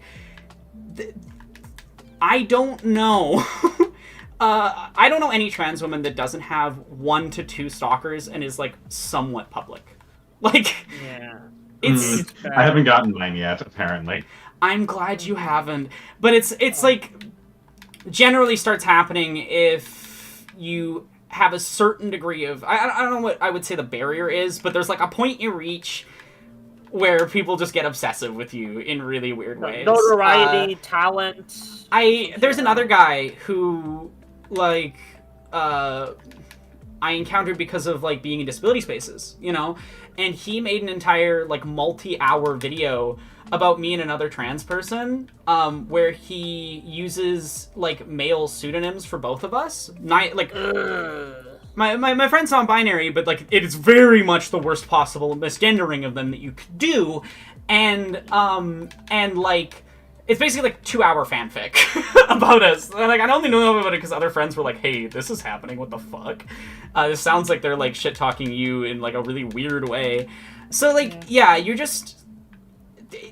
It's really frustrating. It's really frustrating to deal with. And you know what's and weird? Like sometimes I'll just be like seeing this shit like with people who seem regular. Like just like I'm not gonna name names, but like I watched a really cool video essay once, and then I was looking through the channel, and they were just like obsessively talking about you and Jesse's Star Wars video, and it's like what I just what you found them? Yeah, the pitch my voice down guy.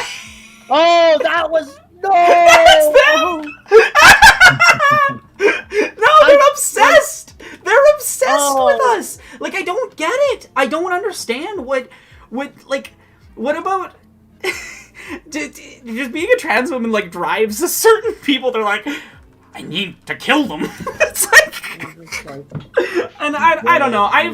I'm definitely on the more extreme end of experiences. I've been, consistently harassed for a decade. I've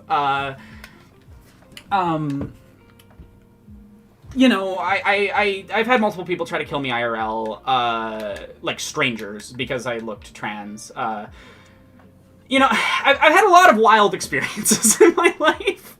Yeah. And I'm very thankful that I've survived them. And I'm also sorry that I can't hear the call very well right now, because LEGO Star Wars got really loud for some reason. It's fine.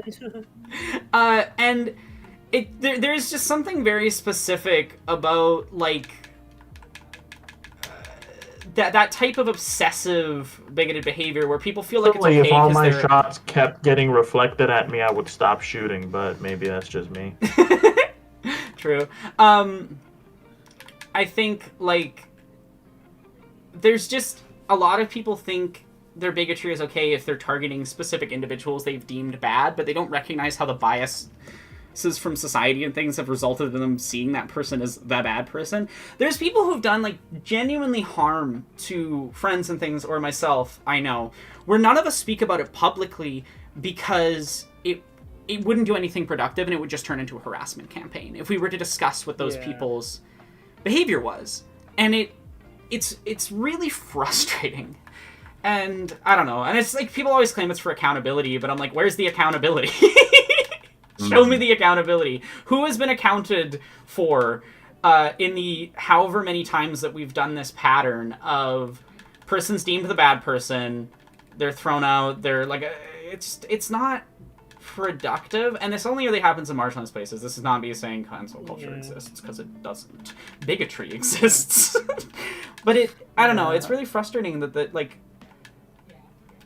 it's very hard to just exist as a marginalized person right now, and I think the general atmosphere has given a lot of people permission to get obsessive and weird about us. And it's like Buster, you organically found, like, one of these people, and they're like, they seem normal most of the time, and then, like, for whatever reason, they just get obsessed with, like, 1 or 2 specific marginalized people and spend I don't know how you could make that many hours of video about how much you hate Jesse and I for like one factual error. And it was a factual error. Jesse and I printed a redaction and removed it from the video because we made a factual error in a single sentence in a 6-hour video that was like 55,000 words. I want that noted for how absurd this is. But like the way he decided to tell me that I had made this mistake wasn't, hey, you made a factual error. It was, you don't deserve to continue existing on Blue Sky, in response to me posting that I needed help affording my medications that day. Oh my god. Yeah. And even once they quote unquote got the accountability they wanted, you know, that Jesse and I removed the incorrect sentence from the video, they kept going for months. They made a second video where they pitched down my voice. You know, like, it's not about accountability. Even when you have a legitimate fucking criticism, it's not about the accountability, is it? When you're behaving like that. Like, at that point, it is just about the fact that they have the social power available to them to harm this person. And I do think that, like, there's all sorts of things that humans do when we don't have a feeling of control. Very much so. Like, for example, people will often, when they have very little control of their day life, will stay up much later. And then it'll damage their ability to function in that difficult day life, you know? When we have a complete lack of sense of control over what is going on around us, we tend to do silly things with the things that we have control over. And I think the reason why, like, a lot of people get particularly obsessive about trans women is that, like, who's going to stand up for us? Not many people, statistically speaking. I think that's where it comes from, I guess. That's my analysis. Yeah, so it's hard to get you on that tangent. No, it's okay. I mean, it's kind of hard for me not to think about Star Wars and not think about the harassment and stuff that I've received. Yeah. Because of that video. It's like integral to that. It's like built into the series at this point. I don't think you can talk about Star Wars and not talk about bigoted harassment. Like, oh yeah, because it literally affected the movies. It's affected the movies, yeah. Like, it's so built in, and it's so consistent, and it's so depressing, because it's just like, it doesn't need to be like this. We don't need to treat people like this, and I don't know. It's that there's then this feeling of like I would like to exist within any space where I don't have to be subjected to these bigotries. Like, I think a lot about I was thinking a lot because of this video that I released this week, and a specific comment being whiny about it. That clip I show of someone putting down the fucking amazing chest ahead in Dark Souls. And this person trying to defend it, like, oh, like, she is immersive because it's a diegetic system, so it's immersive. And I'm like, the joke I put on screen there is some people would argue that the misogyny is immersive. And, like, one of the first comments in the video is someone literally doing that. Yeah. And it's so tiring, because it's just like, I would like, for 10 minutes of my life, to not be subjected to this if I want to interact with pretty much anything. Yeah. Yeah, I can't imagine, like, how, like, I mean, I think I get off pretty easy compared to y'all. You can imagine. I think anyone who is airman existed in America post 2000 can imagine.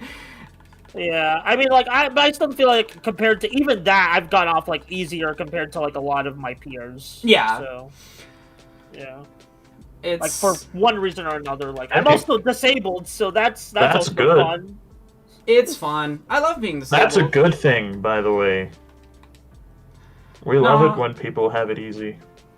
Yeah. That's also partly why I'm, like, really, really, really open when I'm doing these. Like, I'm spending the money in this way. Like, because I just know that if I'm not, I'm gonna get somebody trying to claim I don't even know what. It's just like scammer or whatever. I don't know. I've seen worse scammers out there. No, and it's just I just don't get it. I don't understand being a person that gets obsessed with other people's lives in the way that a lot of these people do. You know, I can't imagine spending what must be dozens and dozens of hours hyper fixated on everything someone else has said and done for their entire life. It's so weird. Tiring. Like I've been in, like, sometimes I'll try to go into a cycle of that, and I'm like, I don't want to learn everything about you. This is tiring. I'm out of here. Yeah, it's like, I don't know. You hate people with hyperfixations? You hate neurodivergent people? Someone would do that with that sentence. Oh my god, you're not even wrong. I can't believe you. I can't believe you. Oh my god. I say this with when I have the most niche hyperfixations of anybody in my peer group, so... Yeah. Oh, yeah, try me, bitch. Dark... Okay, oh god. Oh my god. Don't make me pull out. I don't want to talk about this right now. No, yeah, you probably have me beat. I don't... I just wanted to hate. Yeah. Hating is fun. I know a lot of fun haters, like, but there has to be an art to the hating that I feel like a lot of people get when they're like joking about hating. But like, I know some good haters out there. We love a good hater. You know who's a good hater? Darkfry? You know who I love? This is something that I tell her often. Cat Pixel a Day. Yes, Cat's ability to Cat. She's a fucking amazing. She's a fucking amazing hater, which is like genuinely whenever. Cat is one of the very few creators where I want her to only make videos about things she hates. Well, she expresses it so excellently and with such nuance. She's such a good hater.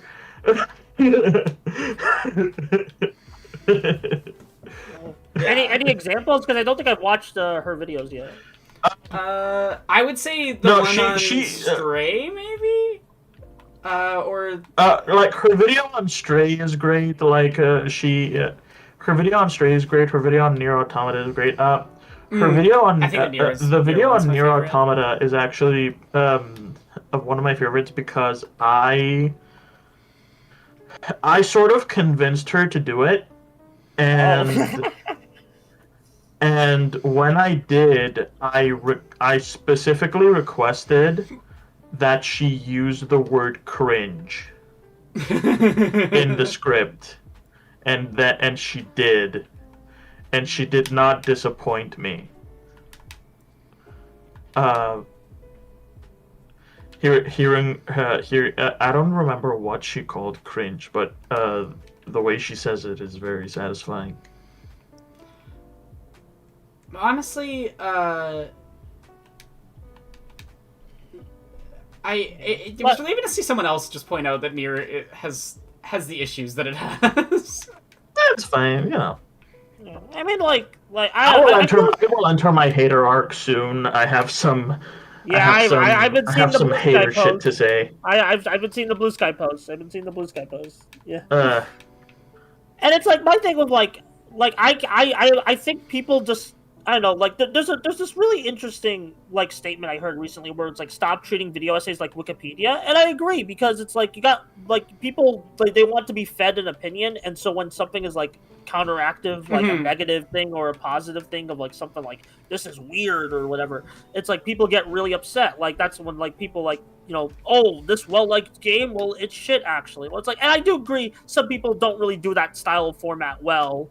Like a lot of the current Nintendo, like I mean, like Nintendo has a lot of flaws, but I feel like a lot of the Nintendo hater videos just don't really, they don't come from a pure place. They don't come from a genuine.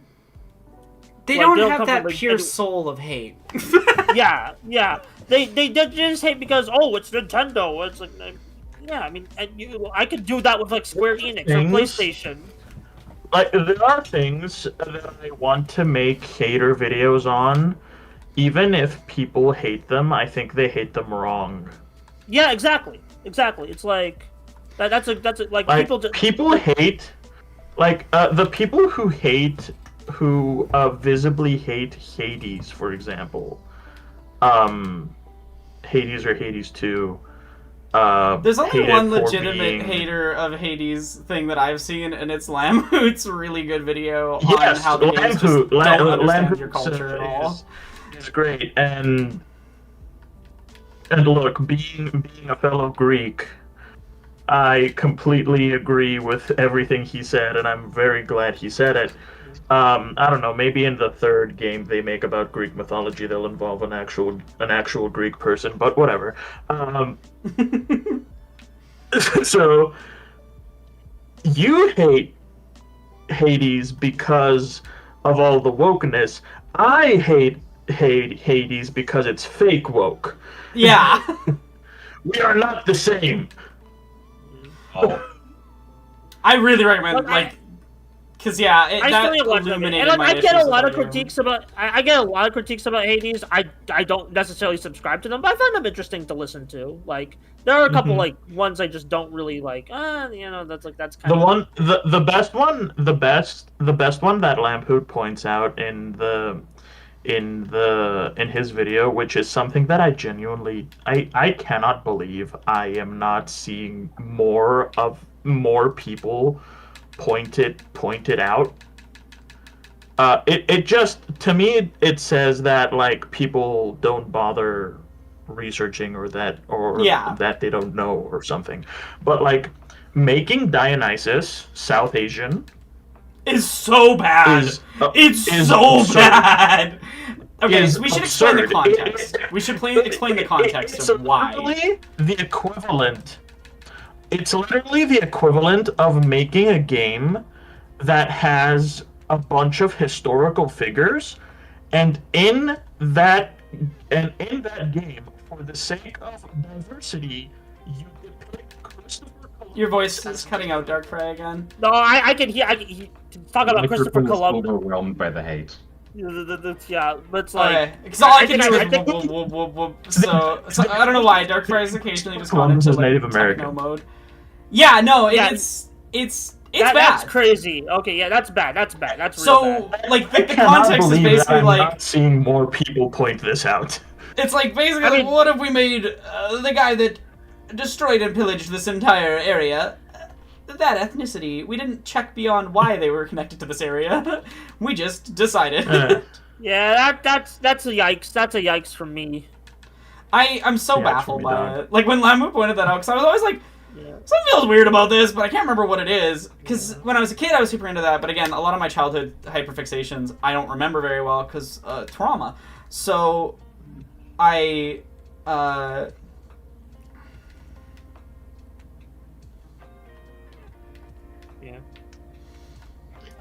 was just like, oh, surely it's not that bad. I was gonna say the strongest criticism I heard of Hades 1 was we don't actually need to be that nice to shitty dads. Yeah. Yeah, of course. This is something that... I'll be real, I never got the endings in either Hades, so I don't know what happens at the end. Well, good, because the endings in both Hades games are terrible.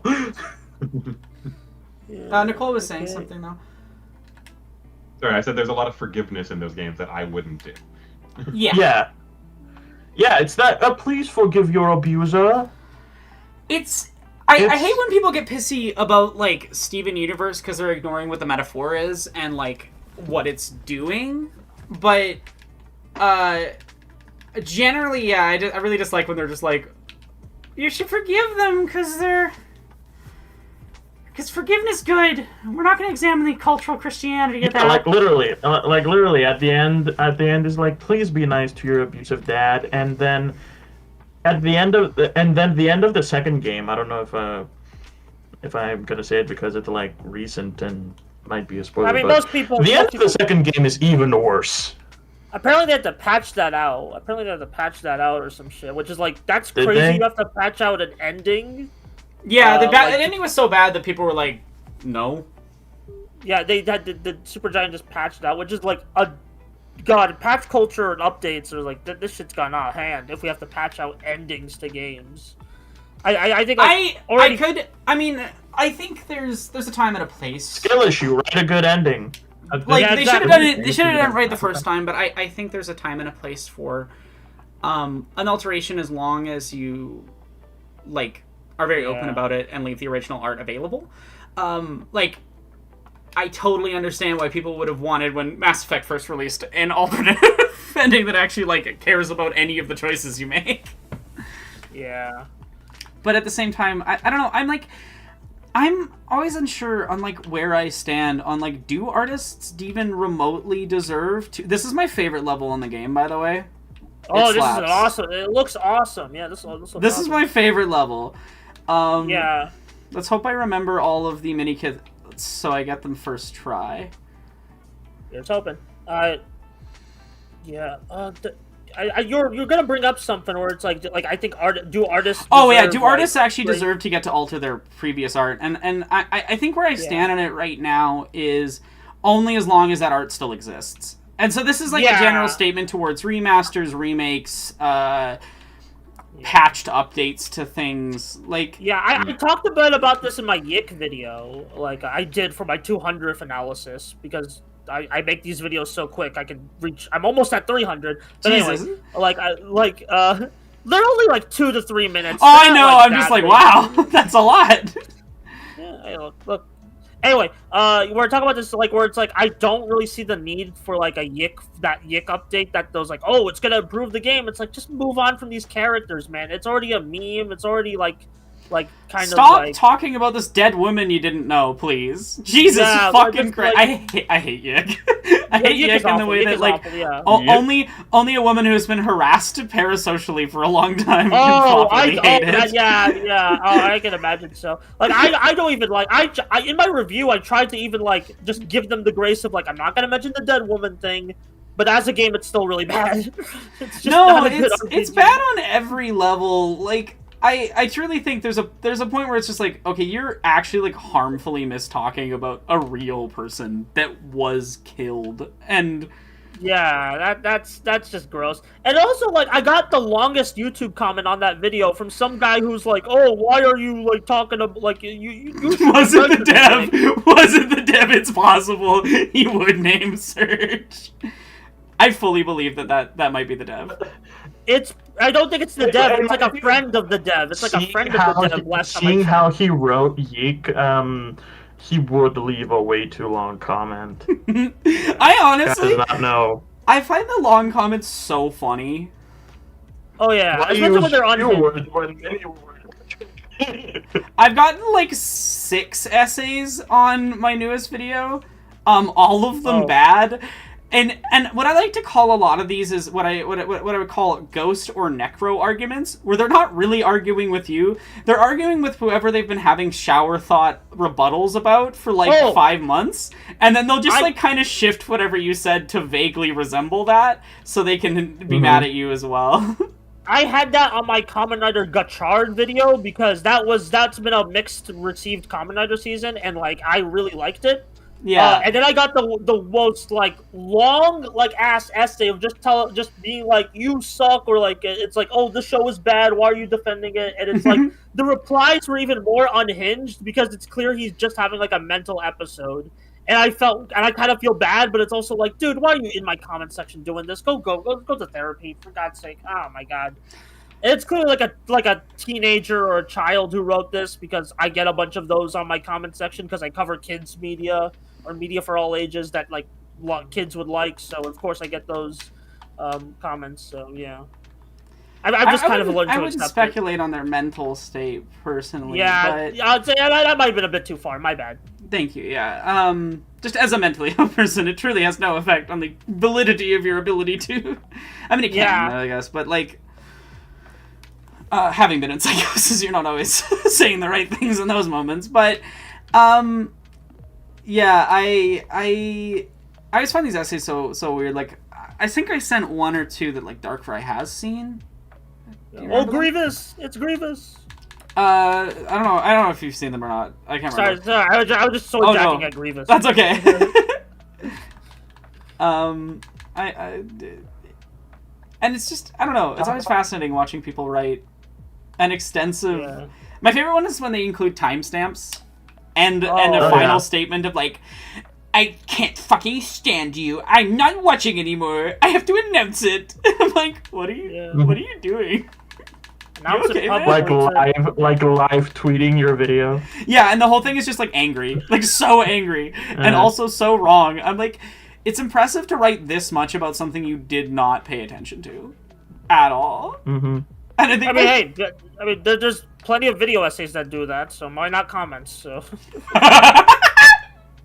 Ooh, we're throwing shade at our peers. No, not the peers. Okay, there's a difference between I'm mostly joking. I don't Okay, disagree. yeah, There is a lot of, like, as with any art medium, yeah. there is good media criticism and there is bad media criticism, and anyone can make a video essay. That doesn't necessarily mean that everyone will make a good one.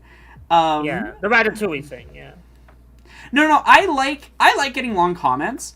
There's a difference between a long comment that, like, is someone really engaging with my art? That's my favorite thing ever. If you leave a long comment on my videos where, like, you actually engage with it, critical or non-critical, but if you actually engage with it, I love you and I think you're the best and you've lightened my day, because that's why I make art. I want art that makes people want to respond to it, to engage with it, and to think. And I think it's why I get so... Hey, Fuki! I think it's why I get so frustrated with like a certain type of just like bad criticism where I'm just like, no, you didn't even watch the video.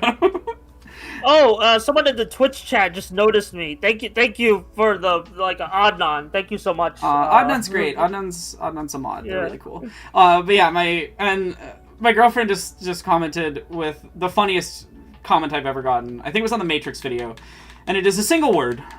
Gripping. That's the whole word. Yeah. I still need to finish that Matrix video. There's a lot of videos I always start but haven't finished. God, that's so fair. ADHD is a bitch. Weirdest single word comment that you could get, what do you think would that be? I'm trying to think of the weird ones I've gotten. I mean, like, gripping was very funny to me, and that was a real one I got. Right. Yeah. I just get, like, sometimes people will just put the catchphrase of the show I'm reviewing, just be like, okay, what else? And it's like, it's just the catchphrase, and I'm like, okay, that's it. That's all you got to share. I think the weirdest comment I could get, that's a single word, would be someone commenting Bazinga. It would baffle me, and also kind of feels like a hate crime. 100%. I'm saying, for context, if anyone doesn't know, I am autistic, and also Big Bang Theory is the worst thing ever made about autistic people. I hate that fucking show. I haven't even seen an episode, and I'm like, I'm sure. There was a brief period of time, a few months ago, where my entire family got addicted to the Big Bang Theory. I'm so sorry. And it was horrible, and they were making comparisons. Mm-hmm. Uh-oh. Oh no. Darkford, please, no. They didn't make comparisons to you, did they?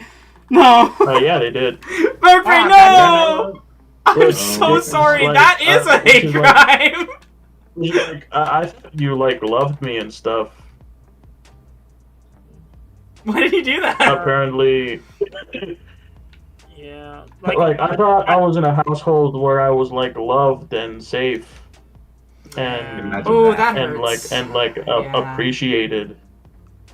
I understand that sensation. To be fair, my parents are lovely, but my grandma went full turf, and there is something very specific about learning. Oh, that's how you see me and view me. I thought you were my loved one. That's a. I just waited for both grandmas to die before coming out. What? I just waited for both grandmas to die before coming out. That's so fair. I unfortunately couldn't wait on other people's timetables. No, and I also didn't actually. I was doing my own thing. Yeah. That's a terrible doubt. And they probably... It just so happened. It also added a lot of complex feelings because I was like, okay, so now that I know that you see me this way, it makes me examine would my grandpa have accepted me if I'd gotten to come out when he was still alive? And that has been fucking me up for a while. That's really I I think the I Saw the TV Glow video, it's about a lot of things, but one of the main things it's about is processing that whole year of stuff, because it was like a very sustained experience of stuff going on. And like I don't think the consequences of it are completely gone either. Which is so fun. Feel that. It's so fun. It's so fun. Yeah, how, that video was a very therapeutic watch. I feel for anybody. I needed that video when I made it. I think I needed that video when I watched it. That makes me happy. Yeah. No, it's. I don't know. It's weird. It's weird. I'm like I genuinely at this point now, because I've had it. I'm like I don't know what's worse: never knowing if someone would have accepted you, or knowing they wouldn't. You know, it's like both. Hurt a specific way. The knowledge of the unknown can sometimes hurt more than the known. Yeah. Or the other way around. Also, I'm gonna have to head out in a bit. It was really fun talking. Like lots of great conversations had. I'm always happy to have you on, and thank you for being here, Buster. And thank you everybody who's here in the chat or in the call. A reminder that I'm doing the stream to raise funds for transition costs. Hopefully enough that it can also mean I can start saving up towards getting bottom surgery. But yeah, if you feel like donating, money will exclusively go to necessities. Food, medication, etc. Hopefully, for the period of time where I'm recovering from surgery. But yeah, that's where the money goes. It literally just goes to feeding me and my girlfriend and our cat and medication. I can't believe I just did that. It's fair. You gotta sometimes. I feel like I get you where it's like, oh, that feels like, oh, do I have to like shill myself? But it's like, you gotta do it. I was saying I can't believe I just did that because I walked into the a shilling. pit. The shilling is just par for the course. Aeronaut just died embarrassingly. I have always felt uncomfortable asking for money, but that's also why like there's a bunch of donation rewards. Like you can get cool stuff for it because I am performing. I see it as no different than busking. So, this year has been tough. So, I'm gonna head out now, but here's hoping the rest of the stream goes well. I might pop in tomorrow. We'll see. Awesome. But thank you for having me, and good luck. Thank you for being here, and you have good luck as well with whatever you're working on and doing. Let's see, which is that? Oh, there's only R2D2. I don't need to check which one it is. I'm sorry I haven't really been unmuting and muting the game back and forth. It's just there's so many cutscenes, and it's so hard to like remember where they all are, and then avoid having music play that gets me copyright struck. So sorry if the streams are kind of quiet. It's just the music and voices. Don't worry about the stream being quiet while I'm around.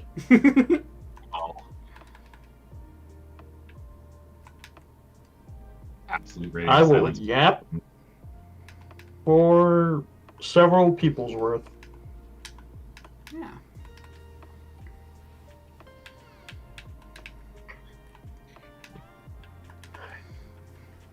Whew.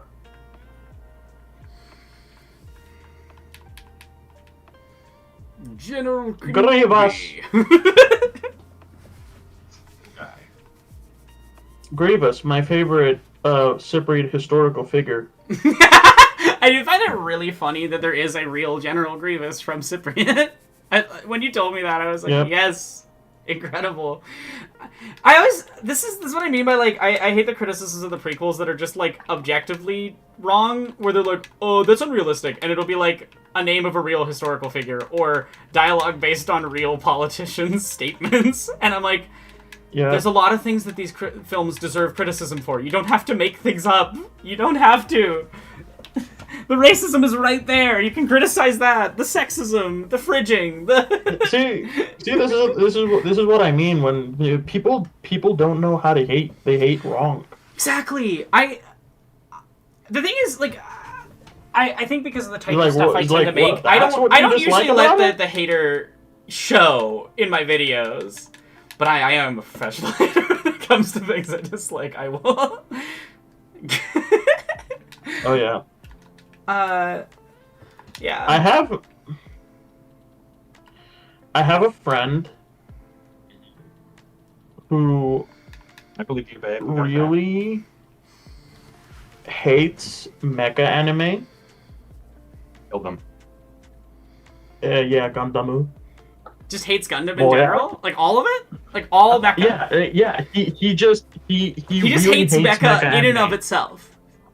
Yes, and he refuses to watch any. And He's missing out on Evangelion. the reason You can miss Evangelion.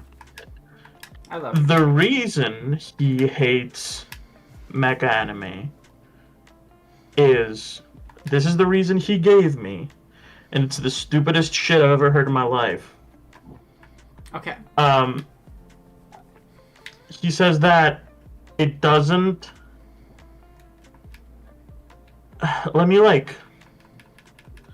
because I don't quite understand his argument, so I'm having a hard time. Argument's so incoherent you can't even explain it to another I'm person. having a hard time articulating it. I think he said that since it's usually when the mechas talk,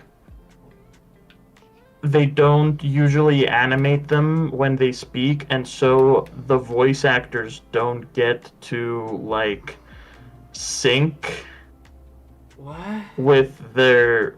I don't understand. I don't. What does that mean? What are they trying to say? I don't know. Also, what shows know, are they he watching said with the next talk? I'm very he confused. said- Like, what mecha is this about? Because I've never heard of this. That's what I was trying to figure out too. It's like a conversation that I had recently.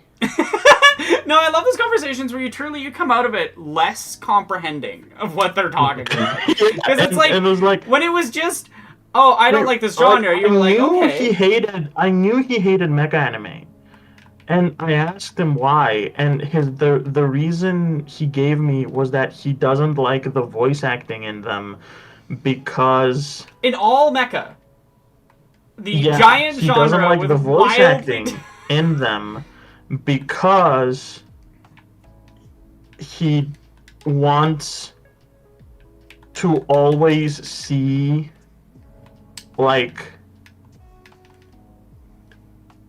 people lip syncing to the voices. Yeah. Okay, like the characters in a mecha anime? Yeah. I'm very confused For by example. this person's argument.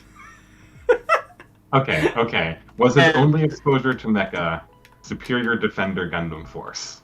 Yeah. Isn't that one the robots talk? I'm That is like, a show- that I is a show for don't 6-year-olds. know. It's a good I show. don't It's- know. It's just you can see why I was so baffled, right? I put Superior Defender Gundam Force in my top 10, but not my top 5. Well, yeah. Anyway, I was like, wait a minute. This passionate hatred that you have for this entire genre, and you refuse to engage with it. That's why. like he clearly listened still to your friend, or- one anime with bad voice acting and decided you hated an entire genre. I don't understand. Oh my god. Also, I think this might. Have be you bugged, I'm not watched- sure. Have you watched Gundam at all, Aranok? So I watched a little bit of the original, but I still need to good. watch more. And yeah, I would say that my general knowledge of the Gundam genre is somewhat lacking because I've mostly just seen Ava, and Ava is a deconstruction, and I've watched Gurren Lagann, Yeah. which is not So, I would say Nicole- representative. Oh, you watched Ideon. Okay, so that's good. I have not We're watched Ideon. watching Nicole and I are watching the original Gundam. Mhm. And I have to say, it's very, very good. Gundam. Yeah, no, The most iconic thing about that series by far is the opening and the incredible singer. They don't get singers like that for anime openings anymore. They don't get dudes with incredible baritone pipes.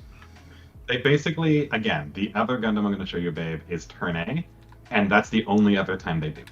Every other OP is just anime bullshit or ridiculous shit. Moyara. What was that, babe? Gandamu. Okay, they don't do exactly that, but they do bring in just like some old hokey shit, and it rocks. Yeah. I have too many Gundam opinions. I was following along with this podcast, The Great Gundam Project. They are watching all of Gundam in order. I caught up with them and then I stopped. They're currently in 2011 watching Gundam Build Fighters. I'll catch up again someday. But blame it on the misfortune of your birth. Yeah, truly. Yeah, no, Dark is doing a great job of picking up on the important Gundam shit, like shit that Char says that's incredible. Yeah. Blame us on the unfortunate of your birth. We're gonna miss, because I'm not gonna making you watch Zeta Gundam, we are gonna miss Char saying, I've never betrayed anyone in my life. Char is such a character that exists. Like, I truly find them fascinating. I've never betrayed anyone in my life. I've never betrayed anyone in my life. Incredible bit. You've already seen him betray someone on screen, babe. It's wild. He's one of those dudes that just truly is living in his own. Thank you so much for the donation, Lucky Lee. I'm gonna go check what that was. People who are just like living in their own universe, they don't care what reality is. Blame this on the misfortune of your birth is just so raw. It's so you raw. absolutely can't have Jennifer Coolidge back for the next 20 minutes. God. Coolidge. Oh. Oh no, Jennifer Coolidge. These gays, they're trying to kill me. I'm very lost. What's happening? I voice act, and sometimes people pay to change what the voice is. Oh, I see. It's a donation reward. Though I'm not sure if this is a reward or a punishment for the audience. Well, hey. 20 minutes might be a bit excessive, but it is a very good donation incentive. For real. Thanks. Fucking spraying Yoda over here. Well, if you don't jump, he walks really slow. Okay, Jennifer Coolidge. Okay, but Jennifer Coolidge would go hard. Lol. It's so hard for me to stay in character with that voice specifically. It's too funny.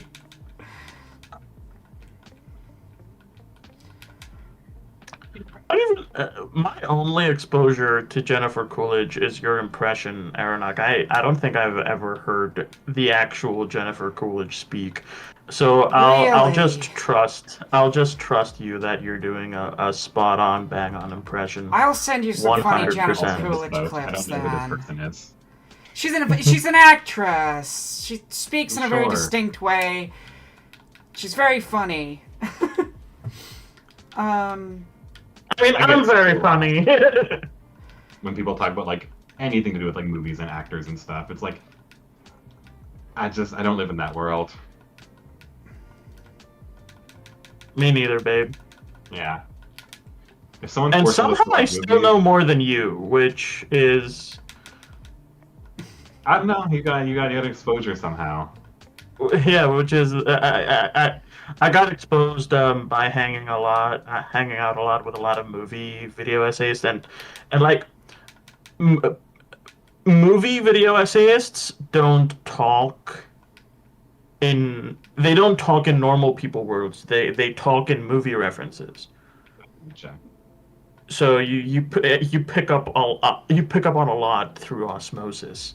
Yeah, I went on a really bad date with a girl like this. It's like I was that ready time to fake making in. movies if that had gone better, but now I don't have to. It's like that time in fucking. I'm trying to think of a movie right now, and I'm blanking. Star Wars: The Return of the King. That's one of them, right? Well, I hope I'm not Mhm. like whatever these people are like.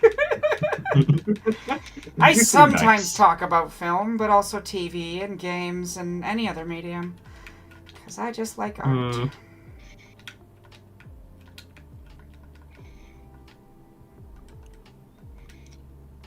At this point, I'm not even sure I like video games.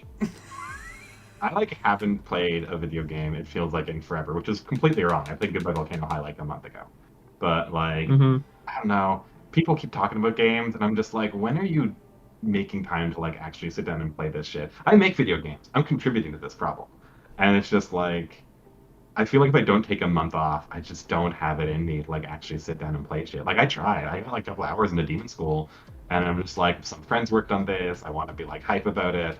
I think I spent more time hyping it up in Blue Sky than actually playing it. Mm. I don't know. I do find it. Kirby and Lost Music I am very sad that I think Demon School is quite mid. Uh, No, It tell does us how make you me really genuine. feel. it does. It does make me genuinely sad. Sometimes a game is mid. Look, babe, Yeah. if my company's second game is mid, it's okay. You can call it Yeah, mid. don't worry. I'm not gonna. It I'm might not be gonna very sugarcoat relaxing it. for us to make a mid game, right? After I'm not gonna maybe sugarcoat just it, like do a banger for the third game. I honestly find it more insulting when people lie that they think your thing is good when they don't, than like genuinely going, yeah, your stuff's mid. I don't like it. Because that's fine. Everyone's choice, like, taste is different. I think in the context of like, in Blue Sky, I'm just gonna be nice and promote my friend's shit.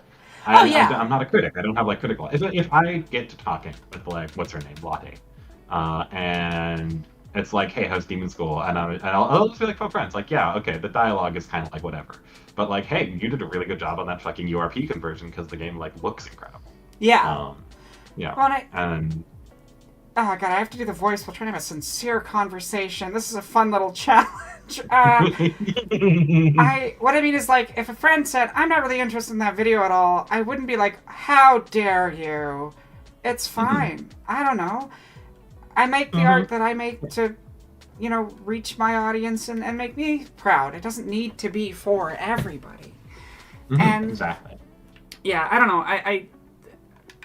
I can't do the voice while saying this. I think sincerely, like, if your ego is that fragile, you're going to have a tough time as an artist.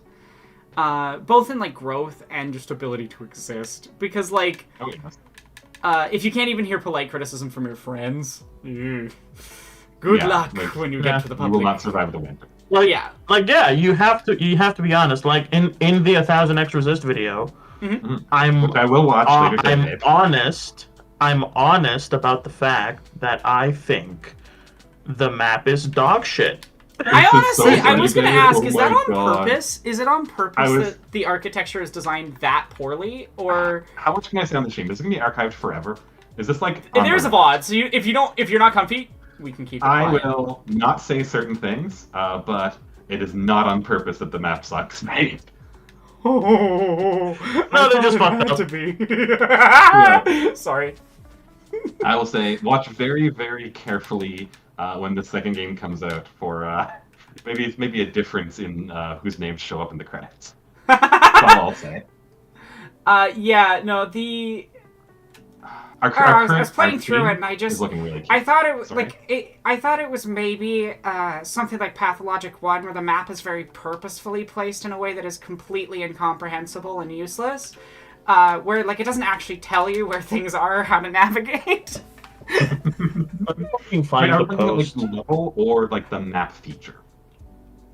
I mean, both the design. So I'm just gonna get out of the voice for 2 seconds. I'm sorry to the donut Okay. thing, Yeah. so I can speak faster. I would say that from an architecture standpoint and from like a space design standpoint, there is a lot of pathways that lead into the exact opposite of where you expect them to go, combined with a map that does not express this pretty much at all. And so there are areas where the map says there's an obvious path there. There is not. And it is incredibly confusing. And I don't think that's necessarily a bad thing. I think, like... But it is fascinating to me, because it's like, that's not... So I grew up around building design. My dad's a mechanical engineer. I have been looking at blueprints since I was like 3. So I just think a lot of these things... It's very impressive, because Blueprints only came out a few months ago. Well, here's another game I don't have time to play. So yeah, I never will, babe. It's a roguelike. To be clear, I don't think it's the end of the world. I think it honestly kind of works in that...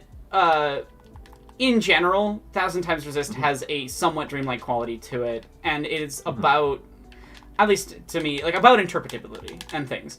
And so having a completely esoteric space that goes against pretty much every like design rule for designing a building to be navigable feels in line with the thematics, but I couldn't tell if that was intentional or not, is the way I would put it. You know, the the story here is, if you make a good and interesting thing, people will interpret even the things you fucked up in as intentional decisions. Here, you want to know what a funny thing is? There is a non-intentional and there is an intentional green screen glitch in the most recent video. Good luck figuring out which one's which. Yeah. I'm not going to say. So, but they're there. Find is this image of someone posted like an excerpt of like a thing. June 7th, 1942, Edward Hopper completes his best-known painting, The Seminole Nighthawks. This is that very well-known painting of like a diner in the middle of the night, being viewed by a window. You probably don't know that painting. I also know what this fact is, and it's really funny. Yeah. When asked by a Chicago Tribune reporter about the philosophical meaning behind the diner having no clearly visible exits, Hopper responded, "Shit. Fuck. I did it again. God damn it. Fuck. Not again. I did it again. Shit." And slammed his head on his leg. Babe, I saw that when I was younger than you are now on Tumblr in the wild, and I laughed so hard in my shitty little Montreal apartment. That is an old joke. It's an old joke, but it is very funny. But like, it's so good though. It's honestly, so I shit, fuck, I hit it again.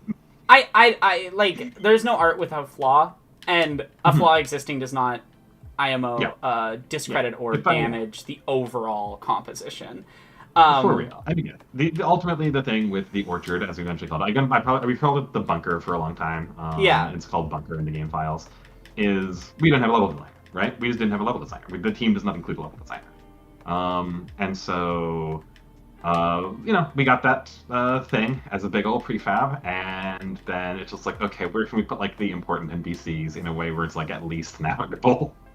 And there's chunks of it that are like kind of not used, and what we did was like, oh, if you go to these like unused areas, we just give you like an achievement. So I don't know. I'll talk more freely about it someday. Yeah, no, you don't feel the need to say anything unless you want to. Yeah, like it's because I'm torn between the desire to talk shop as friends and the we are in a public space. You know, it's just that shit. That's bunker _ V2. Y'all didn't see bunker _ V1. That was like weird. We had to like bring the camera in really close in a bunch of places because there's like wasn't space for the orbit cam, and it was pretty wild. I'm very glad we didn't ship with it. More of the story, people. Hire a level designer, for God's sakes. We had no money. Now we have money. We'll see what we can do with it. Yeah, no, and like Thousand Times Resist is a fucking artistic masterpiece. I really don't think unnavigable space that that participates in the atmosphere of like the space was not designed for what it's being used for. you know, like the bunker was not designed. I'm trying to like not story spoiler things, but it was not designed for the clones. Is all I'll say. Yeah.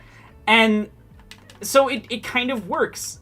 I also just like I find it really funny that there are like some signs, but they do not help.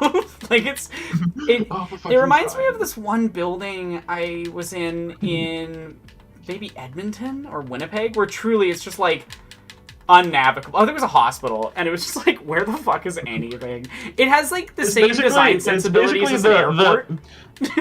And the thing is that like there are real buildings with the same flaws. Like that's why I thought it might be purposeful. I thought it might be exploring some of those things where like sometimes these types of government buildings end up being like, why would you design it this way? What are you doing? Where am I supposed to go? How do I get to that thing? It's through this wall, but there's no bridges that I have to go all the way around the entire building. Yep. I'm glad And that it hit. But then you can't find that's the staircase navigating to go the Minnesota down, and you can't fucking find airport. the staircase to go back up. Yeah. Like I don't know. I think some people who are obnoxious might get annoyed by it, but I personally wasn't. Like it was more just it's kind of funny that this is. My favorite thing about that was when Nina was doing her 1000X Resist fundraising stream. Yeah. And I pointed it out that the layout of the main area and the map is dog shit. And everyone who was on that call attacked me for it. They attacked me for speaking the truth, and then Nina proceeded to get lost for 15 minutes. I always support you, babe. Very funny. I think I was in the chat at that, wasn't I? I don't remember. They hated me for speaking the truth. They hated you for speaking the truth, and it's fair. Again, I'll just Bunch of blazers.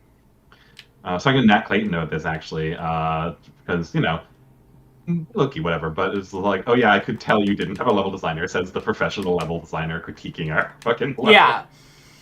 Yeah. But that's the thing is, it's just not a skill set that you had, and that indie game development is a lot of just like finding the things you can do. Yeah. Oh, for real? Are you? Yeah, absolutely. You have no idea. But you have an idea. I do have an idea. Yeah, of course. The collective you, the public, has no idea. The public does not. Yeah, I do to an extent. I haven't done like a long. It's incredible. Like this, but it truly is incredible how little people know about game development. Like honestly, I think it's an extension don't... of broader just computers or magic boxes to most people, and that's not like me judging people. That's like they've done psychological studies, and that's how people think about a lot of computers. Like obviously people don't know the full extent and process of like making a movie or writing a book. Like they obviously don't know the full extent of what goes on behind the scenes for that to happen. But I feel like for movies and books and stuff, they understand that it's hard. Yeah. They understand that it takes a lot of work and a lot of people to make a movie, for example. But for games, there's always the expectation of just fucking tell the computer to make a game and do it. What are you, like, stupid or something? Just fucking do it. Which is that as a professional programmer and producer, I'm frequently tasked with like, how long is it going to take to do a thing? And I have a problem in my brain where if I understand how I'm going to do the thing, I'm like, it will take 0 time. Yeah. It doesn't take 0 time. It takes non-zero time. And I do this to myself constantly. No, it's really hard to assess how long it's going to take things. The other problem, too, is that you can never guess when you're going to run into an unexpected problem because it's an unexpected problem. Exactly. So you'll be like, oh, it won't be too bad to do this, and then it eats like 8 hours of your game jam time, and you're like, oh, fuck. I did one game jam. I did a game jam. You know when I did the one game jam I ever did? It was like late February 2020. I was like, I'm going to start participating in game jams. I'm going to have myself a real good year. So, it's coincidentally when I had my very first game jam, which was when the global game jam came to Cyprus for the first time in 2020, in February 2020, and it a global game jam is like a very, very big event. Like it happens at like convention halls. We have a branch in here a lot in of Saskatoon places. that I 1 year was in charge of running because I was the CSSS president at the time. But thankfully, some like Sask Interactive and Michael Long over at what the fuck is the name of the company? Yeah. I'm blanking on this. My point is, it's a very big event. It's been really good. Normally, it's a very big event in countries that have large game dev scenes, right? Yeah. But in Cyprus, that event took place in the back of an internet cafe, and there were like 6 people, and we were 2 teams of 3. And it was 6 people from the whole island. There were people from all over, like different cities and stuff, all gathered there for the jam. Literally 6 people in like 2 or 3 tables in the back of a cafe. The most recent one that we had was I think there was like 100-something people, 50-something games. Like it was a big. No, it was like 200 and something people. I can't remember how many it was. It was a lot. It was really cool because it was like they weren't 100% sure, but it might have been the largest like in one place game jam in Canada. At least in the prairies for sure. And it was really cool, and Penn and I won Best Art, and we tied for Best like execution of the theme, and well, Penn really won us Best Art, really. I just implemented things. I was doing all the programming. I wasn't doing art at that time. Because I've won game jams off of my doing the art before. I don't know, I'm one of those weird people that like, I can't be satisfied just being decent at one thing. I end up being good at like a bunch of different things. I can professionally code, edit, voice act, animate. It's like a long list. And yeah, it was really fun to do it, and it was really cool to see like that many people in the same space, because obviously it's not the biggest like game jam out there, but most of them, you don't have that sort of space you're all in together, as it were. Yeah, exactly. It was my only in-person game jam because then COVID happened, and then the global game jam never came to Cyprus again. Damn. Well, I think it's running this year. At least here in Saskatchewan, we're having a chapter for it. So, Penn and I are planning on participating again. Hopefully. Yeah. I've talked about this with Darkfry too. Nicole, if you ever want to do a game jam with Darkfry, Penn, and I, let us know. I mean, fair. I know I wouldn't like just do this on my own, right? Just because like that's my job. But I'll fuck around with like friends and my boyfriend and like make some weird shit. Especially now because I'm getting more into like the management production side of things. It's so you're not getting the hands-on fun stuff, yeah. I currently still am, because I'm currently the only programmer. This is probably not a secret. Like our first new programmer starts literally Monday. Yeah, I mean, I knew that, but it's probably not a public Yeah, thing. I don't know. It's not like the most public. It's also like a secret, right? It's like we had positions open, we're hiring people, and they're coming on board. Like it's real. Yeah. And like. And I'm a little freaked out, of course, because I'm not going to be like a real ass boss for the first time in my life. Like I have to assign her work. I've never done that before. What the fuck does that look like? But anyway, once we have Can I say, babe, assigning work feels great. You think so? Okay, cool. We'll see if it works. Darkfry does commission from me, so. True. It feels awesome to tell people to do shit for you. I will honestly. I will fully admit to taking joy in it. Damn, should be a fucking producer, babe. But anyway, point is, once we have like the full crew, that's gonna be 2 additional programmers, and then presumably my like workload is gonna shift. Like I'm already doing a shit ton of like more meetings and stuff. And it's just like, imagine what they can do. Imagine what they can do with 2 programmers. Their next game might have gameplay. It'll say fucking nothing. Could you fucking imagine? No, no words, no words. What but they still, can it's do like, with okay, gameplay? work becomes more production-y, managey, like meetings oriented than Mhm. for my downtime. I might do hobby coding or do game jam. It's like I do still like it. Like it's the thing that I'm good at. Is like, can we get this working? And I'm just like, think for 5 seconds and like, yes, I have an idea, and then fucking the idea becomes real. And yeah, that's like my favorite thing. Well, and the nice thing is, like, if we did that group, it's 3 people who can program, 2 people who can do art, and like, I know Fan and I work really well together. I know Darkfry and I work really well together, and I'm sure we'll work well with you. So Yeah. it'd be a fun group. I think. I think we could make Absolutely a run hit for me up. GMTK next year. Yeah, when would that be? Roughly? GMTK is usually in the summer, kind of Augusty. Fine.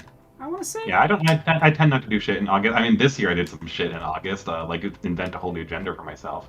Nice. But you know, normally I'm not going on like big old fuck off summer vacations or anything. Yeah. It's just not my style. It was funny, the one year when we did GMTK with you, Darkfry, Pen and I were like watching my parents' dogs for the week. So like we were just like walking the dogs and then working on games. I mean, hey, that's the way. I was sick. God. I was on vacation with my family during the jam, and I was like planning to not contribute, but then I was like, fuck it. I'll just pull out the laptop. Yeah. Shoutouts to my family for being like, okay, yeah, you can do your thing, while we were on vacation together. I forgot that element of it, honestly. I would not let me do that. You're like, I'm getting away with too much, guys. No, yeah. If I was a parent and my shithead son wants to fucking play on his computer while we're on a family bonding time, hell no. Yeah. That is so fair. But also, Family like... bonding time. I haven't heard of this. Sorry, I try not shit talk my family on air. They're fine. They're fine. They're fine. Anyway.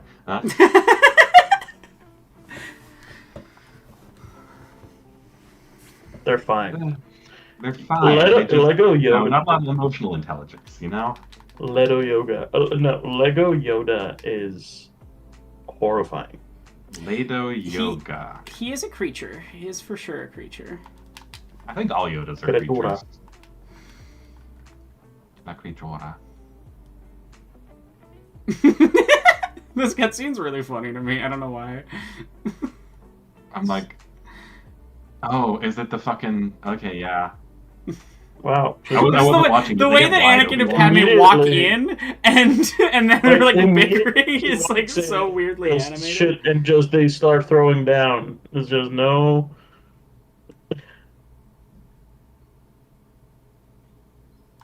And then you do a Crash Bandicoot section? What are these games? Lego Star Wars games are kind of everything games. Okay, I can see it. Like, they're sort of platformers, they're sort of puzzle games, they're sort of adventure games. Some of them are open world now, or have open world segments. I figure if you just give your game a jump button, you can make it whatever genre you want. Which is why 1000X isn't any genre, because we did have a fucking jump button. Another fun dev story. The very first time someone playtested, they got stuck in a bit of the geometry of that old bunker V1, and just asked us, it's like, where's the jump button? Because they could have, like, if there was a jump button, they could have jumped slightly to get out of where they were. And there's no jump button, because why would we make a fucking jump button for our narrative game? Also hilariously, and I don't know if anyone has ever, like, super noticed this. You can jump. You can do, like, the Zelda-style run-off-the-ledge jump. Oh, I worked on that for, like, 3 weeks at the top of the project, because we thought we would use a lot more, and we never use it. That's kind of funny, honestly. It's like really intense. It like simulates the arc you're gonna go to see if you can land properly. I had like a test scene with a bunch of like possible like jumps you could make, and I think we use it once, and I think it's just the little ledges in chapter 2 as you're leaving. And it's in the first person anyway, so we could have just had you like fall or have friends. Oh, it's funny. That's probably that's like the second biggest instance of like quote unquote wasted work on that project. The biggest one is a stupid idea I had for rendering optimization that didn't work and ate like 3 months of my life when I really needed those 3 months to finish making the fucking game. Just alt meshes. Yeah, that's actually why it doesn't have gameplay. Yeah, definitely. If you had those 3 months, you would have added some gameplay. Exactly. I posted on co-host with that. I was just like openly posting dev shit on co-host before the game came out. No one paid attention or cared or noticed, and now all those posts are gone. And it was like a thing where it's like, I'm a genius, I figured out how to do this thing, and I posted like my example renderer, which had like, I think fucking Zelda's face on it for some reason. And then I did it in the actual game, and it was like, oh, this actually slows the rendering down by a factor of like 3. And then we did something else, and then it ran on Switch, and then we were golden. Finally, render on optimizer. Yeah. I appreciate when companies still do like any optimization, because I feel like it's kind of become a lot of companies just being like, we don't need to optimize anything. Why optimize? Computer's good enough. Optimize anything. Our video game will be 200 gigabytes. Yes. Yeah, I mean, hey, file size is whatever. Fuck you. Ultimately, it's because we were putting it on Switch. And the Switch was like, no, you have 3 gigabytes of RAM, and the fucking renderer will run this fast, and good luck. And yeah, so we did eventually get that to work, but it was probably the hardest like technical challenge in my career. No, getting stuff to work on harder software is a wildly difficult challenge. I think the Switch is done. Like, Switch 2 is here, and it's got more than 3 gigs of RAM. So, like, I don't know that we ever need to do that again. Like, again, we have all the tech, and we're gonna make sure our game doesn't, like, melt everyone's PCs next couple games. Well, game 3 can melt your PC. But it's still just, like, that was kind of the last time we would have had to do it, you know? Yeah. No, but I honestly think that, like, it would be bad for some dev studios, for sure, but I feel like there should be more, work done in the industry, because like the instant that companies didn't have to care about optimization at all, they just completely stopped caring, which is not really applicable to most indies, honestly. They're not doing anything that would require this, but when you're looking at a lot of like the major companies' games, it's Rip Anakin. Baffling. That's so funny, the Kate thing. Sorry, keep no, going. it's funny. It's like truly to me baffling that they well, you know, the hardware is getting better and better by leaps and bounds, and so the software has to get worse and worse by leaps and bounds to make up for it. Yeah. Normal. And that sort of evens out, you know? God, that may.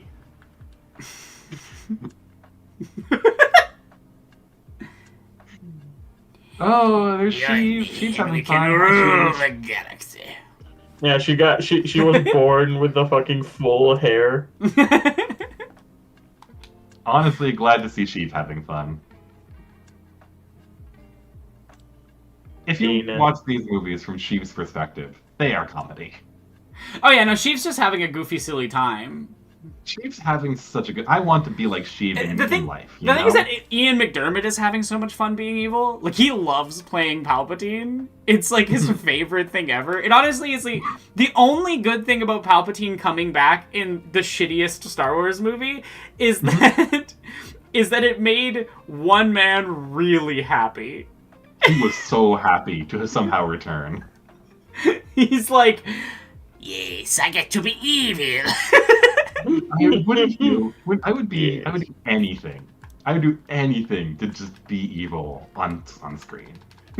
No, I love playing villains. I love playing villains so much. What did I get to play a little while ago that was really, really, really fun for something? Or even just like mischievous characters. I love playing mischievous characters. I was playing Puck in for a stream a little while ago. My friend Sarah, the Fat Culture Critic, she does these like a Shakespeare read-through like performance. Like, we perform it. A lot of the people who are involved are like ex-Shakespearean actors and things. So it's a stream, and we live stream, and we usually raise funds for either, like, most of the time it's been either for trans orgs or for Palestine, depending on when we're doing it and stuff. I know we're doing one on the 13th, and which is Christmas themed. We're doing A Christmas Carol, and I'm playing Scrooge, so that'll be interesting. I still need to figure out the Scrooge voice. Yes. And then we're doing Twelfth Night, I think, next month, and I'm going to be playing, what is the main... I'm having those moments where, like, a lot of Shakespeare's women have, like, vaguely similar names, but the main character, her, like, she has, the crash, and she pretends to be her brother and stuff, so I'm playing her for that Shakespeare performance. But yeah, I just love getting to play, like, weird little characters. I'm playing Rat Prophet in... I mentioned this in the video, but I'm playing Rat Prophet in Ruby's Haruspex route, and I am so excited for it. Like, it's one of my favorite vocal performances I've ever done. I also play a role in that video, which I'm very happy with. I am very flattered that people, when they have a role or a line reading that's like a sort of slightly humorous asshole. Yeah. They immediately think Darkfry. And well, it's because you perform it really well, because you're not an asshole, but I'm very happy about that. It's definitely a performance. Yeah, and like, you're not an real. asshole in any way, but you know how to perform them in a way that's funny and in on the joke. I don't know how else to describe it, but, like, you nail that specific energy. No, yeah, exactly. Like, it makes me very happy. Like, yes, you've nailed me. I've been correctly typecast. I love that I never get typecast. I get casted in the wildest, like, there's no coherency between the roles I get cast, and it's great, because I can truly sound like anyone. Cast you as fucking Bennett Foddy. Yeah, I think Bennett Foddy might be one of my favorite roles. What was it? It was, games without friction aren't games at all. They're mere software. I'm a little selfish. Asshole. No, I genuinely, I'm like... I also will say I appreciate that he uses the word friction rather than just mechanical friction, because that at least still would include a game like 1,000 Times Resist. But I don't know. I think, like, saying these things don't really qualify. Also, I like the implication that software never has friction. I don't know if you've ever used any software for work, but frictionless experiences I would not describe an editing software as. It's just such a funny quote on so many levels. Like, I don't know. It's peak. I find people's obsession with difficulty fascinating. I find it so fascinating. People's, like, Protestant work ethic shit comes out so strong the instant you start talking about video games and difficulty, and it's really funny. They're just like, no, you have to earn it. But the right way. See, as Catholic, I don't have that, but I do think people should suffer.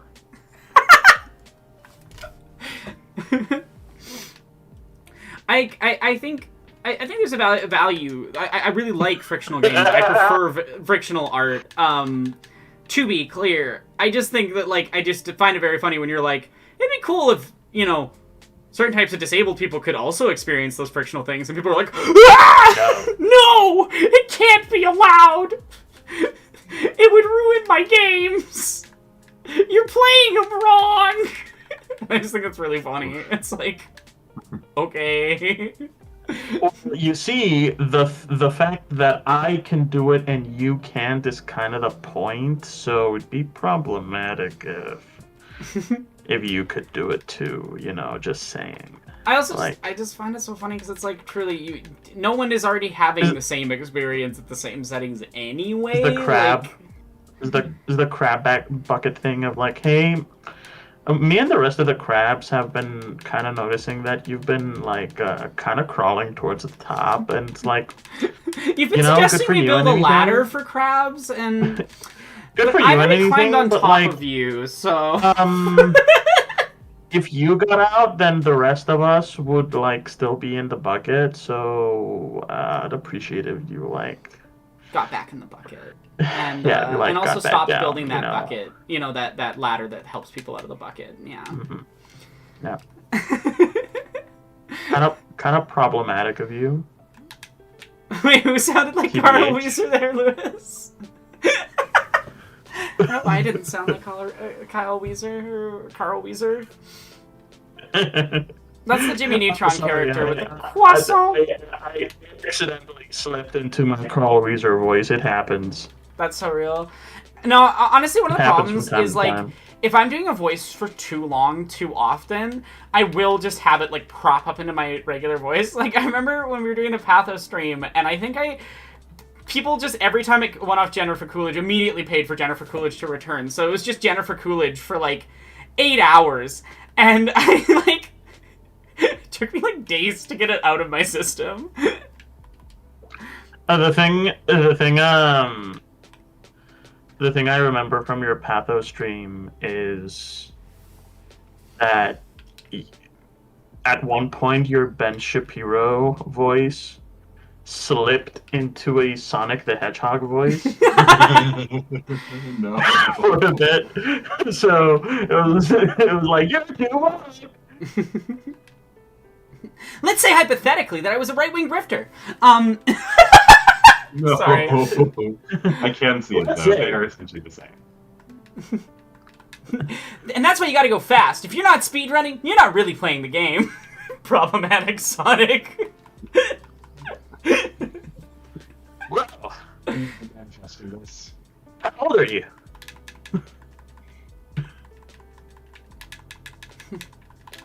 You use a Dex build? That's not legitimate.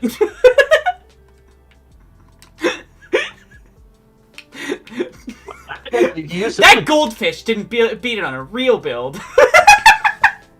Sorry, I sent Dark for this TikTok earlier, but it was like there's this guy who set it up so that his goldfish would control the controller basically for Elden Ring boss fights, right? And so obviously he has the goldfish using a pretty powerful build to make it possible for it to accidentally, stumble into beating the boss. And then, like, there's people in the comments very unironically, very seriously mad about this. And I'm like, we're getting mad about the build the goldfish is using. The goldfish. That goldfish is not a real gamer. The goldfish is not a real gamer. This is clearly an issue. It's- It's so funny. I can't take it seriously. Like, and every time I'm like, maybe I'm being a little harsh on these guys. Like, they're not that bad. Then I see another post by them where there's like 300 comments from like different accounts, and I'm like, oh, no, they are this bad, actually. This is actually this annoying. Well, is it weird that the place I immediately went to was like, Dark Souls games are about cheesing it anyway? Well, that's the thing. Like, it's like half the fandom seems to think Dark Souls games are about cheesing it, and the other half of the fandom is convinced that the only way to play legitimately is on a strength build with these specific things, and you don't use magic because that's bullshit, and you don't use these things because they're bullshit. And it's like, okay, Like, let's they're chill. doing it backwards, right? The game that exists, play that, and then Yeah. start like inventing Nuzlocke challenges. Well, and that's the thing Right. is, it's like, it'd be like if people showed up every time someone did a Pokemon stream and said, oh, I see you're not doing it Nuzlocke. That's not a real Pokemon stream. Mm-hmm. And I And, just... okay, like rotate, rewind my life back probably like 15 years, and I was Yeah. like so dangerously close to being one of these dorks. Oh, that's why and it was I entirely don't- just built in like insecurity, right? Oh, Like, it is. That's what's going on. I think it's built in weird community. Like, these things don't come out of, like, you're sitting alone and you have these ideas. You don't get these ideas on your own without any input from the outside. No, it's like you have a collective around you of like 5 similarly minded people, and you all have some kind of undescribed grievance with reality. And then 15 years later, you're all just trans. And I feel like most of them aren't. Most of these No, guys no, it's true. turn I'm into their 40s romanticizing and a little. keep behaving like this, because, like... I have encountered... Yeah, that's the alternative bad ending. Which way, Western Which way? Gamer? Which way? Which way, Western Gamer is just 20-year-old gamer. become trans or become miserable 45-year-old man complaining about how you play a video game online? Which way, 20-year-old gamer? Oh my god. Hey, if you pick the wrong one, hashtag there is still time. But there is still good luck. time. Yep. Yeah. God, I saw the TV glow. I was already knew where I was going, but I did come out of that movie feeling like it was making fun of me and fucking called a clinic like the next day. That's not completely correct. That's not completely the timeline, but it's pretty close. That's awesome. Honestly, Yeah. I'm like, I don't know if I would have survived the experience of watching this if it had come out when I was 19. Like, I think it would have been I like a finishing honestly, move. it was still so devastating as someone who was like, oh, that's past me. And Yeah, no, watching it where it's like, fine. I mean, again, it's like I was already on the way, right? Yeah. It was a whole thing. But it was just like, I knew that I had to go see it, and then I watched it, and it's like, it feels like it's making fun of me. Like, I'm still emotionally affected by it. It's a good-ass movie, but it's just like, fine, I'll fucking call 3 bridges, let's go. And then within like a couple of months, I was like getting the appointments and getting IHRT and everything. But I was thinking it's like, I don't know, I saw it in such an interesting context of going to it with my girlfriend. I want to say, was that after he got on T? Yeah, going to it with my partner, and like both of us being trans, both of us being on hormones already, and it was like we didn't go into it with much understanding what it was about. Here's what we knew. I see. Jane, bad spoiler. Sorry, Pookie. I love you. I didn't know you were listening. I love you so much. I can't remember the exact timeline, but but we go into it without much knowledge of like what it's going to be about, and it is just fucking devastating. Because I knew it was like, I kind of thought it might be about something trans. I had heard that Jane Schoenbrunn was really cool because of Pym's video on their previous film, and that was my level of going into it. Like, and I liked Justice Smith because I'd seen him in other things. And I liked I hate the show Atypical, but I like the actress from it who plays, or actor, sorry, not actress. I just misgendered someone really, really poorly. I'm sorry. I was not thinking. But the actor who plays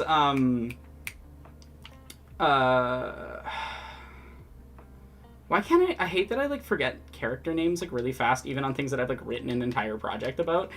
But so I like both the actors that were in the main roles, and I liked I'd heard interesting things about Jane Schoenbrunn, but I truly had no context on what the film was about. And so we went to a local theater called the Roxy Theater. It's really cool. It still has that old school feel. Like, it has not been changed since the 50s. The same thing. I watched the Rio in Vancouver, which is like exactly an old school ass theater. Oh yeah, probably the exact same thing. Same type of like Canadian old school theater. It's local. It mostly shows indie stuff. And every like big city here has one at least, if not a few. And I fucking love it about the sort of Canadian film culture that we have that here. I don't think there was one in Montreal. Oh no, there was. I used to live near. There's a few in Montreal, I think. I can't remember. My cousin lives there, but that's my culture when I lived in Montreal. But yeah, and so yeah, going into it, like, didn't know what we were getting into, and leaving it bawling. Yeah, I should probably see it again now that my emotions work. But also, just like, I knew, because I was just like, I know people were talking about it probably on Twitter. I guess it's before everything went down with Twitter becoming completely unusable. No, this was well after. This would have been well after. Maybe it Trump, was. I mean, I don't remember. Musk I saw people bought it. chattering about it, and so like I knew that it was like all trans girls have to watch this movie, yada yada, and I was just like, okay, well, I know where I'm headed, right? I was like, yeah. You felt obligated. No, I would say rewatch it, and if you want, watch my video as well, because Okay. a lot of people describe the video as therapeutic. So. Great. Good. I mean, Buster literally called it that earlier in the call, so... Yeah. But, yeah, I'll make some time to cry afterwards or whatever. Yeah. It's crying time, it's okay. Yeah. I find it really funny that became a, like, weird, unofficial slogan of the channel. for context, a commenter on one of my videos just left the sentence, "New air knock! It's crying time!" exclamation point, smiley face. and so I mentioned it in my Rampart Cheese video, and ever since then, there's always a few people that still use it, and it makes me really happy because I don't know. I want to make art that is emotionally resonant. I always read it in the Xenoblade. Now it's wrong time. Now it's crying time. No, it's crying time. Lol. I mean, well. Look, Would you look at the I clock? only unlocked the ability to cry like 4 months ago, and it's great. It's like my favorite activity. No, it's my second favorite activity. My favorite activity is gossiping. Oh, the gossip. I don't know. Oh, the gossip. Vancouver. It's such a fucked up little city. Everyone's got beef. It's great. Wow. I'm gonna make an enemy. It's not very healthy, It's like babe. one of You the should best have a experiences more of my life. balanced diet. Sorry, what was that, babe? You should have a more balanced diet than Well, just beef. I will Or say you'll it's end not up hard like to Jordan make enemies as a Peterson. trans woman. People will just decide that you're their enemy without telling you or making any Yeah. sense why. I would never do anyone a disservice. If I decide I have an enemy, she'll know, and she'll know why. Oh, I just mean it's not hard to make enemies as a trans woman because people will just no. do it. And again, I am maybe romanticizing it a little bit, but it's like for me new experience. Hmm. Oh, this is a John Candy documentary? That would make someone cry. That makes sense. That would make me cry, honestly. Oh, we've got digital beef in the chat, huh? Okay. Hello. Yeah, Yes, digital you're all beef. over the place.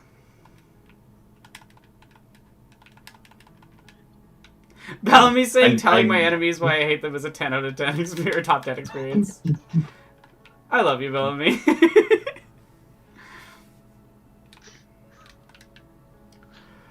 I hope I get that. Honestly, okay, genuinely, I actually want to be friends with everyone and be nice to everyone. Now, that's a recipe for making enemies. That's the thing, though. If you're, like, that's what I mean. Like, you can just be nice as a trans woman, and people will make enemies with you for it. Mhm. Wait, That's wait, fine. wait. I'm tough. Did you all see the visual glitch there that's making a trans rainbow kind of? Oh, Yeah. hello. A little bit, yeah. Hell yeah, That Lego seems a Star lot. Wars, thanks for the accidental trans rainbow. Oh, yeah. Oh, good stuff. But yeah, no. Yeah. It's been an interesting couple months, I'll tell you that. Yeah. No, the first couple months of HRT are definitely intense experience. I mean, it's going through That's the puberty report. again. You're going through puberty again. I was in that HRT for like 6 months and still just like non-binary and with like my little community of like friends. Yeah. And then the emotions hit, and then I came out as trans, and that's when the 3 months of like ridiculousness really started. Which is like, so I kind of have this like thing where it's like, oh yeah, the HRT was just like really passively making me like a little happier, like for the first half of this year, and then August hit, and it's like fucking time to go. Oh yeah. August Yeah. is. That Well, it makes was been cool. Coincidentally- And again, the biochemical effects were like, hey, you can have emotions now. It's like, I'm going to use all of them at maximum strength. Because again, just like, I was just kind of like floating around, being like pleasantly non-binary, and it's like, oh, my skin is softer for like all like January through August, really July. And then it's just like, whoop, fuck it, time to go. And now it's been like a very wild couple months. I've also Coincidentally, around August is where I came into the equation. That's not even like a coincidence. So like I was like fucking running high on emotions, and you were flirting on Blue Sky, and I was like, I'm gonna respond to that because I can respond to that because I have emotions now. And then we accidentally did some emoji-only soft 4 roleplay, and here we are. It's funny because I've always been emotional, and so HRT was just like enhancing what was already going on. I hear that from people. This is one of the things where it's like, oh yeah, I'm like, I wish that had been me, but no, I was like dead. It was bad. Until the fucking chemicals kicked in, and then it's like, now Honestly, I I can think feel I would it have had an once. easier time if I wasn't experiencing all the emotions at once. we're all just sitting here being like, I bet everyone else's experience was better, right? And well, I think what I mean is like, I was experiencing pretty much exclusively horrible emotions at the most extreme level, and HRT just kind of opened up to like having good emotions. You know, but I'm not sure repression is a great time either.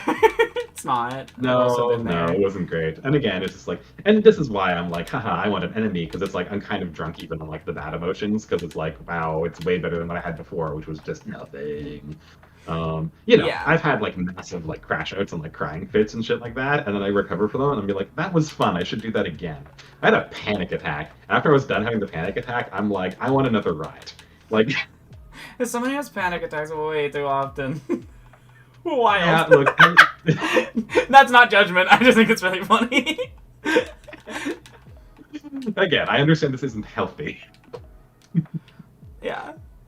But, it is what it is. There's no beef and chaff. What did she say to get everyone so angry? Be nice to each other. Yeah, pretty much. That's... Yeah. I hate how sometimes the Force stuff doesn't quite work in these older games, and so like you just can't do certain things properly. I'm probably gonna have to glitch him up there again. Come on. Okay, that's annoying.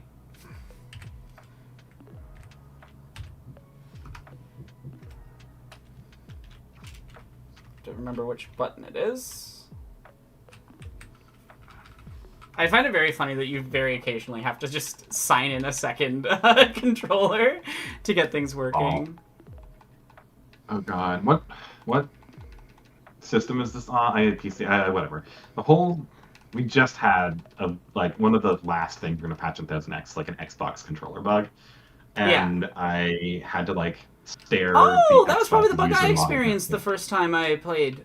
My controller was really bugged out the first time I played 1,000 times. It took a reset, and then I had to unplug and replug the controller a few times, and then it hasn't had an issue since.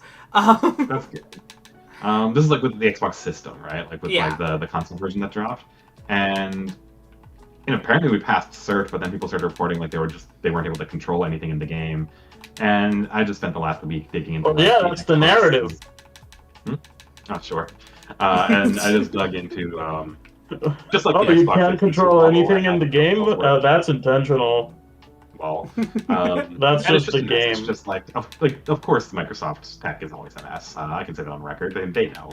And it's just their whole model of who's the default user, who's the logged in user, which user is associated with which controller, and it's just and so we're patching it, but it's just this is the last week of my life, and I really don't want to not work on 1000 times resist anymore. I want to work on other shit. I've been working on this game for 4 years. Yeah, there's a point where you just want to be done with projects. Yes, and that point was 1.5 years ago. And the fact that I've been working on other stuff, and I've been branching out into other things, but it's also just we got these console ports, and then we got bugs from the console ports release, and then we're done forever.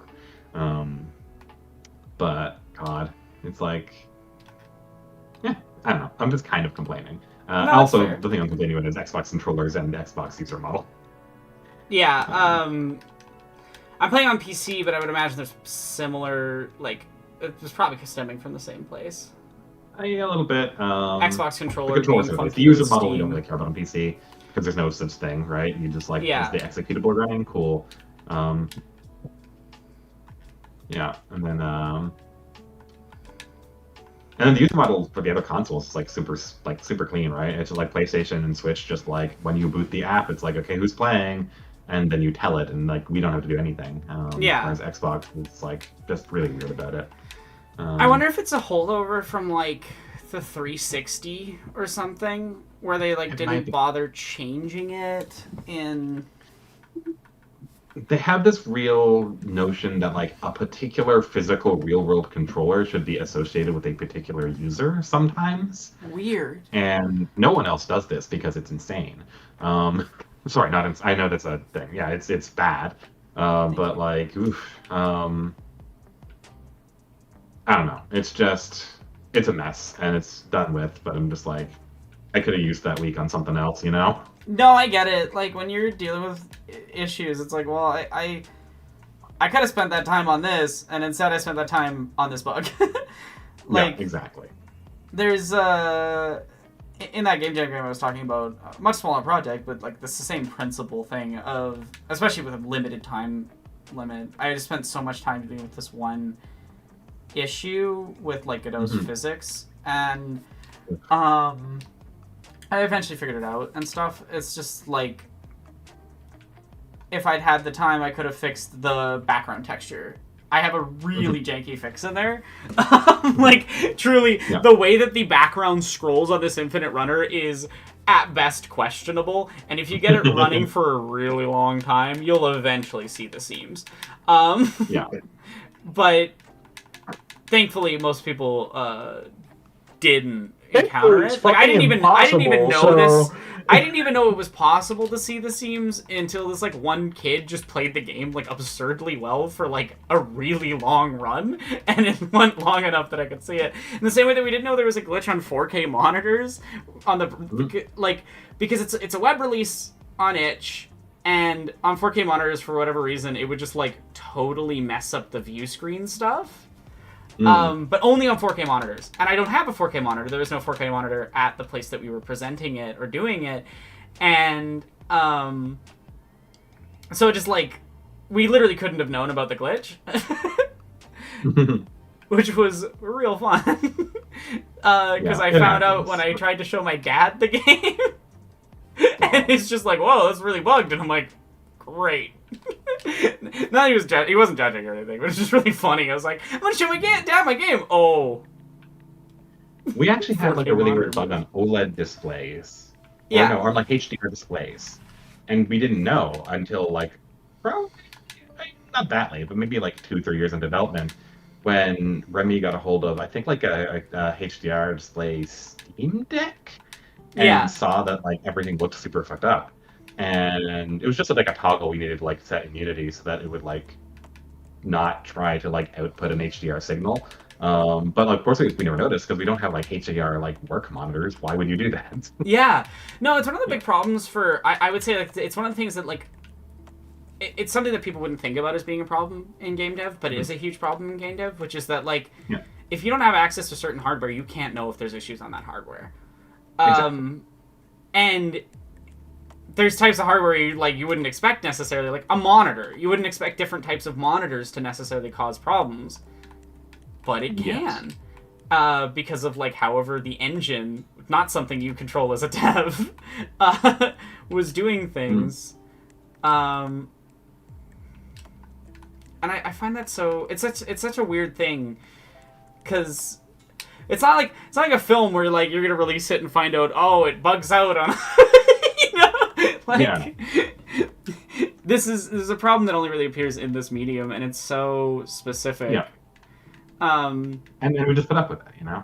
Yeah, and then I always find it funny when people get really mad at like an indie dev for like, I'm having issues with this type of monitor, and it's like, okay, well, why do you think they might not know about that? Buy another monitor. Yeah. Get normal stuff. All right. I need to wrap up here. I have to go to a lesbian bar and then pro wrestling. That is a not to make my life sound cooler than it is. I'm so jealous. Yeah, hey, look. Live vicariously through me, babe. Yeah. And yeah, but it was good to hang out. Great to watch some Lego Star Wars just sort of happen ambiently. Or whatever. Great to spill some dev secrets, probably in an unwise way. How long is this archive? And the VOD's staying. So. Yeah, it's fine. I don't think anyone's going to go investigating through my Lego Star Wars VOD for a specific thing. Like well, unless I make that enemy. True. We're talking now. Some people get a little obsessed, you said. True, they do. I wasn't... Yeah, there are people that will just, like, find... I don't understand how people have the time. Right, like, don't you have other hobbies? Do you have a hobby other than harassing trans women on the internet, or... Why aren't you, like, out on your balcony smoking a joint? Like, why? Anyway. Go for a walk, pet a cat, play a video game. Go for a walk. Go Don't to the spend lesbian 5 bar hours and then go hate see some pro watching. wrestling. Yeah. All right, I'd which I love need to to be do. like the. I'd love to be like the Homer Simpson in the lesbian bar. You could totally pull it off, babe. You would notice the fire exit every day. All right, I gotta go for real. This is great. See y'all later. Have a good one. All right. Beep. Bye. And Bye. yeah, Baro was saying in chat, I think there's a deleted scene in Revenge of the Sith where clones wore those Jedi hood disguises. There is. This game is not based on the film that was released, but rather the in-development cut as they were filming it. So this game actually has some stuff that is like fully deleted scenes based stuff. Because like George Lucas had like a 4-hour movie, and Revenge of the Sith is like the 2 hours the studio let him release, is my understanding. So yeah, it's really interesting. This game actually released a week before the film, so people were like speculating on the film's details based on Lego Star Wars. And I think that's a really funny fact. I also do need to head off. It's been Yeah, no worries. Thank you so much for being here so long. a long time, and it's almost 3 a.m. So Jesus, Darkfire, I'm sorry for keeping you up so late. I kept myself up so late. Anyway, watch my 1000x resist video when it comes out in a few days. Yes? Yes. In fact, I'll probably like release it as soon as the thumbnail's ready. Hell yeah. I mean, Mondays or Fridays are usually your best bet for release times. Yeah, watch that. And yeah, I'll see you soon. Have a good one, Darkfire. I might pop back in the next days, but not sure. Oh, no worries. But thank you for being here for so long. It helped a lot to have people to chat to. No worries. I love being here a lot. I will take any chance I can to hop on. Hell yeah. Give Aronok money. Thank you. Exclamation point Or dono else. if you want to know the donation rewards. You can get all sorts of funny things. You can make me talk in silly voices. Good night. Night, Darkfire. Have a And good good one. luck with the stream. This is so bugged.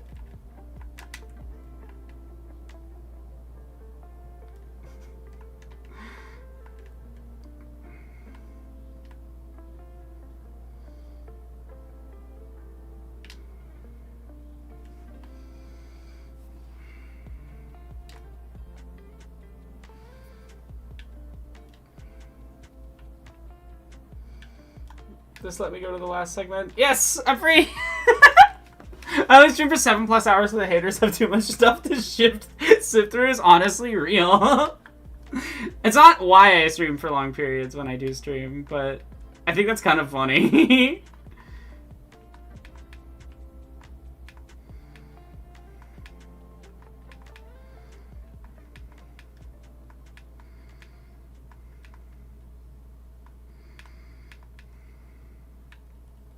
Damn.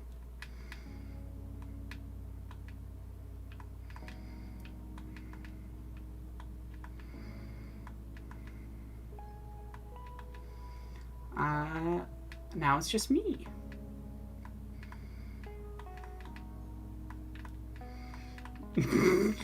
I'm glad the stream has been fun. I'm glad the very strange format of it. Because, like, it's really hard for me to have the sound on at all because the cutscenes constantly play randomly, and then I have to mute and unmute and mute and unmute, and I just kind of gave up on that at a certain point.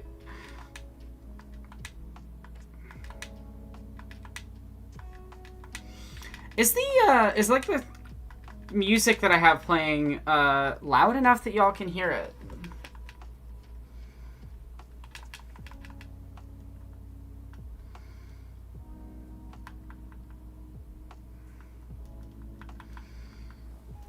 Well, I've crushed 93 of the game's main story stuff, so we'll just be doing a lot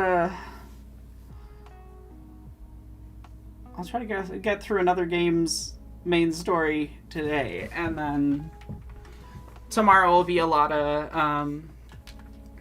perfect. I just want to make sure it's like a good volume of music. Silent, but for your voice and controller on my end. Okay. I'll bump up the music a little. I was wondering if it was too quiet.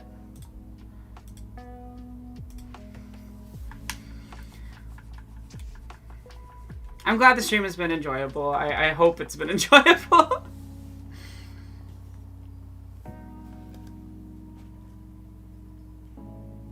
Oh, there. That's better. Now more Star Wars-y.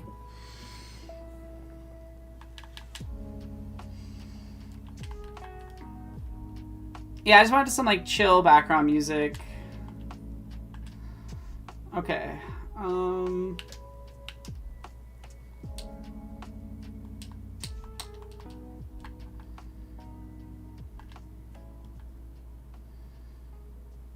We're almost there.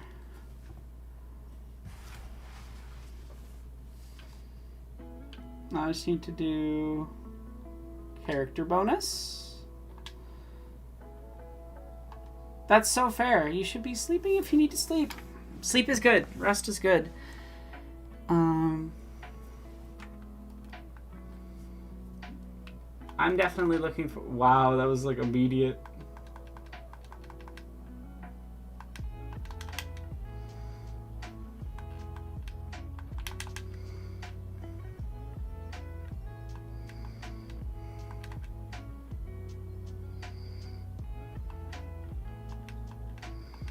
I'm fascinated by the choice to have Geonosians be the enemy for this level, and not, like, an enemy from Episode 3, you know? It's... This game makes such random choices in random spots.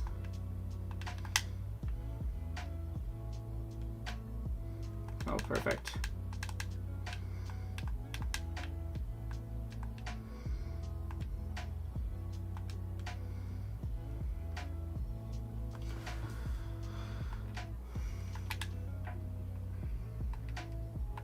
I've seen, like, streaming and Let's Playing is such an interesting genre of art. Medium of art, I don't know what you call it.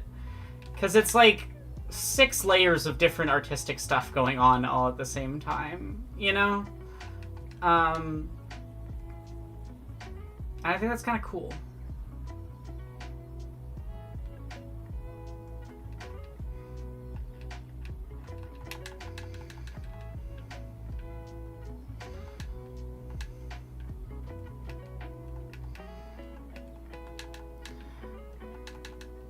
And reminder, chat, if you're enjoying the stream, you can donate to do various things.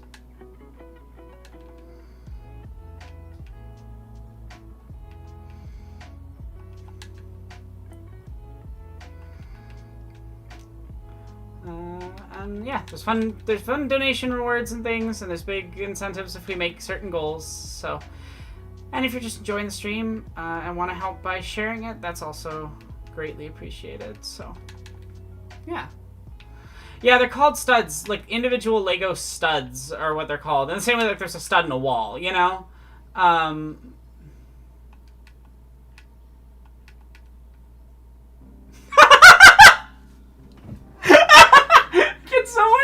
Can someone clip Obi-Wan dying in the lava to the 1 million?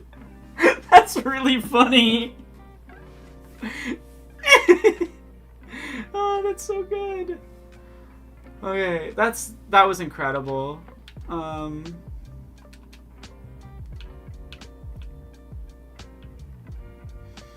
You win. Burn. It's just something really funny about that.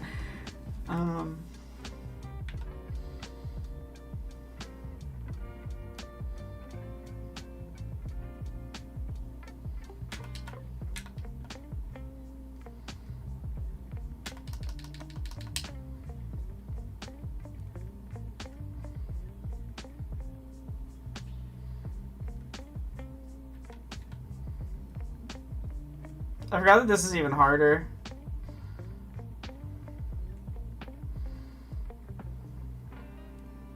Than the character one. It's actually not that bad if you get a power-up. Never mind, this is really easy compared to the character one. Once you get the power-up, you just get everything instantly. Perfect. We're making good progress. On the game, I think. The bread meter?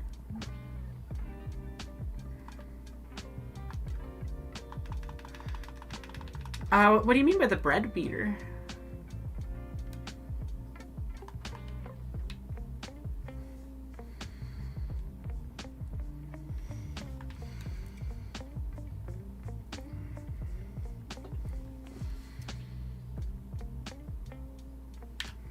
Oh, I misread a nerd's comment before that, so I was just like, what is a bread beater? What are we talking about?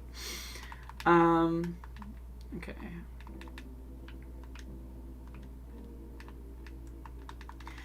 You know, I think estrogen could have fixed Anakin. Hot take. I shouldn't be allowed to be on stream alone. I say stupid things alone.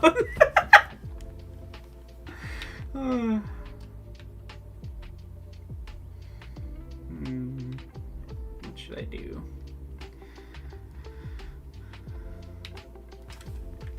If you want to post it in the Discord, that would be incredible and amazing.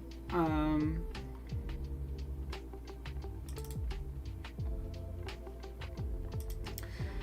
in case anyone's here who hasn't been here to know what's going on, I am 100%ing LEGO Star Wars and trying to raise funds for transitions. So if you feel like helping me afford... Oh, perfect. Thank you, Random Radio. If you want to just DM me, that'd be great. Anakin would have done better if we got it. No, I think... I think that...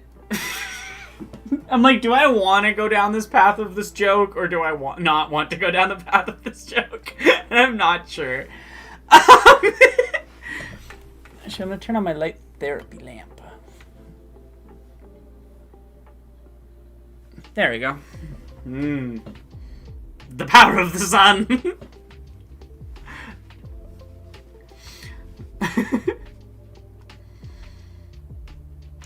I'm mostly joking when I say that. I just think it's very funny to say it.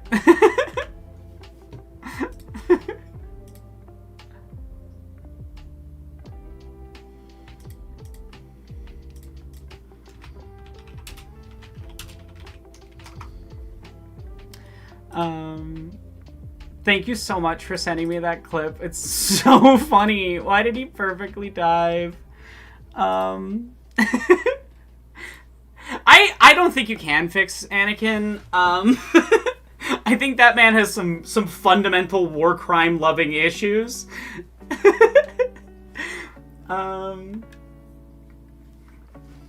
What's funny is, like, while I prefer the original trilogy films, I actually prefer the prequel trilogy game, like, section of the LEGO Star Wars game a little bit in some spots. There's some really fun levels in here, though.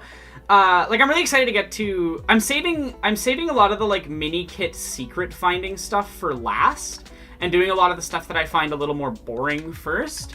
So I'm just a little more motivated when we get further in. Though I do think I'm going to focus on unlocking all the levels a little faster now, just to make sure that, like, it's easier for my brother to come down and play that level with me whenever he wants. Whenever it's convenient for him.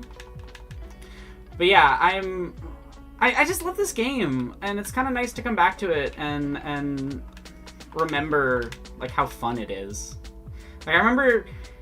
And the way I used to, like, I haven't been playing the way I would play when I was a kid, which I think is a more fun way to play. And I will do that when we do free play, which is that you just shoot everything. You break everything, you interact with everything. Like, there's just... It's like... Honestly, this game is designed for ADHD. Like, I have ADHD. It's designed for it. There isn't just some more LEGO Star Wars games either. Technically, this is the third game that's a compilation of the first two games with a bunch of stuff added in. And then there's LEGO Star Wars 3 The Clone Wars, LEGO Star Wars The Force Awakens, and LEGO Star Wars The Skywalker Saga. I think there's also technically the offshoot, like, Game Boy and DS games as well, which play slightly differently. So there's something like 9 or 10 games. There's a much more interesting treatment. I wouldn't say that it almost happened, because, like, Lucas was pretty adamant about not doing it, but there was a treatment of the film that involved Luke becoming like Vader, and Leia actually being the person that was meant to save the galaxy. But obviously, a certain man wasn't so interested in doing that.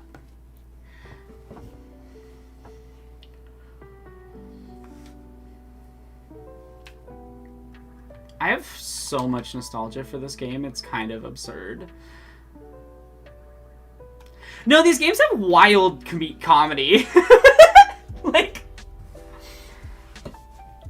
they're interesting. They're really unique. Also, I think Turb might be joining us in a little bit, so that's exciting.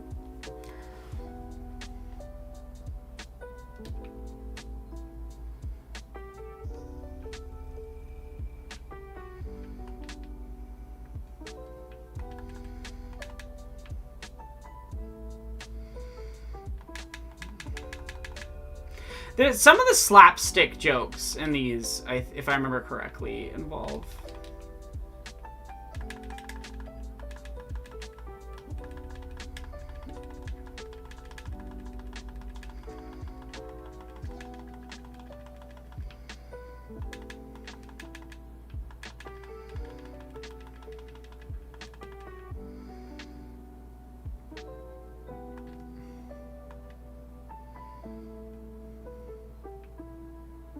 Oh, the DS version literally is Stormtroopers watching someone pole dance? That's funny. That's wild. I love when, like, minor developers are, like, hired to adapt a bigger game into the old school, like, stuff like the DS, and they just went wild with it. Like, they just do completely inadvisable things.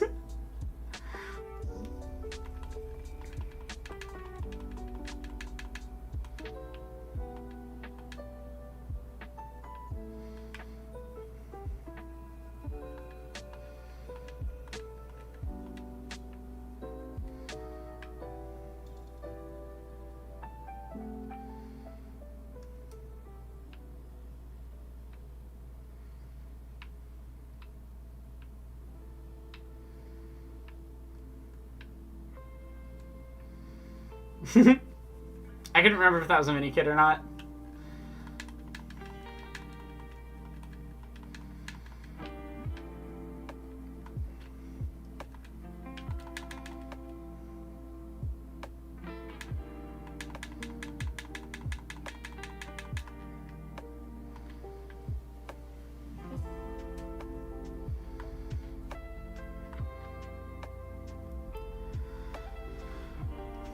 Damn, is that from the new sale? Maybe I should look at it. I shouldn't. I shouldn't buy games. I don't know. There's a game I'm contemplating buying because I might make a video out of it, but I'm also like, I don't know if I should right now. Because it's on sale for a lot, but...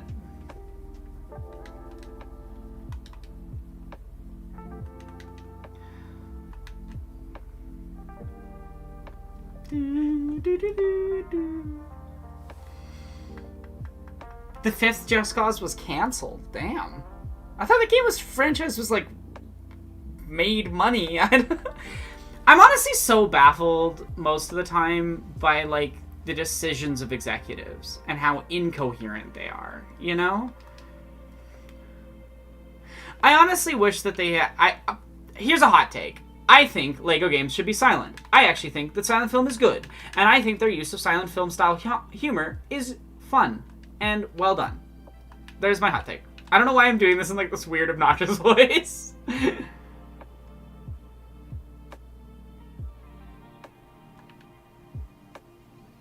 Bye-bye.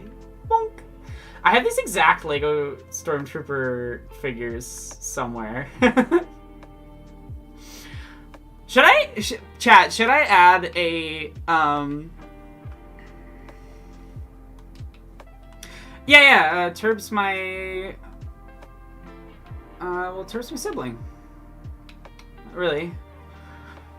That's what it comes down to.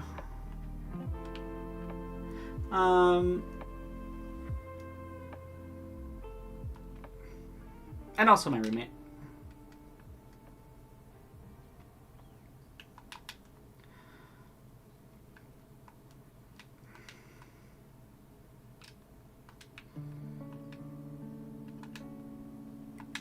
Probably didn't know by the parent company. Maybe the destruction physics were too pricey for the cheapskates that funded it. I don't know. Speaking of silent film, oh, Hundreds of Beavers the film. Yeah, I've been meaning to watch that. I honestly think that like, I think we're like, you know, all that stuff about like,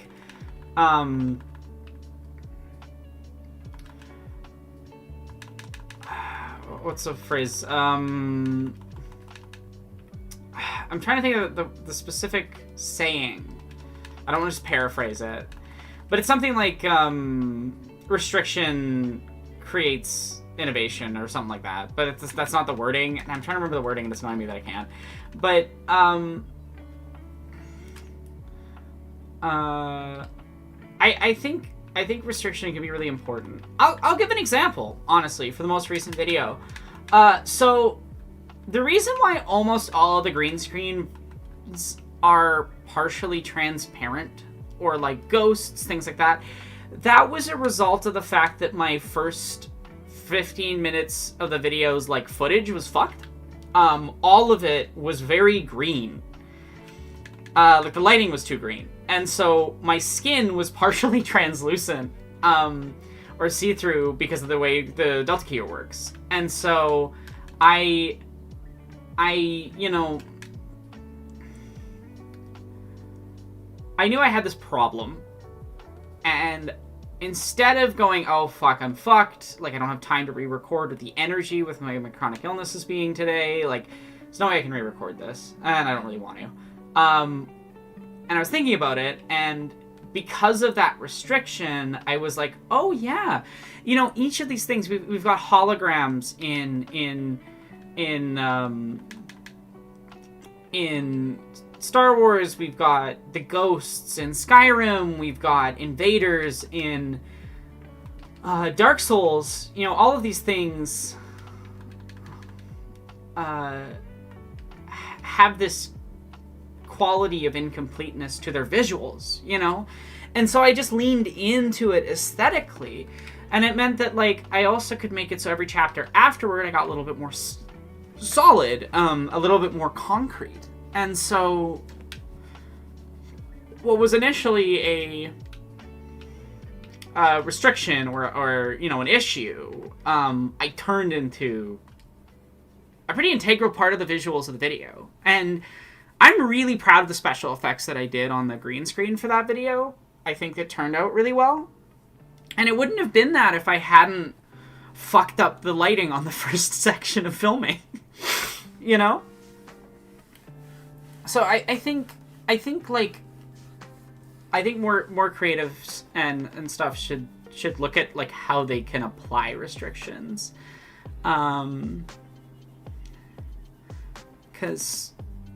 it can really enhance your art. It can really enhance what you're doing. It can force you to think about things and find new solutions that you wouldn't have otherwise.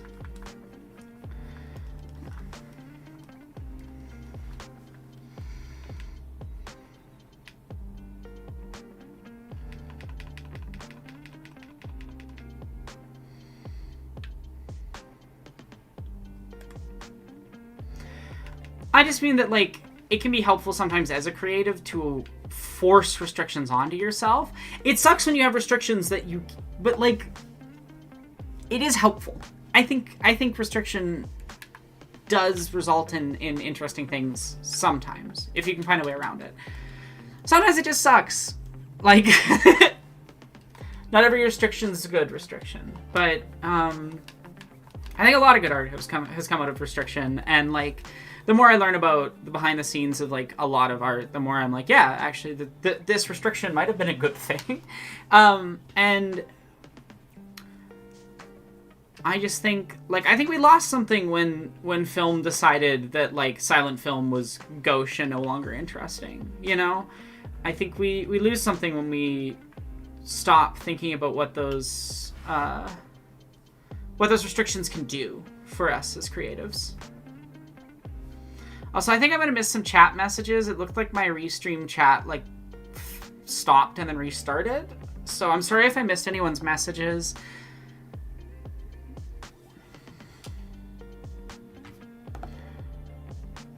Like, I can see one that I definitely don't see on my thing from Random Nerd. So I'm really sorry. I think I just, like, missed a huge chunk of the conversation.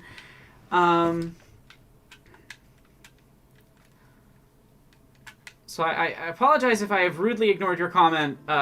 It was not my fault. Speaking of restrictions.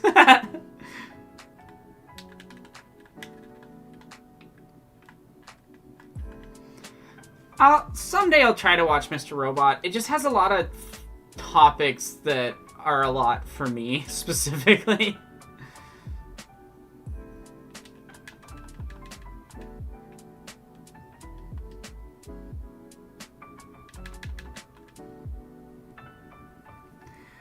And really funny that Luke's really, when in gun mode, is just like smack, smack, smack.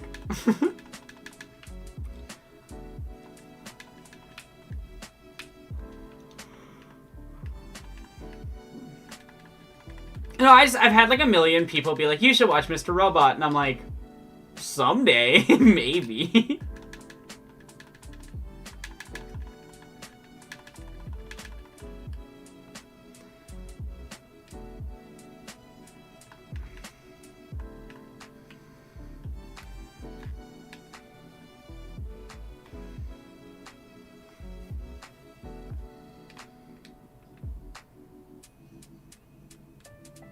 I'm in the middle of something. Sorry, that's a joke that doesn't make any sense to anyone except for Penn and I, and Penn's not here. Sadly.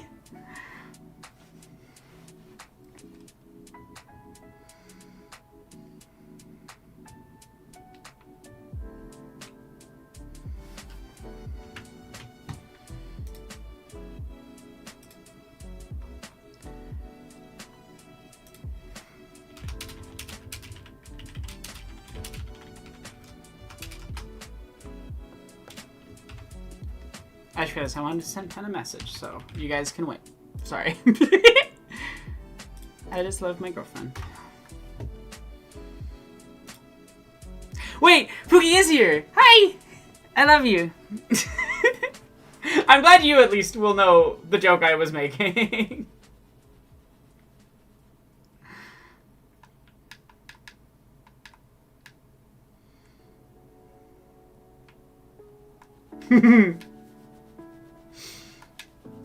What's the opposite of a jump scare? It's like a happy surprise? I don't know. Happy wife. I have to resist the urge to just make jokes that like will only make sense to Penn and I. But the urge is there.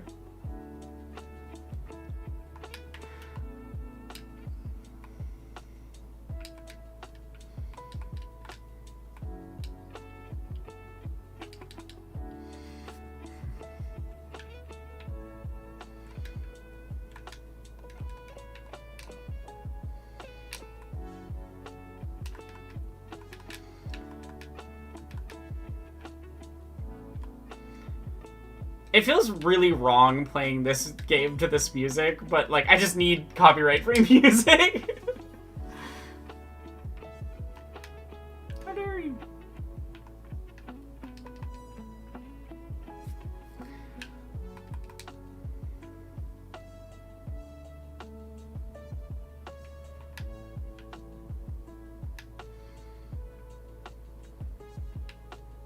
Pleasant surprise? You know, that actually is the right saying. I was saying it kind of jokingly, because, like, you said Penn jump scare, but for me it's, like, happy surprise? I don't know. A pleasant surprise makes more sense and sounds better.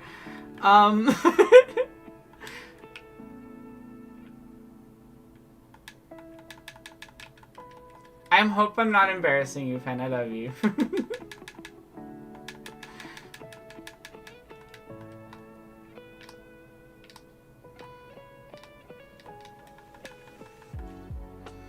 can't remember what we're supposed to do here.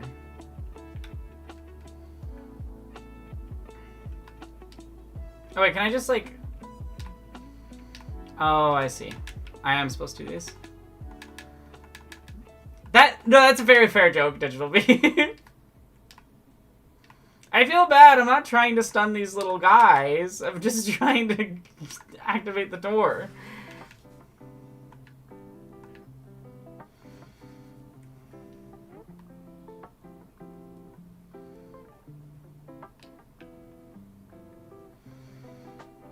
I just forget how loud the, like, ding ding ding ding ding ding thing is.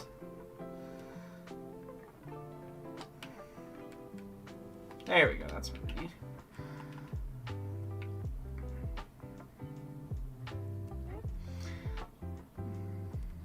But yeah, how's everybody's day going? And is there anything you want to ask me about Star Wars stuff?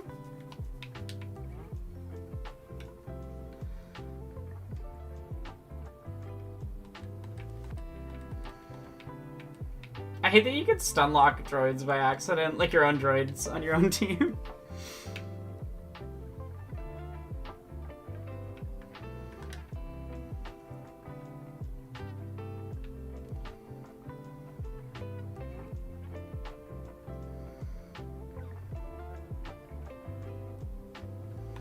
There we go.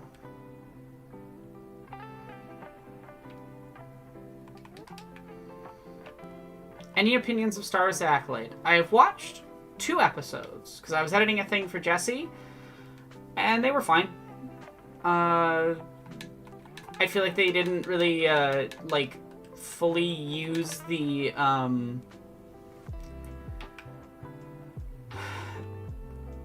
opportunity that, the idea for the story they had. Oh my god. I forgot about this. I can't do anything.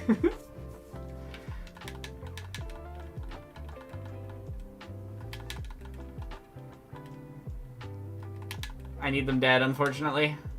Because I keep doing that to my R2-D2 and then I can't progress the level.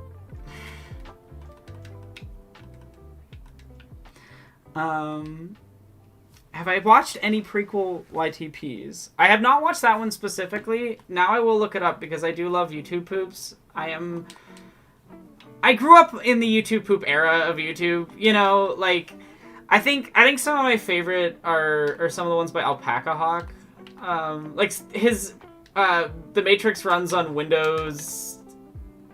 I can't remember, because there's a video by, I think, Corridor Digital that's like, The Matrix runs on Windows XP or Vista, and then the other video is The Matrix runs on Windows XP or Vista, and I'm not sure which one is which. But there's this bit in it where he just has Morpheus go, I've seen agents unload entire concrete walls and hit nothing but clips. And it just lives rent-free in my head.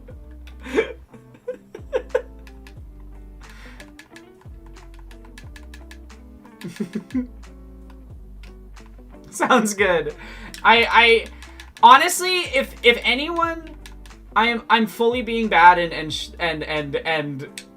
shilling for a fan art thing. But if anyone ever made a YouTube poop of me, know that I would fully approve and think it's very funny.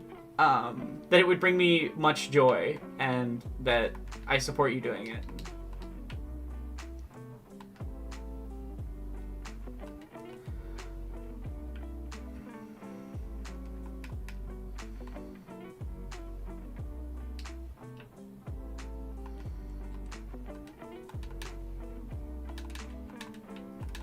I'm so sorry, C3PO. I was not trying to hit you.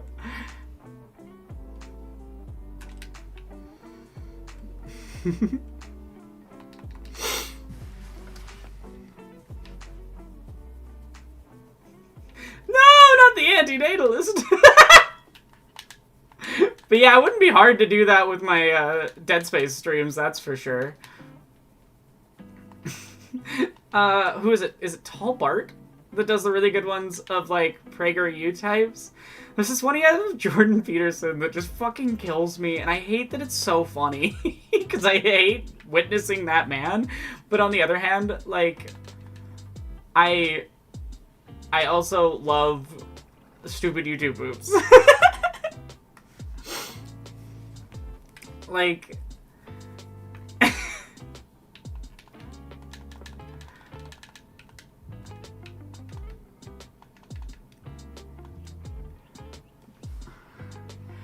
no. It's the one, I'll see if I can still find it, cause I have it in a playlist somewhere.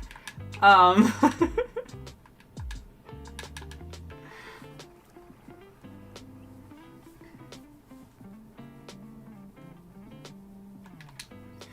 glad that my audience also likes these and isn't like, you're crass and wrong for enjoying these. Thank you. It's validating. The rats one! Yeah, the one that has a lot of the jokes about the rats. And the little rats like this. And the big rats like this!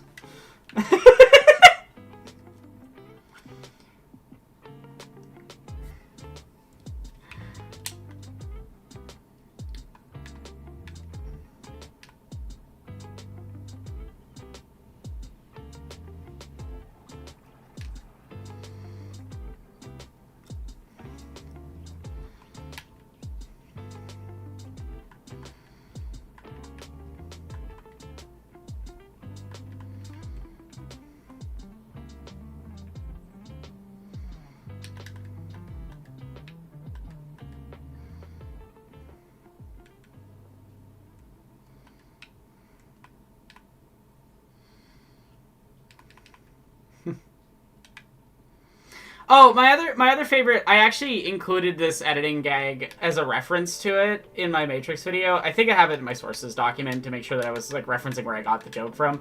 But it's just Cypher at the thing going, "Who knew? You scared the bees out of me." Like a bee comes out of his mouth. I don't know why I find that funny, because it's extremely stupid, but I love it. It's so funny. You scared the bees out of me. So true, digital beef.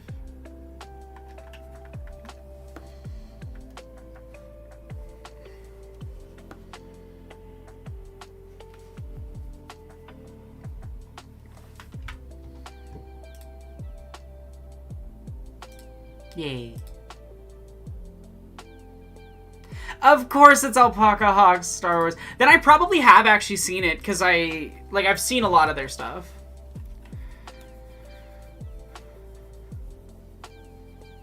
I don't know that one, Lewis. If you want to DM it to me. I'm just soliciting YouTube poops from my audience at this point.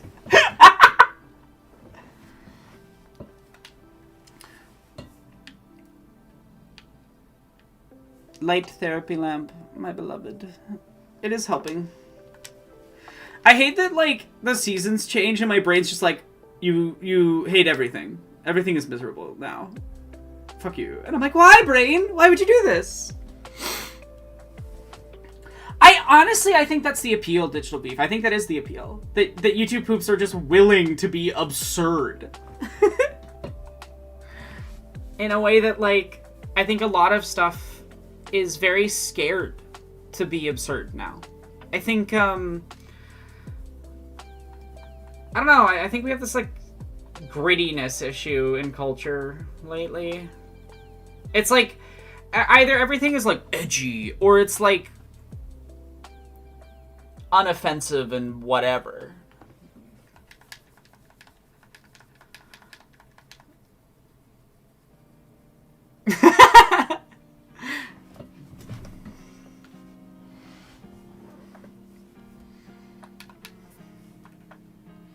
So I don't have a guess right now, because I could really use with a short break.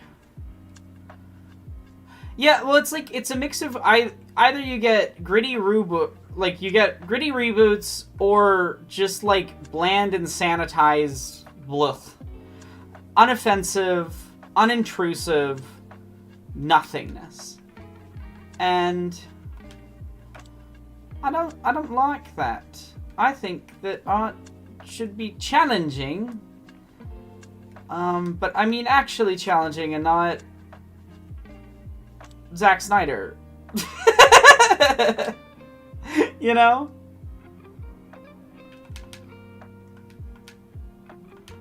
That's the thing, like, I would say the Batman's a great example of a work that, like, is actually doing what it's doing in an interesting way, versus, like,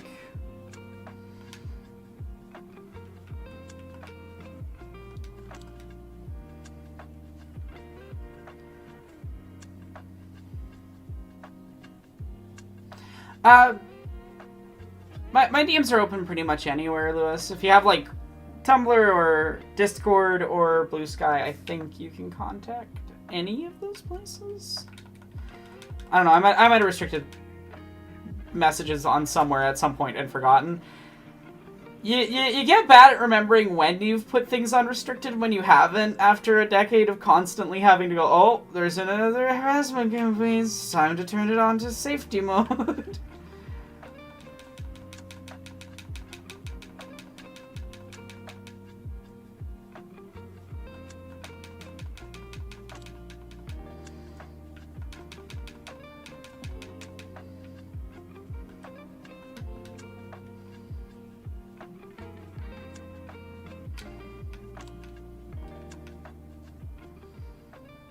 I don't know, I'm kind of sick of, like, the either, like...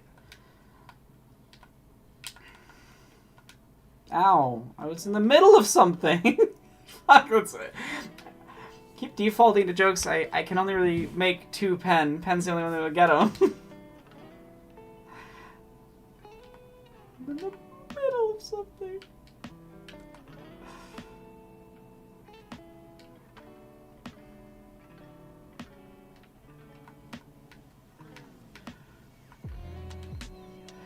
That's not surprising, Random Nerd, and now I'm kind of interested if you have some, like, suggestions for your favorites, because I'm sure they're unhinged.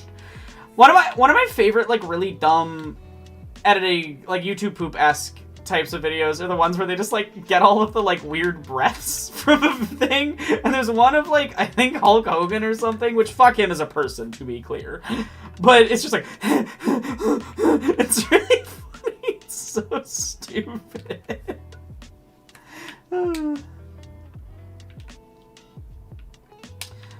Blue Sky's pretty chill. I mean, it's a social media platform. The CEO hates trans people, but, like, compared to the alternatives, I'll take it. I can get, like, it helps promote my art at least, which is good, like, more so than any of the other ones ever have. Honestly, like, it really sucks how much losing my Twitter account, because I just couldn't stomach being on that platform the instant Musk bought it, and so I got off there, but, like, it did damage my reach, for sure. Like, if I had released the J.K. Rowling video and still been on Twitter, it probably would have gotten 6,000, 7,000 more views, at least, from Twitter.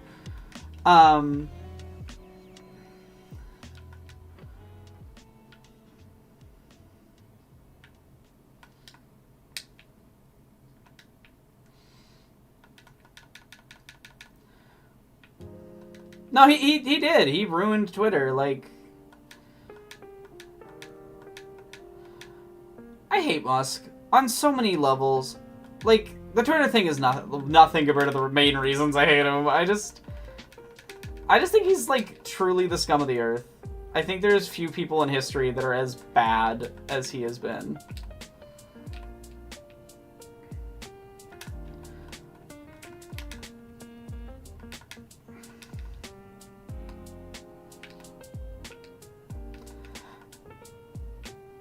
Just all of them. I hate the tech oligarchs so much. I can't... I've been sitting on this video I edited for Jesse, and I don't get to, like, I want to talk about it so bad, but it's not public yet, and I just want it to be public. I think it's on Nebula, so there is a way to see it. But I'd say go to, like, Jesse's Patreon first before you go to Nebula, because just that way Jesse gets more of a cut, and,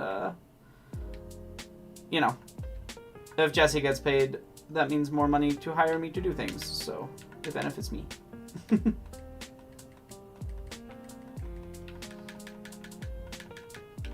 Stop it! Stop, Luke! I'm trying to shoot. Stop! Stop punching people! Luke's just has an incessant need to fight. No, you're welcome. You're not spamming my notifications at all. You're all good. Send as many as you want. Send a playlist if you want it. I appreciate it. It's very kind of you to send me curated silly things.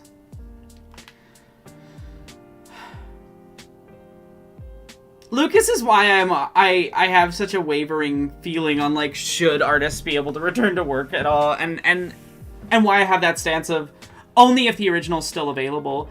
'Cause, like, why?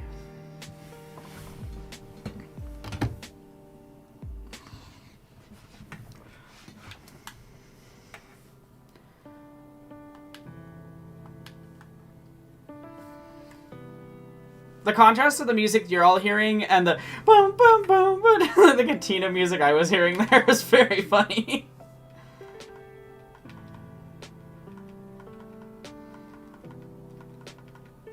Wee, wee, wee.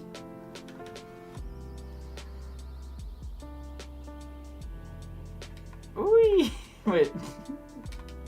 Wee. Wahoo.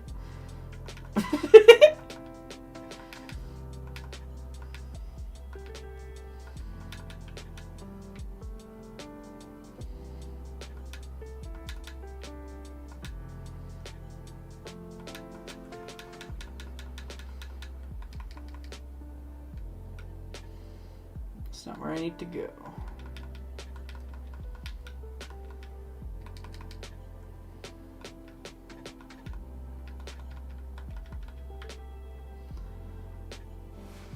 How do I go up there?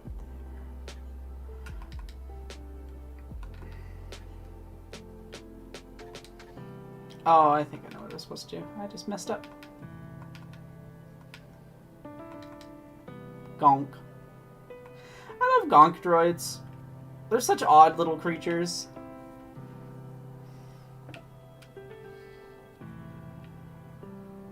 I just didn't have the context for what the finished joke meant, honestly.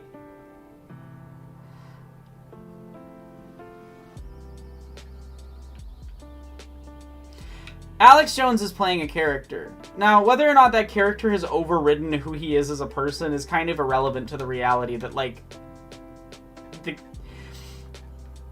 every public figure you see, including me right now, is in some way performing a persona. We behave different when we're on camera. Like, this is a studied phenomena.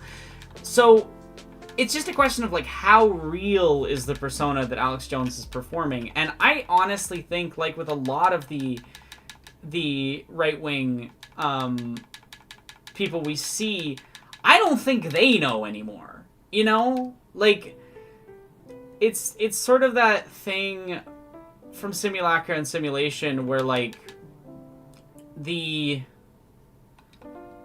artifice has sort of overridden reality, even for those that are in it. And, like, how much is kayfabe and how much is genuine is very hard to tell, I think. You know?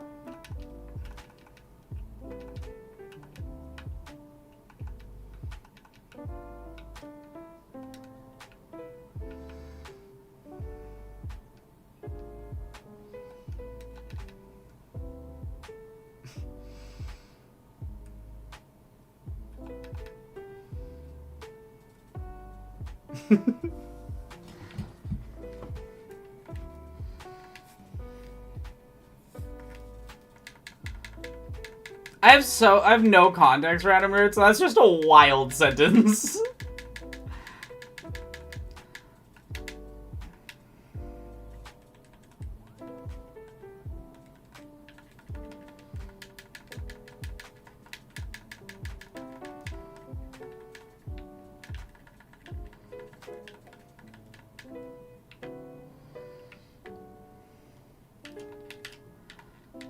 That just sounds like Saskatchewan.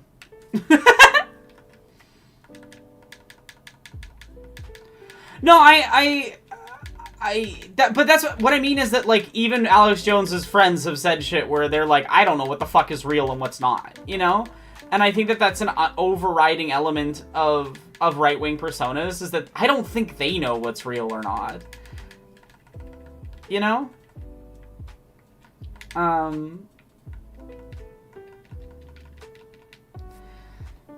I think the kayfabe is, like, really weird for political figures on the right, especially. I think they, like... I don't know, they live in a weird fantasy land, and I don't think they know what's real anymore. Both about themselves and about their followers, and about reality. Like, it's something I think about a lot. Like, you have to buy in. Yeah, you have to buy in to make that lie, but also... No, I think it does. I think if you ask someone to play the worst person ever, you know, for years, without ever breaking that persona, I think that would result in some weird shit. I don't think the human brain is as good at differentiating between unreality and reality as people think it is. Not that I think that fiction just, like, perfectly controls people or something ridiculous like that. I just think that, like, if you don't know how to differentiate yourself between yourself and your role, and if you play that role all the time, 24/7, at a certain point you don't know what's the role and what's you. And, yeah, I think they're all fake, but I think they're also all genuine. And I think that's part of the point. They live in a post-irony context. Like, I think that's what a lot of the far right is this weird post-irony. We believe everything we believe, but we also believe none of what we believe, but it's all fake, but it's all real. And it's like... I don't know, it's baffling to deal with them. I don't know how you could determine what is real or fake out of what they do.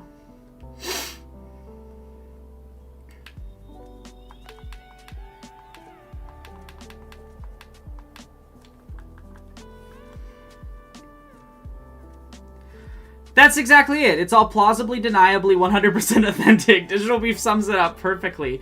Yeah, Bara's right. They're like bad Andy Kaufman impersonators. That's another good way to put it. I think they can't be healthy, too. I don't think it could be healthy to spend all your time focused on hate all the time. That can't be good for your mental health or well-being. Or sense of self. Yeah, no, I absolutely think that social media has made it basically impossible to drop a persona. For a lot of people.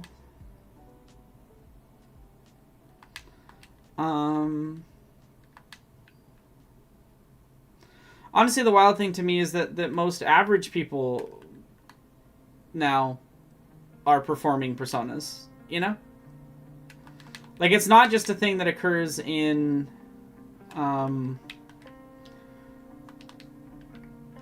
performers and artists and things. I think it's become a thing that, like,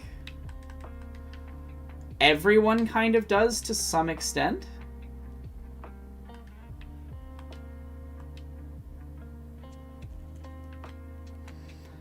And, I think it's weird. I think the way that plucking a camera on everyone and having it aimed at something I think of a lot right now, because I just watched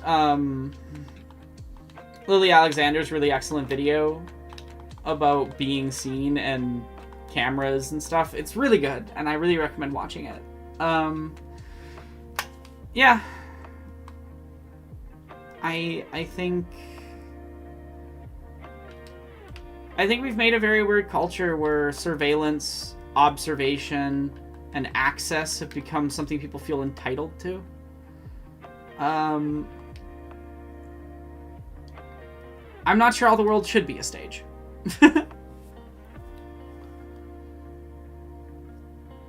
No, but that's what I mean, Lewis. Like, it can't be good to just be constantly running at, like, a 50. You gotta know when to take a breather. I mean, like, on the opposite end, like, I am constantly having to deal with upsetting news, harmful things, etc. And, like, if you spend all of your time consumed by anxiety, it's not good for you. Let alone when you're just manufacturing that anxieties and upset into yourself with no actual basis in reality. Like, we're practically living the Truman Show? Yeah! Yeah, in some ways. I mean, think about it. If you go outside, you know that there is a possibility that people will, you know, film you against your consent. And that can end up anywhere online. Like, it's something I think about, like, how easily trans women just trying to exist in public and shit being done to us gets used into stuff, or, you know, people in psychosis get it a lot. If, like, videos of people just experiencing horrific racism, like, I don't know, it's just like, I think maybe we should stop filming every time someone's experiencing traumatic shit in public. I think maybe that's a bad thing, actually. Maybe.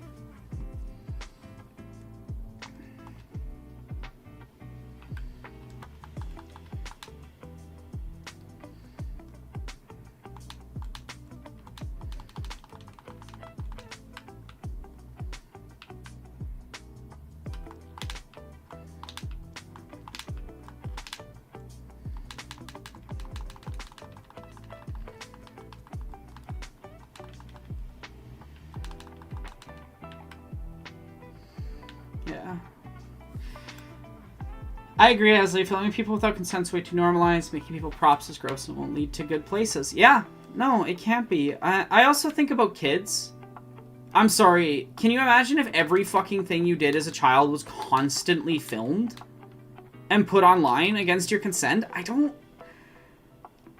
I'm really glad that there isn't a fucking bajillion videos of me from before my transition out there, you know?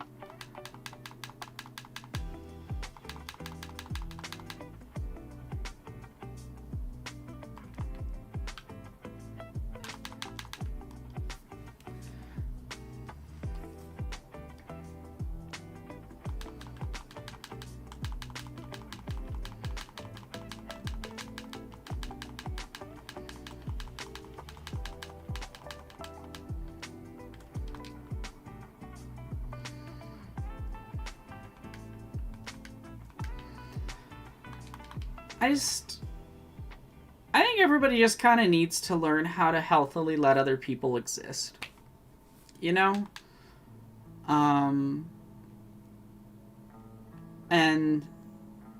I think we need... Oh, yeah, no, mom bloggers coaching their kids to be unpaid actors is...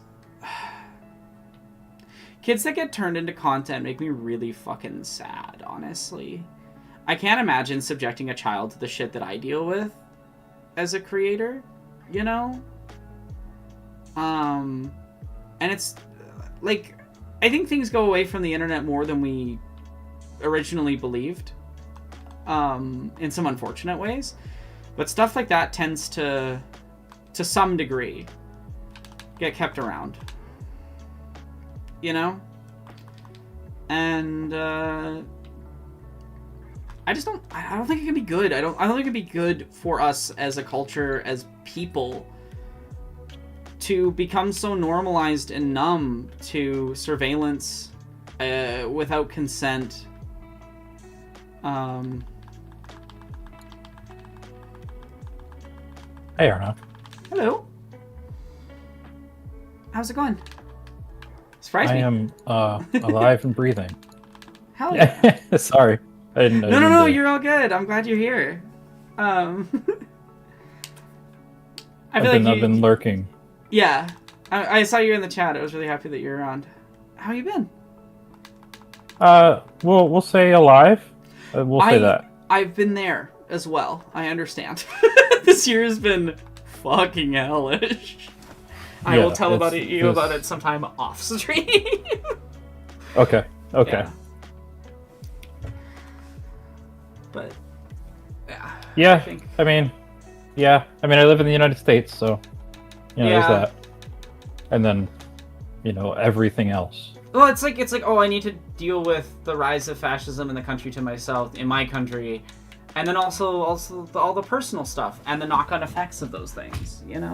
Yeah, because they're the same problems.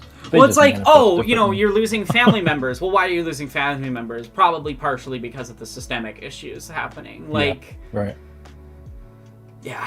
Oh, there's a thing I'd want to talk about, but it's just like I don't publicly. We don't it's just, don't have to. Yeah, I'll leave it at I lost a family member to MAID and having a lot of complicated feelings around that. And okay.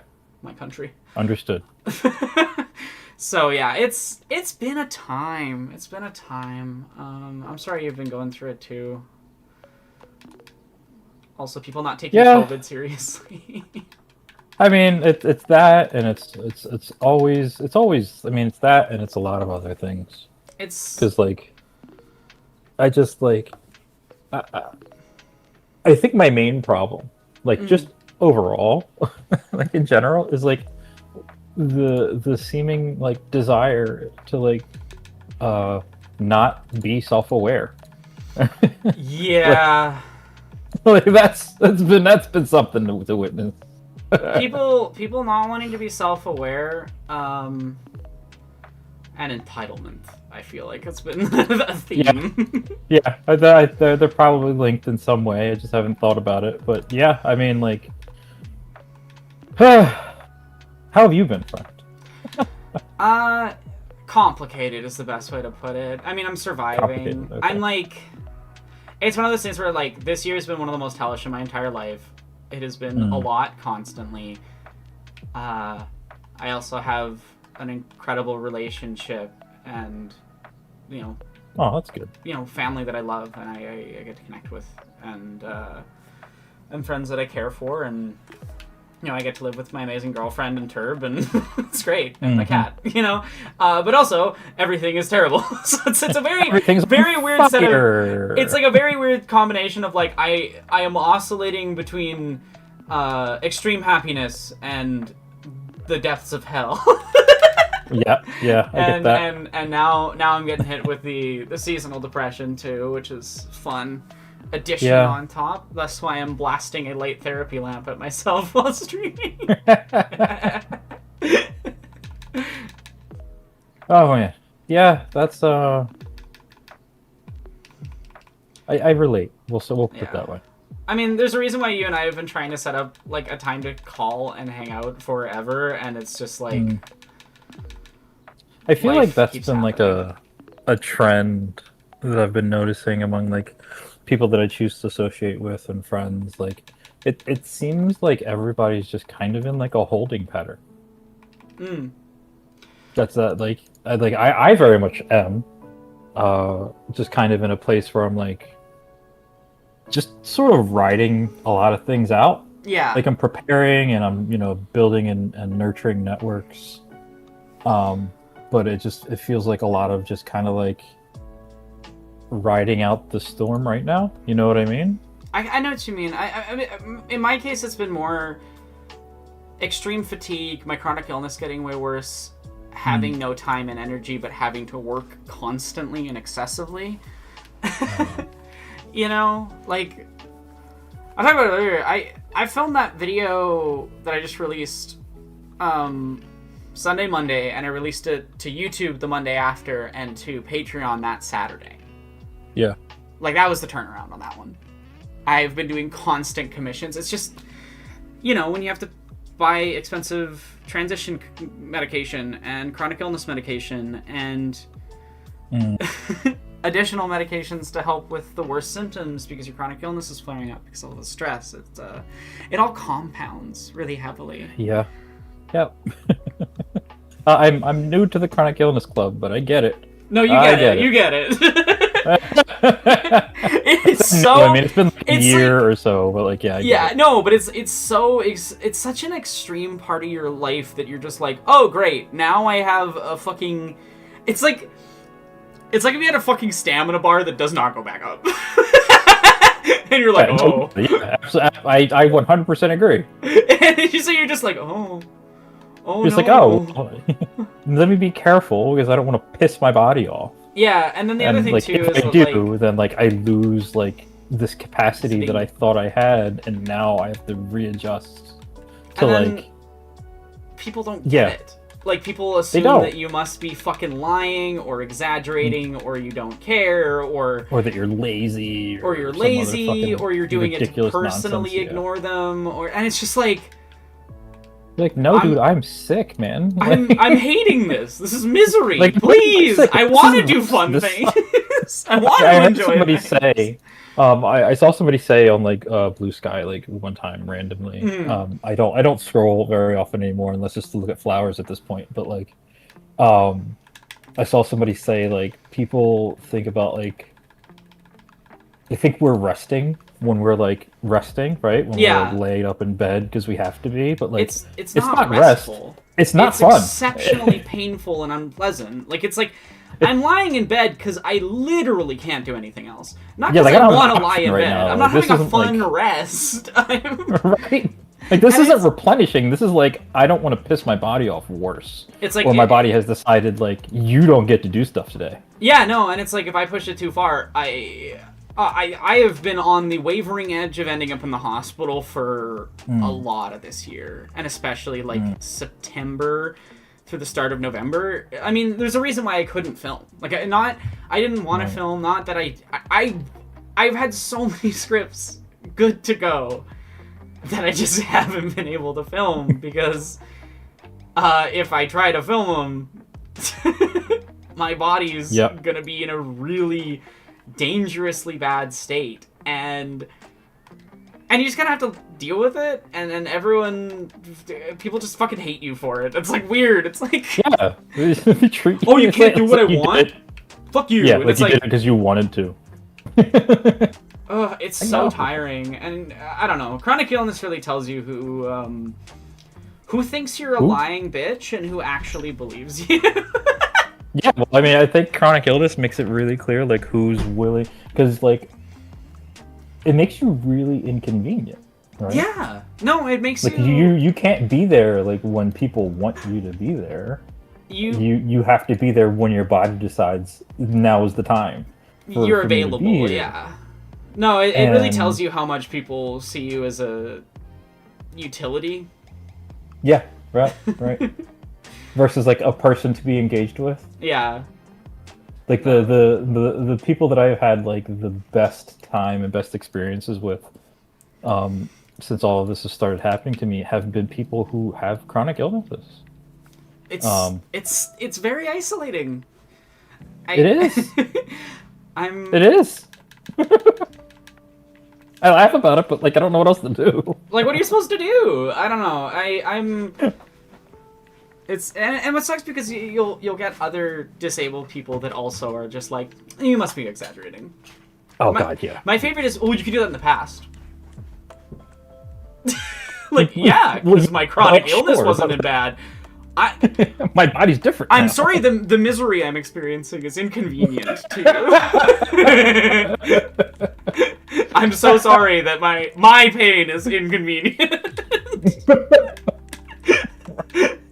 I'm sorry my misery sucks for you, dude. I don't know. I wish I could make it not suck for you, man. I'm sorry. Like, what the fuck? It's so weird. Yeah, I'm gonna have to tell you about stuff, but it's been a time. Heard. Things... things have been very... They've been. We'll say that. They've been a time, for sure. They have been. I've been trying not to be like frustrated with people. Yeah. You know, because not because like for their sake, but like for your mine. Own. No, you have to. You have to learn how to just be like, okay, I can't get mad at this because I'm gonna get more sick. Yeah, like if I get angry, like maybe my neurological shit's gonna flare up and I'm gonna like lose the ability to pee or something. Like, yeah, for real. Which like almost happened. Yeah. If I don't want to be going to the bathroom 10 times tomorrow, I'm not allowed to get angry at this. It really taught me like a level of control over my emotions that like I didn't No, know. it's wild how much you like. Oh no, I gotta control. Like my people, I don't know, feelings. man. Like people just really, really don't like people who are chronically ill. No, and it's wild because Like, you'll it's- think people like you for a long time, Yeah. even, and then like you'll be inconvenient for a little too long, and suddenly, Yeah, well, right. you haven't matched the quota. I didn't tell you what the quota Like, is oh, well, or the what, rules. have you tried this? Have you tried going here? Have you tried doing this? Like, motherfucker, you don't know how much time I have spent on Google. Like, fuck you. I have tried it. The doctor If was you're gonna bigoted. suggest something to me, like, I will only take suggestions from other chronically ill people because they know what to suggest. Yeah, and it also often doesn't come from a place of like you're too dumb to know this, but more like, have you tried this thing? I found Right. it useful in this way.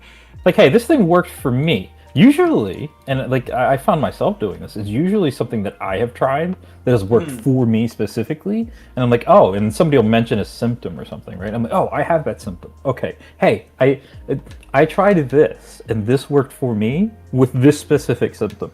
You know Yeah. what I mean? And it's not And- like, hey, you should try this. It's more like, hey, I gave And this also- a go, and like this was my experience with it, and if you want to, I can, you know what I mean? It doesn't come from that place of like you're too dumb to have thought of this, like the presumption Right. that you never could have, versus the Like, sort of like, yes. hey, this is a helpful thing. I don't know. It's just like Mhm. the respect. It's different. It's very different. It's I don't know. You uh, can feel it. You can just feel it. I don't know. I mean, you understand. I know, don't and it's really hard to articulate, and then people don't believe you. So you're just like, Yeah, I mean, becoming chronically ill like really changed like my outlook at people. it changes a lot of things. I think another thing that I find, and I find this parallels my mom's experience with cancer too, is it just makes you realize like you don't have time or energy for fake ass bullshit. You don't have time. You just don't have time. You don't have the time. So you're just like, okay, bye. Like I don't have time for this. it's I laugh because it's like it's partly funny, but also like wow, because you're just like someone starts wasting your time, and you're like, all right, dude. Good way of putting it. Just Digital Beef leave. said it's the difference between offering a tool versus like trying to fix you. Yeah. Yeah. I also think that- I noticed that's a thing too, that like chronically ill people don't come into it with like the assumption or like this idea that like it's going to make you able again. Yeah. It's more like, oh, this might help you manage better. This is going to help you manage this symptom. This is going to help with this symptom. Yeah, This might yeah, make this yeah. symptom not appear for as long as you're doing it. You know, like it's yeah. Again, it's I don't know. It illuminates a lot, and yeah, I also just I truly don't understand people's like arrogance around that type of thing, where they're like, I know better than this person who has the illness, and also they're my friend, and I've decided they're lying because I don't like what they're saying to me. I've been trying to figure this out for a while now, and the people that, like I spend time around and talk to about this stuff, like it increasingly just feels like people don't like being reminded that they're temporarily abled. Yeah. You know, like they really don't like being reminded that their state of existence is wholly temporary. And they get mad at you for like being there. I think it comes back to that thing of people get more upset at being reminded of a problem than the problem itself, and they tend to put that upset on the person that reminded them. So Yep. if you remind them that they can be chronically ill or they can be disabled, they get If they upset. can lose, or as they age, Yeah. they're gonna lose the ability to do some shit. Like And that's gonna happen. They also really don't like being confronted with the reality that sometimes things can't be cured. So much of Western medicine, and this we talked about this Oh my before, but so much God. of Western medicine is so biased on the idea of fixing people and not they don't how like do we that. give people a good life that is, you know, that is as positive as is possible within the context of the situation they're dealing with. I think of it more as like, how do we give these people agency over their lives? Mm-hmm. Actually, agency is a better wait. Thank you. Yeah, that's It's a like, much better so wording. a lot of disabled people like don't necessarily want to be cured, and like I'm fine with that. You know, like I'm big on like your body should work the way you want it to, within the confines of what we're capable of, right? Yeah, like if you want these things to deal with these other things, then Right, like they should be if you available want to to you. be It's able about- to do the stuff, then I do think that we should be working to make that like a possibility, Mm-hmm. right? But as opposed to like, oh, you're sick, I need to, not even like you need to feel better. Like, no, I need to cure you. to stop being inconvenient. That's what it keeps coming back to. I think it's just like, I don't like when you're not. I don't like convenient. when you're sick. But yeah, I don't like it annoying to either. me. But like, It's like, okay. why don't you like that I'm sick? Yeah.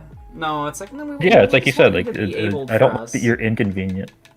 Yeah, it's wild. It's wild, and like the other thing too, I find is that like if you're a kind person, you're often far too willing to push things past where you should, and then when you start putting out more boundaries because you realize that you actually have to, people don't They like get really that mad at you. because they feel like, well, I was entitled to this before. Right. Well, you did this before. Like, did this well, before. I mean, I could do that before. That's exactly I it. can't now, so I don't know what you want me to do. I Would can't you like to suddenly- trade bodies? I would do that That'd if be you'd great. like to. Yeah. You can borrow this one for a little while, and I'm return sure you'll it have a if I great decide time that and be that's- able to handle the excruciating pain. Yeah. Surely you're going to be fine with like not getting a good night's sleep for a year. That's going to be fine. You're going to deal great with that. As the Dyke said in chat, I've been told I'm too young to need a cane, and I think that's them being uncomfortable. One could at any moment be or become disabled. Yep, that's exactly what it is. Yeah. Your I presence would agree. is treated as uncomfortable because you don't fit the model where they're like, well, I only have to deal with that when I'm old, right? Like, no. It's like wild. It's wild how No. much. It's wild how much of society is built on I don't want to see disabled people. Like Literally. it's wild. Like when you dig into the history of incarceration and stuff, how much of it like the early prisons in England were basically just like, we want to get rid of the undesirables, so we'll call them mentally ill even if they're not, but especially if they are, we just don't want to see them. So Yep. hide them away. It's like Go away. it's such a I don't know, it's such a thing like that I just notice consistently happens with with how marginalized people in general are treated, and especially disability is treated, where Yeah. unless it's demonizing us with video, out of sight, out of mind is like the goal for some reason.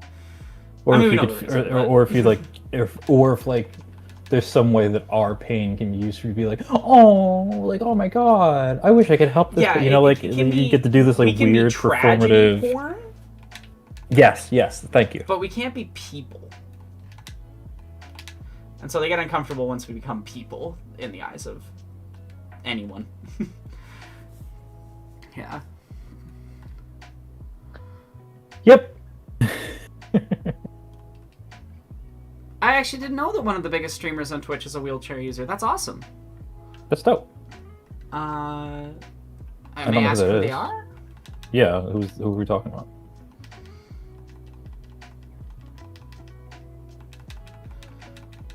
That's so real, Digital Beef.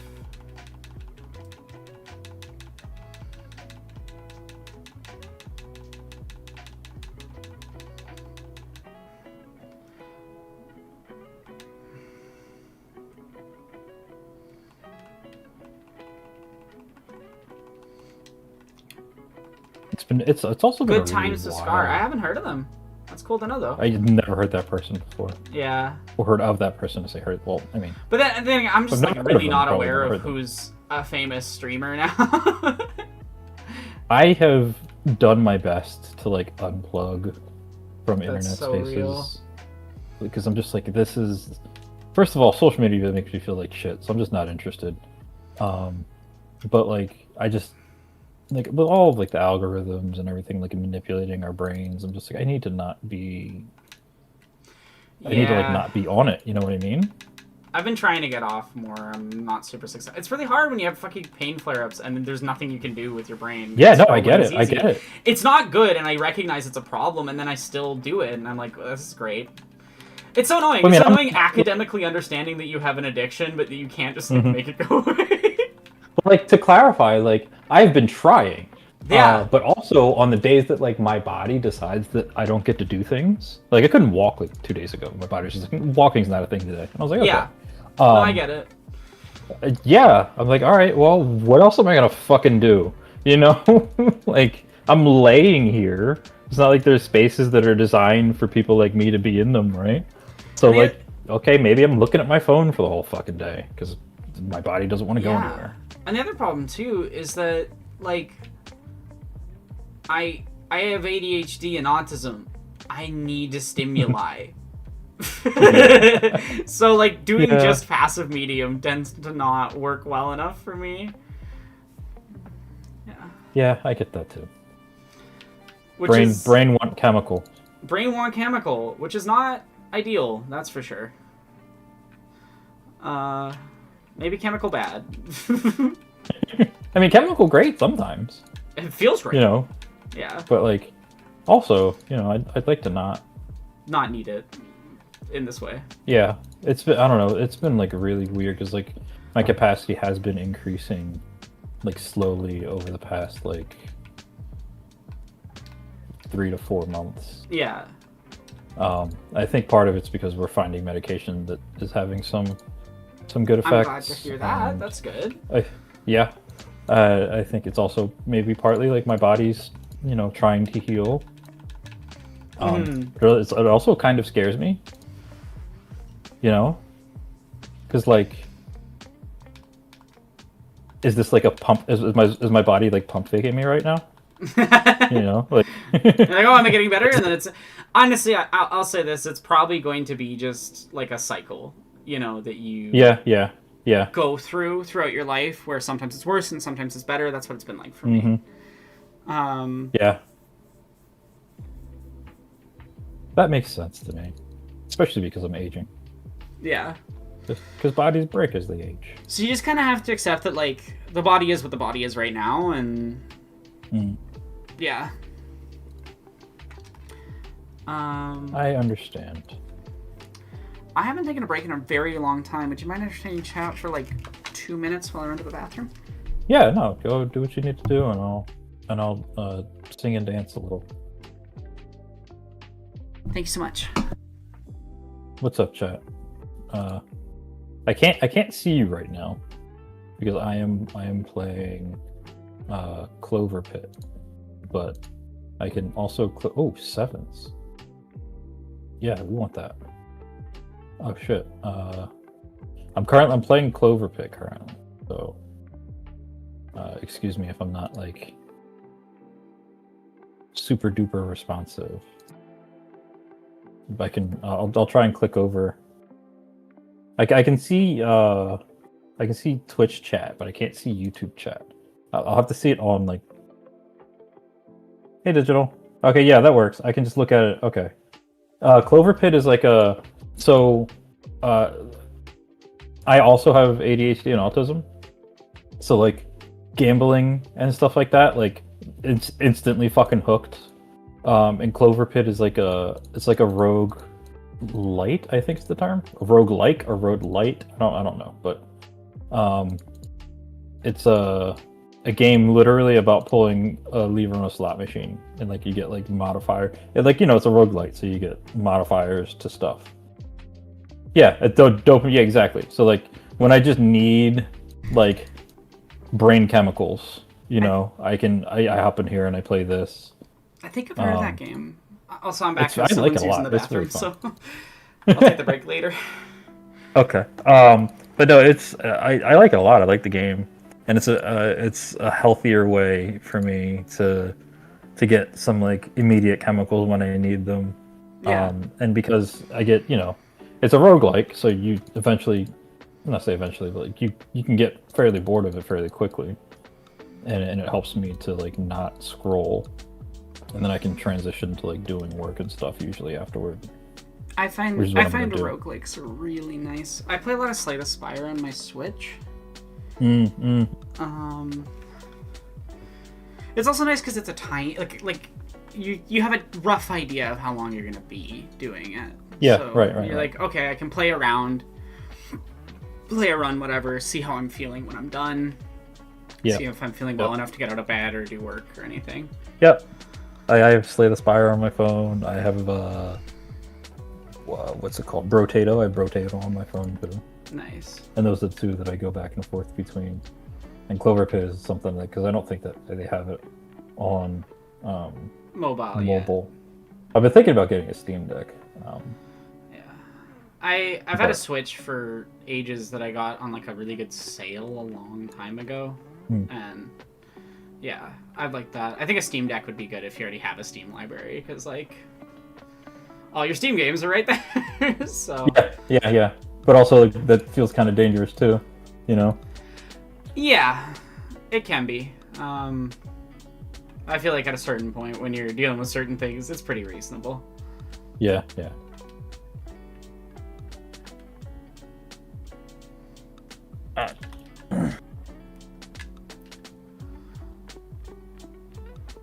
Children of Morta, if you have a friend to play with. Maybe, I don't know. I've been cycling through roguelites. I was playing The King is Watching for a while, and that was a lot of fun. Nice. But that one required, I think, too much of my attention, so it was too easy for me to like keep playing. Yeah. No, it can definitely be that.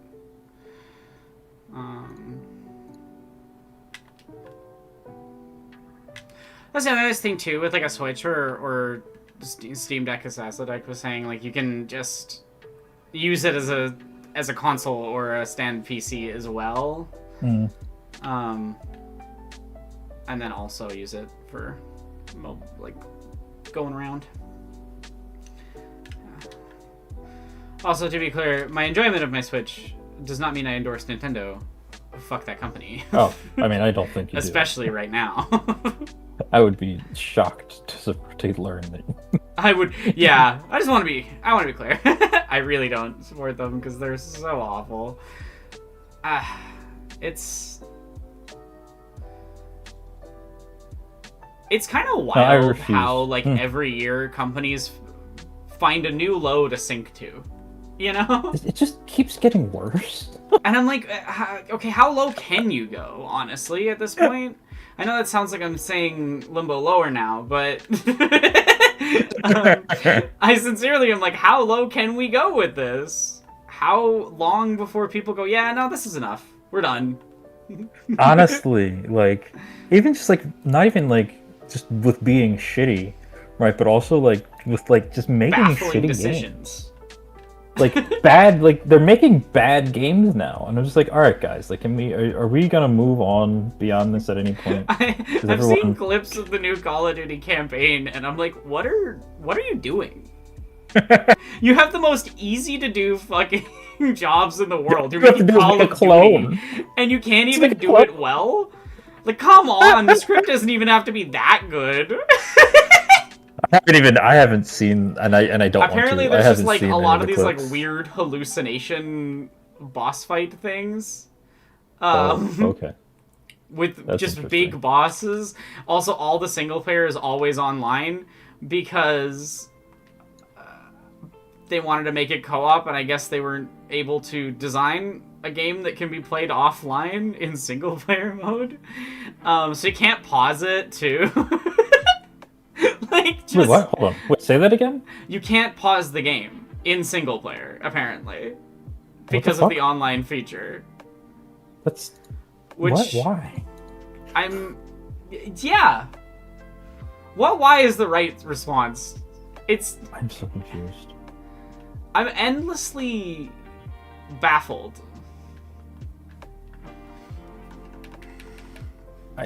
Okay. Right? Like, how do you mess up that bad? I mean, like, fine, you know, like, whatever. Like, what am I gonna do about it? But, like, I whatever.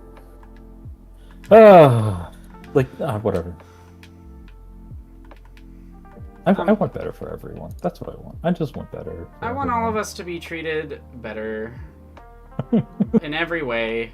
I think that our current state of things is just unacceptable. And I don't understand anyone that's like, yeah, this is fine. Like, we're fine right now. Everything's fine. Things are going well. This is great. I'm having fun. Like, oh, okay. I mean, like, if you are, then, like, you know, more power to you, you know, I guess. But, like, I don't know. Lewis said, okay, how are you supposed to play this game if you live in an area with a crappy internet connection? That's the thing. They don't care. They literally don't care. They literally don't think you exist if you have a bad internet connection. That is the world we live in now. Yeah, but how else are they going to track your data and sell it? Right? Well, that's the other thing, too, is, like, I'm like... They're doing a lot more to sell things than just, like,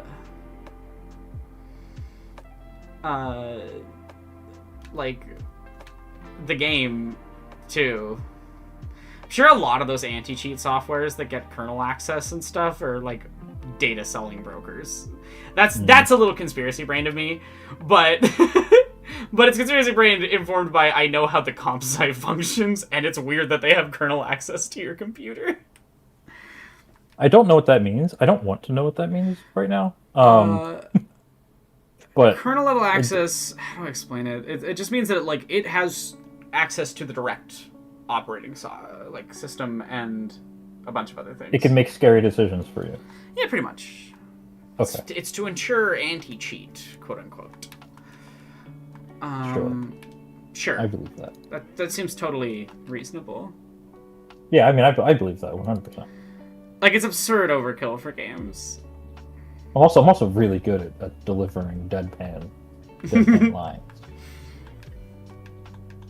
Yeah.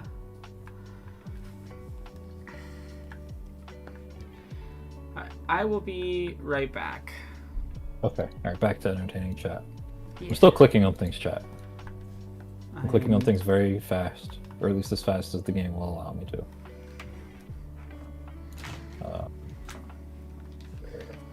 There. I think I'm gonna lose this run, this particular run though. And when Aeronaut gets back, I'm probably gonna go and do the work that I'm supposed to be doing right now. But I saw Aeronaut in here alone, so I wanted to come in and talk to her briefly because we haven't been able to talk for a while. And I miss my friend. How was your day been, chat? How was everyone's day, week, month, year going? Are we excited for the end of the year? Are we looking forward to this year being over? Because I am. I will be thrilled when this year's done.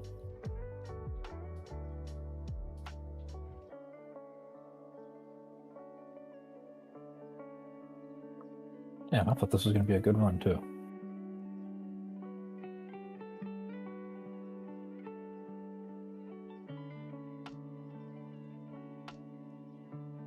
I remember, Aronak isn't here, but it was something I wanted to bring up.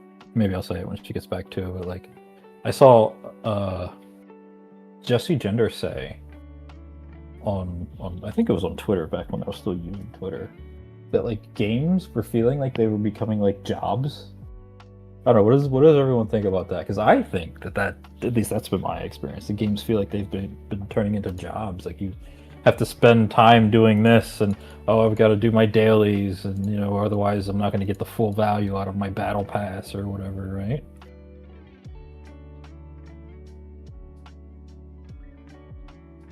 As Ladike says, I don't know how capable I am of hoping things to get better, but I'm trying to fake until I make it. I feel that.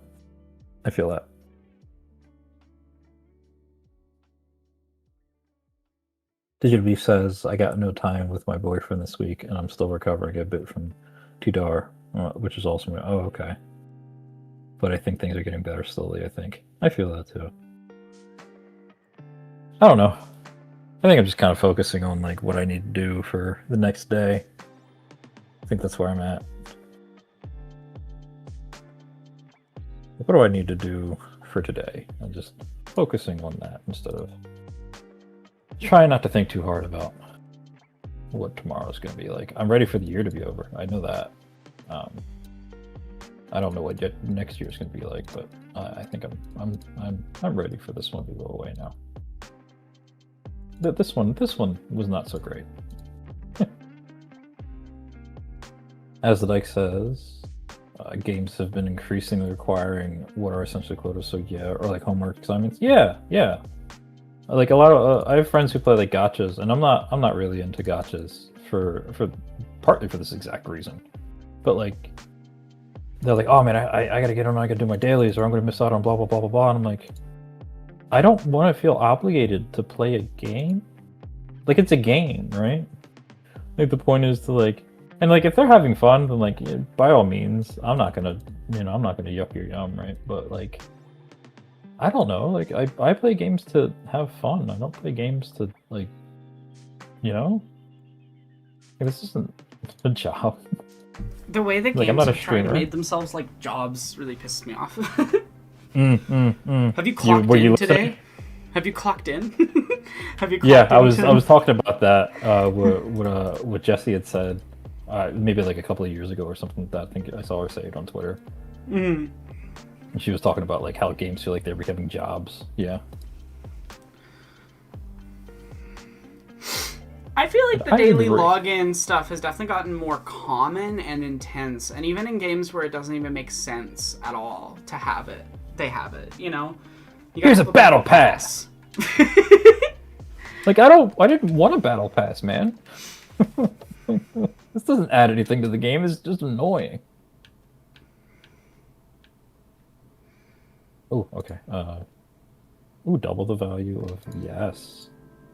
Yes. Yeah, I think I'm gonna do episode 4 Super Story to get it done really fast, and then I will call it for the night. And hopefully, Turb will have rated in by then, because I said to keep going for a while.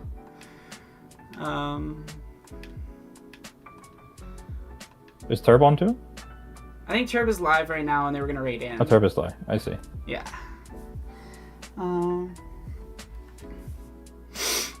Yeah.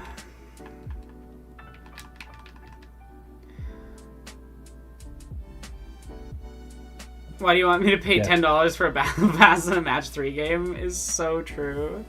Also, is my mic peaking a lot? I'm sorry, chat. I just noticed that. Is it yours or was it mine? I think it's mine, because it says mic. Okay. Like it's a different... Yeah.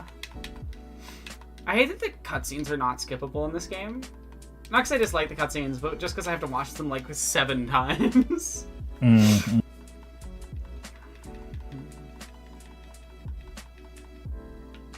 You've played this before on stream, haven't you? I think I played it on my birthday one time. Just for the same goal. If you haven't played it on stream, you've at least talked about it.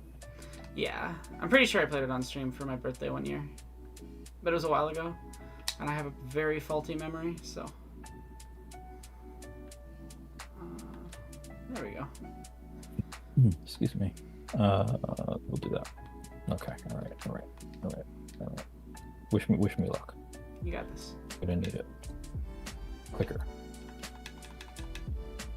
So what's the plan for the rest of the night? What else do you have going on? When I wrap stream, cooking dinner. I prepared rice yesterday, which is good, so I can just make fried rice tonight. Crab fried rice. Are you gonna end when Turb raids in? I'm gonna end when I get this whatever True Story done, which is where you just play through all the levels within an hour. You have to beat it in an hour. You have to get 100,000 studs in that time, like in those levels as well. Okay. So that's so it's kind of a speedrunning thing. But yeah, I gotta do one of those for every single level in the game. Okay. And or for every main kind of story episode thing.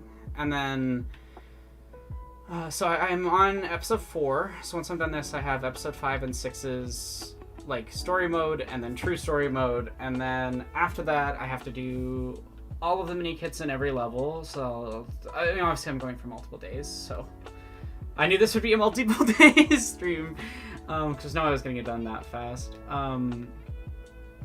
And then you get true data on every level, which is like get a certain amount of money within the span of a level.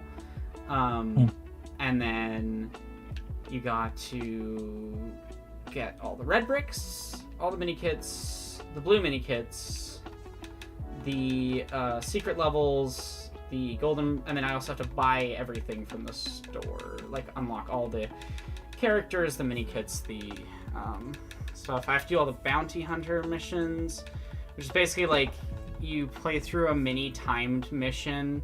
It's just like a chunk of one of the previous levels where you have to like collect somebody for a bounty while playing as the bounty hunter characters. Okay. I'm trying to think of what else I need to get by the end of this. There's a lot to do, yeah.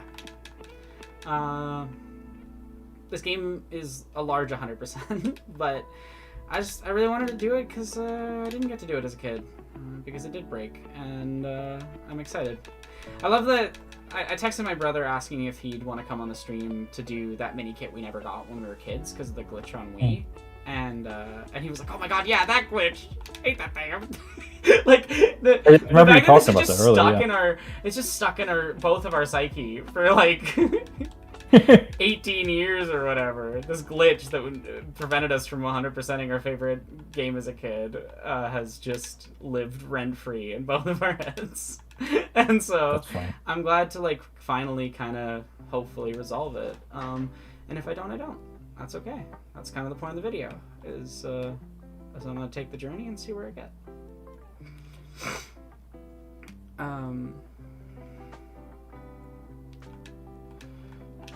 Okay, yeah, no, but 700,000 followers on Twitch is big. That is a huge streamer. It's just that I'm not aware of who's famous on Twitch anymore. 700,000 is a lot of people.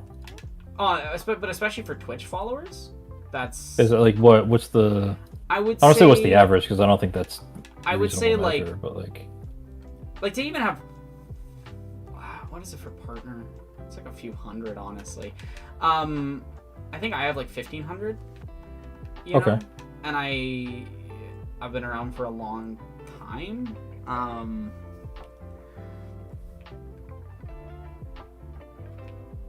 Yeah.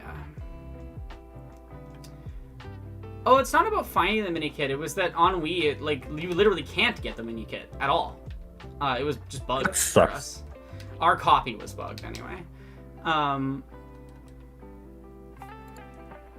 So, like, Aiden and I tried a lot as kids. Yeah, according to Reddit, 500 plus is a very successful channel. Like, I would be considered successful by that metric, which is funny, but,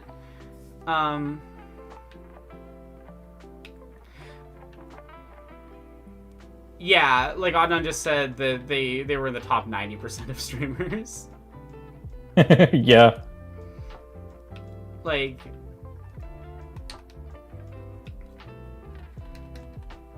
That makes a lot of sense, considering 700,000 is very high for the very specific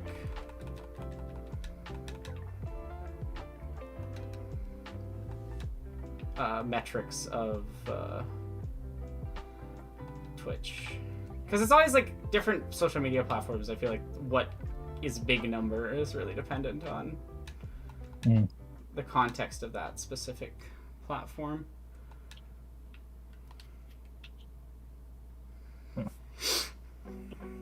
Also, hi, Adnan. I didn't know you were here. They just popped up in the chat. I've been here in and out throughout the day. It's nice to see them. I hope you're doing well, Adnan. I feel like my tone gets really off when I've been streaming for like 6-7 hours. I feel like I just completely lose awareness of what it is or what I'm doing. You know? But when I streamed, like, I would just like randomly forget shit that like I was doing or that I said. Yeah. So like I get it. You just kind of get into this weird performance state, I guess. I get exactly what you mean. It's not the same as flow state because it's not really like it doesn't have the same feel as a flow state. It's Yeah, more no, this, like, it's not. weird feeling. It's like this focused, unfocused state. Yeah, where you're both like so focused and so not focused. Because if Yeah. you're too aware of what you're saying and stuff, that's not fun. But if you're not aware at all, that's also not fun. So you just end up in this like weird middle space. Oh, I'm sorry you lost your voice on that. I hope your throat treats That you sucks, better, and Anna. make I'm sure to sorry. drink some good herbal teas. That's what I use for when my voice isn't great. Herbal tea. Adam, would you like me to fight your voice? I can do that. I have the physical power to fight a voice. I love the concept of that. Just. I can challenge your voice to fisticuffs and see I if we can challenge get your it. voice to fisticuffs. Hands up, you absolute bastard!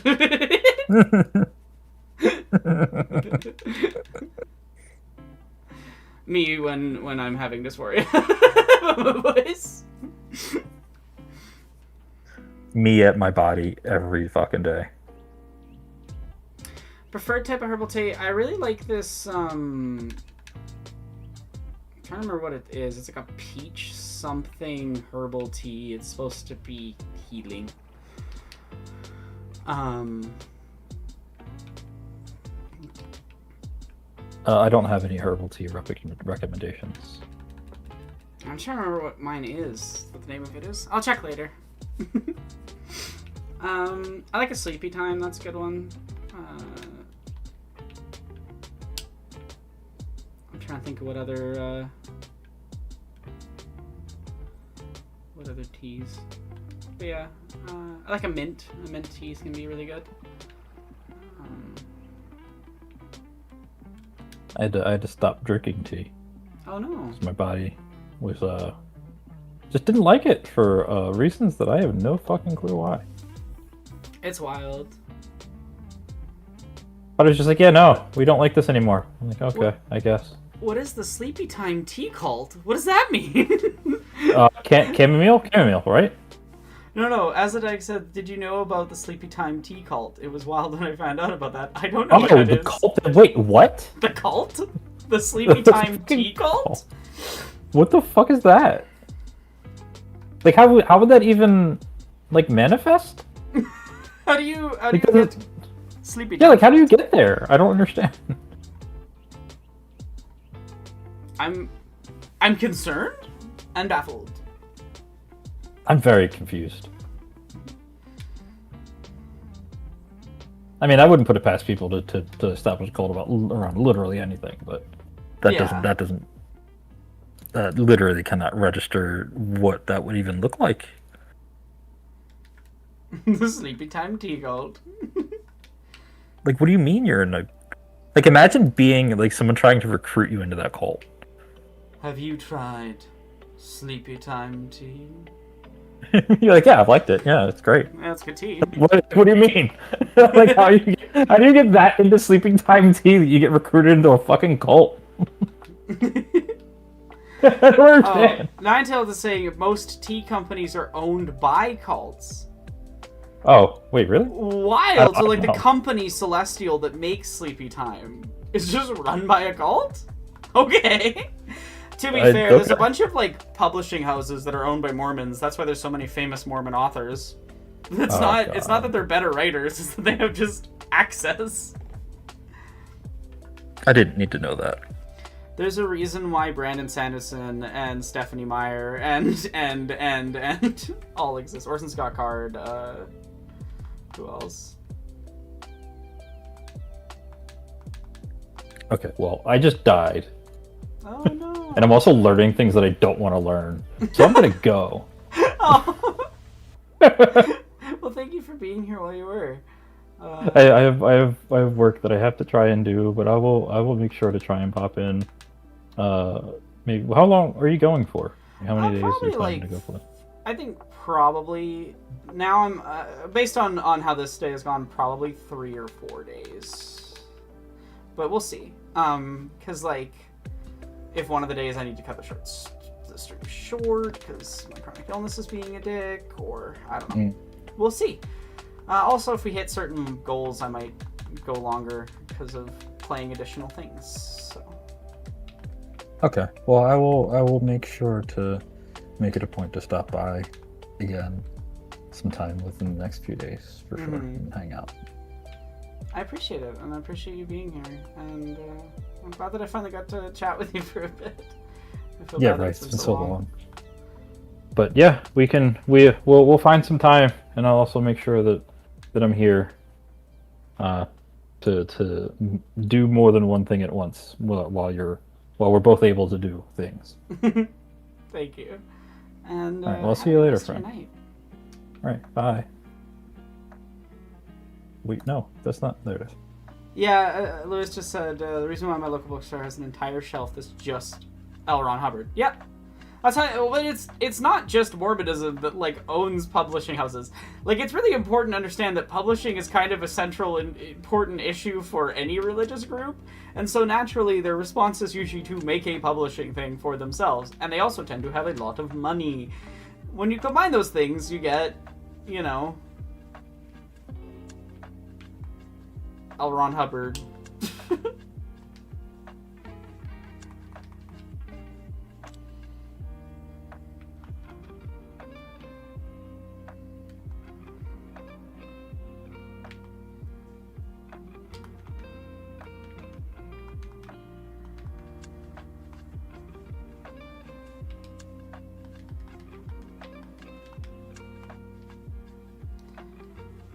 Churches shouldn't be exempt from taxes. I think it's absurd that they are.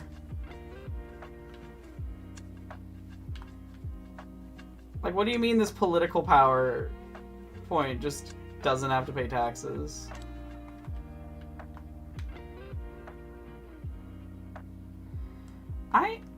It's not... I don't think you should regret something you had no control over.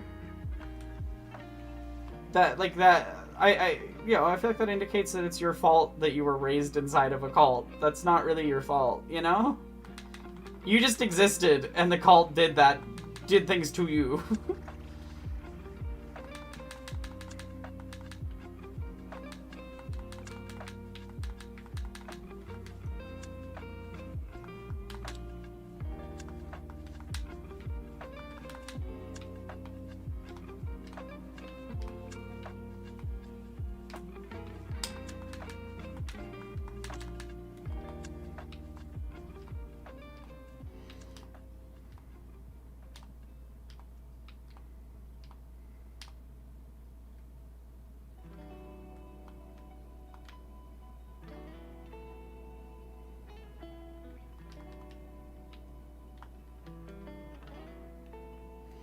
Yeah, like, a gas station arguably provides a community service. I don't think that means we should tax subsidize a gas station just because people need gas for their cars, you know? Like, community service is a pretty broad thing.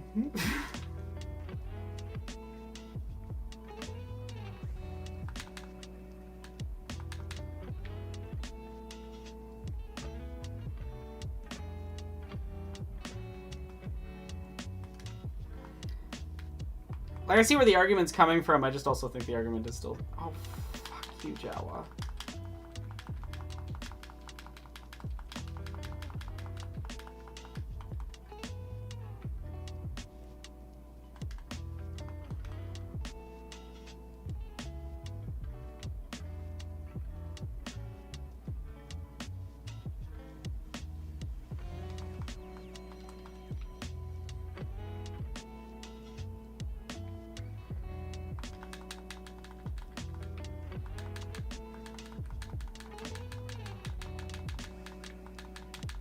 I hate that you have to kill the Ewoks, but they're the Jawas.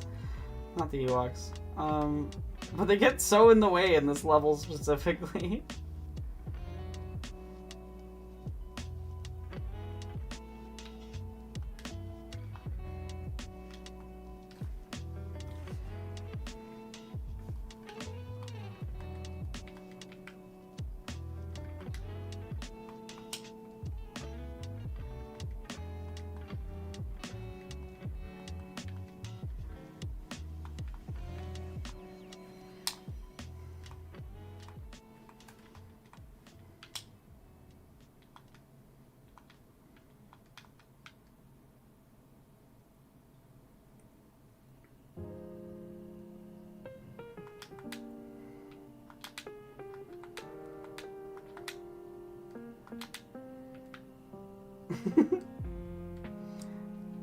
It feels so nasty doing this. Just like, rah! Murder.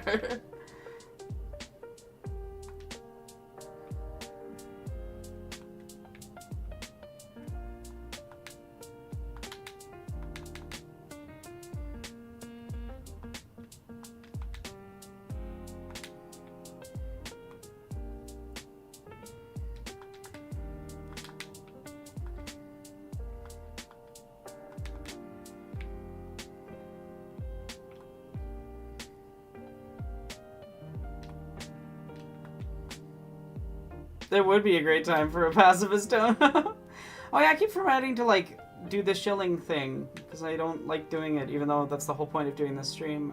If you're enjoying the stream and you would like to donate to get fun donation rewards and help me afford, you know, medications and food, that would be so cool and awesome. You should like totally do that.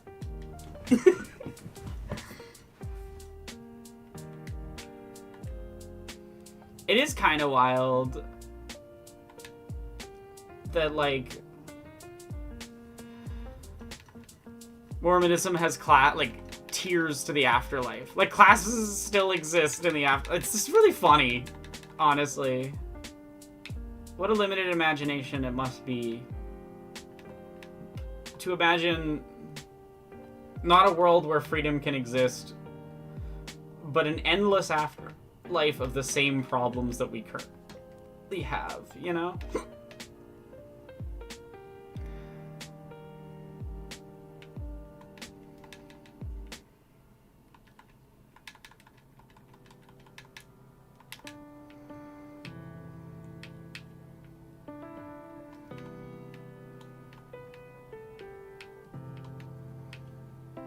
Give me that money. Heaven can't be heaven if you can't be better than other people while you're there.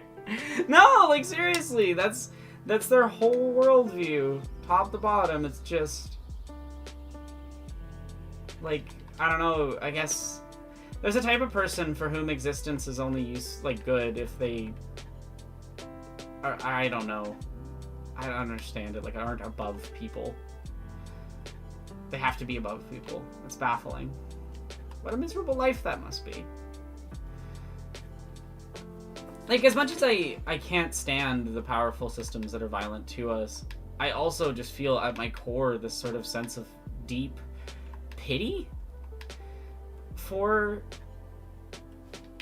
these people. I don't know.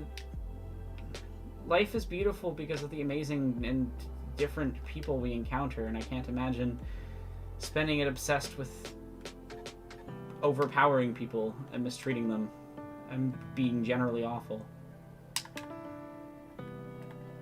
That was weird. It like did the animation but didn't block any. It's like this bit of terrain is bugged or something. There we go.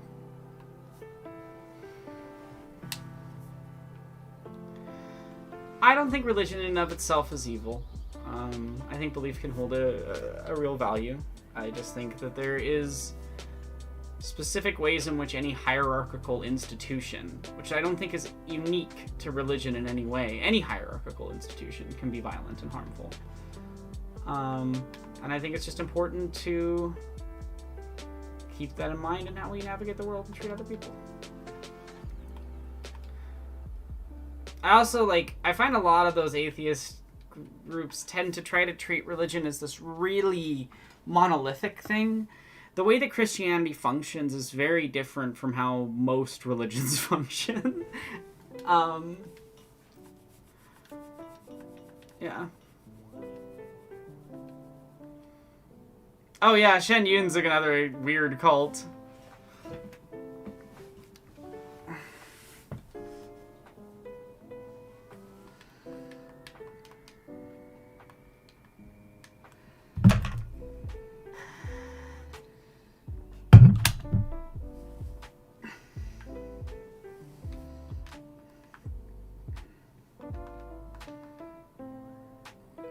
Yeah. I think cultural Christianity is a major thing that a lot of people need to do if they're going to deconstruct. Like, you can't just stop believing in Christianity and then keep doing all of the harmful beliefs and structures.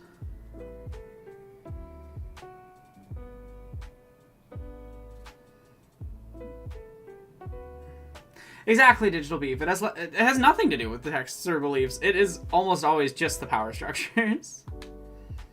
Yeah. Not that I think you were, like, to be clear, Ninetale, I'm just talking about, like, general atheism stuff. It does this thing where it, like, it'll talk about religion as if it's every religion and not, like, something they're saying that's very specific about, Yeah, I just think, like, it's really important to differentiate between, are we talking about Catholicism, cultural Christianity, and, like, the various subcults? Or is it a conversation about religion broadly?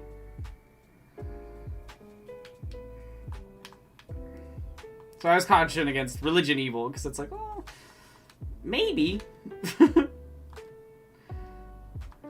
Yeah. The institutionalization of religion is the issue. Yeah.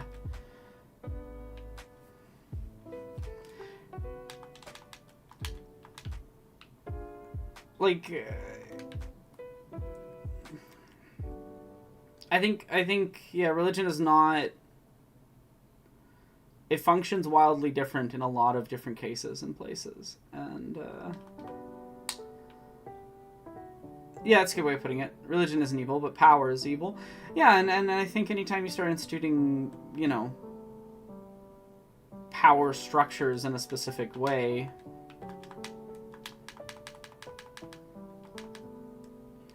you're gonna have those problems.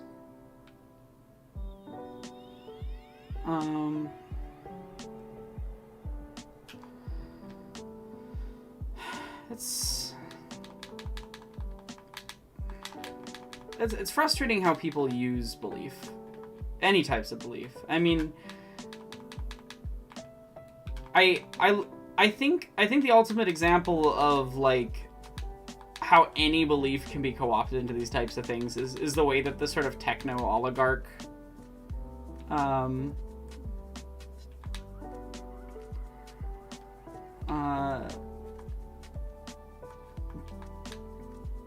I don't know what to call it. AI cults, let's say.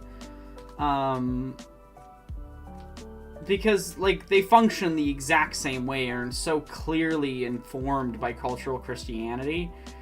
Like, they've just replaced, like, rapture ideology with singularity.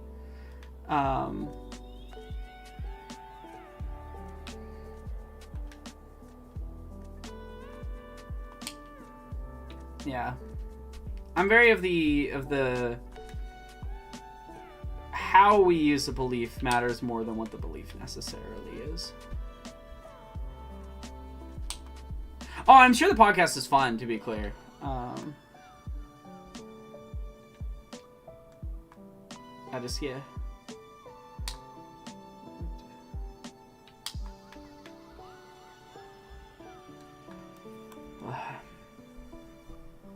I hope Turb's gonna raid in soonish, because I am in pain, and I want to go make food. But I also don't want to miss the opportunity for a decent number of people to come to the stream. I love the build animation in this game. I just love Lego. Lego's awesome. I mean, the company is problematic. It's a company. But the actual item is dope. Regardless of which company makes it.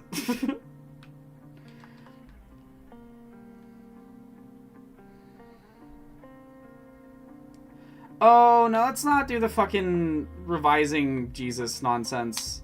The lenders at the temple were there to help people. Like, there's a deep and somewhat anti-Semitic history to that, to certain interpretations of that event. And, yeah, I saw a good piece on it from a scholar a while ago.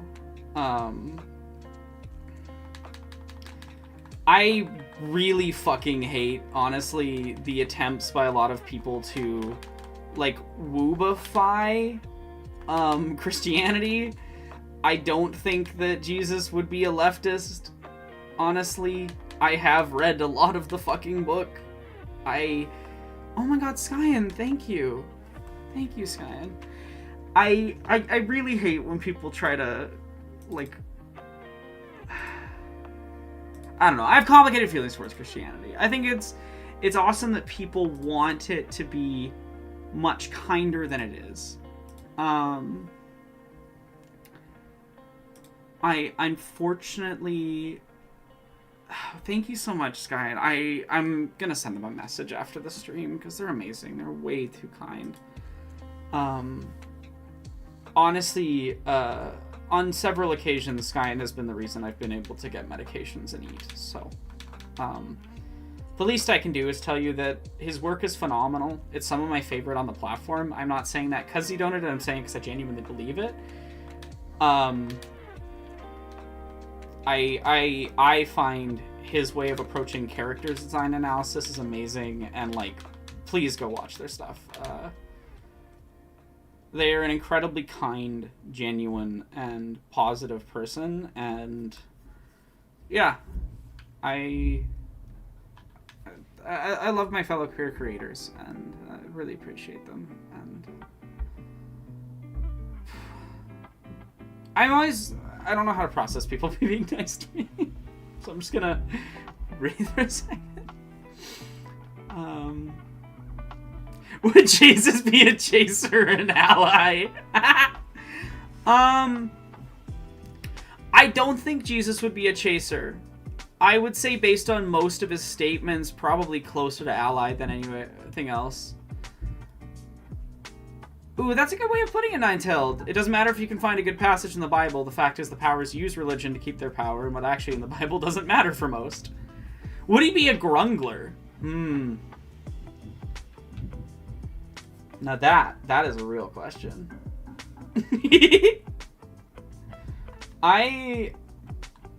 Would Jesus be a grungler? Such a fascinating stem. You know what? I'm gonna say he would. I'm gonna say I actually have a real, like, textual reason for this. I think Jesus would be a grungler for the same reason that he hung out with a lot of sex workers. And by the nature of that, he would, like, if he was in the modern day, he would be hanging out with with a bunch of trans sex workers. So yes, I do think that Jesus would be a grungler.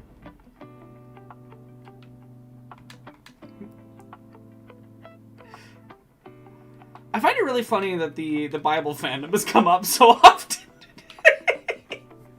I'm sorry. You were in here earlier. That was I saw a post the other day that was like someone being like, "What's the worst fandom?" and the top reply being the Bible fandom.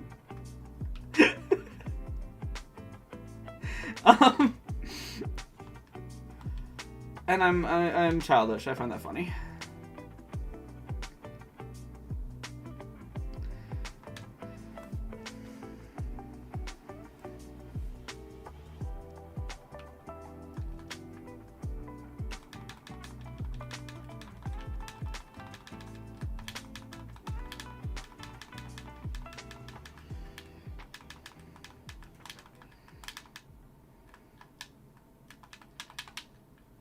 I kind of like that the shooting in this game works a little bit like Doom. Like, you just kind of vaguely aim your guy in the direction.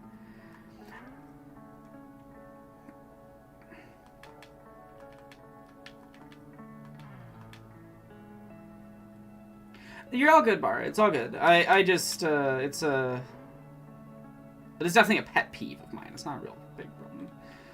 Bible fandom, your favorite's problematic God edition. Oh my god. Can you imagine?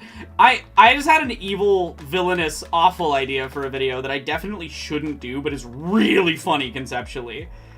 Are you all ready? Bible fandom deep dive. That's the name of the video. Okay? Bible fandom deep dive. And I treat it like one of those videos that, like, goes into a fandom. You know? Like a fandom history dive type video, but it's about the history of Christian violence.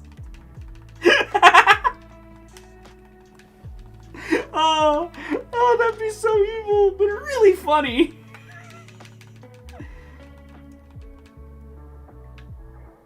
I mean, original Doom truly is just, like... Tim Rogers' Action Button Reviews is right that Doom is just Pac-Man. At its core. I don't know Ben Saint.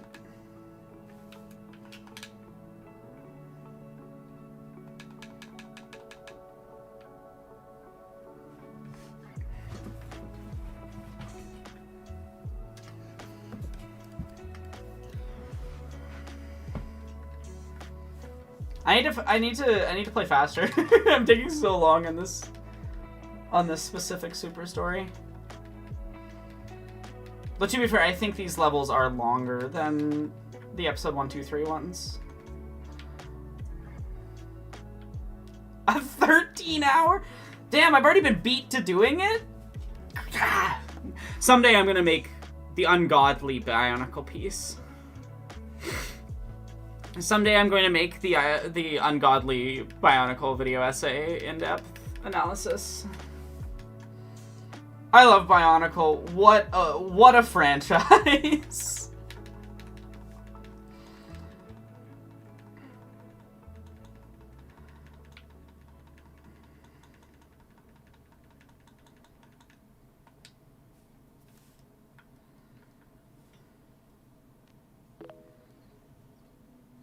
He didn't shave over the filming so you can watch it grow over time. That's really... No, I really wish I still had my Bionicle. They all got sold in the garage sale a long time ago because I made a mistake. And didn't pick out my favorites and stuff. Younger me was a fool.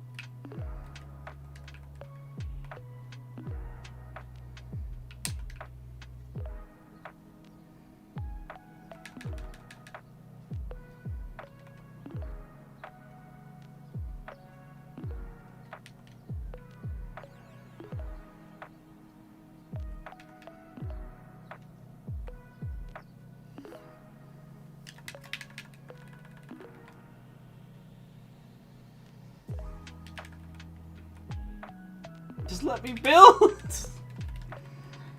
This game is genuinely significantly harder solo than in co-op, honestly.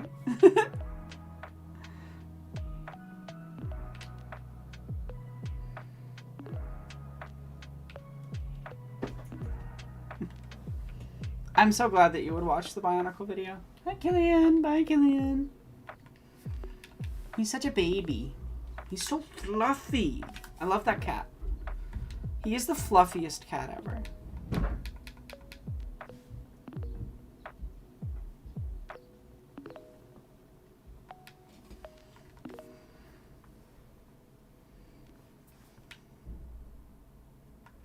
Solo, say that again.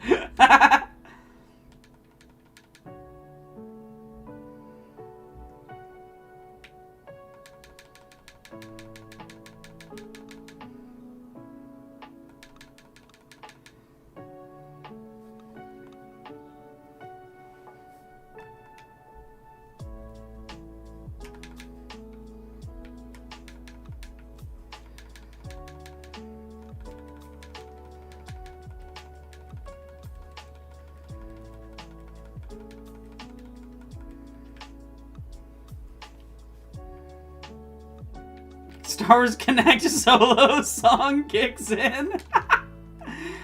Oh, that's amazing. Sorry I'm getting tired and less coherent on thinking of ideas. Please, if you have topics, send them my way. If anyone has questions about the new video, I'd happily talk about that. I'm pretty proud with how it came out, I think. Like, it's imperfect, but...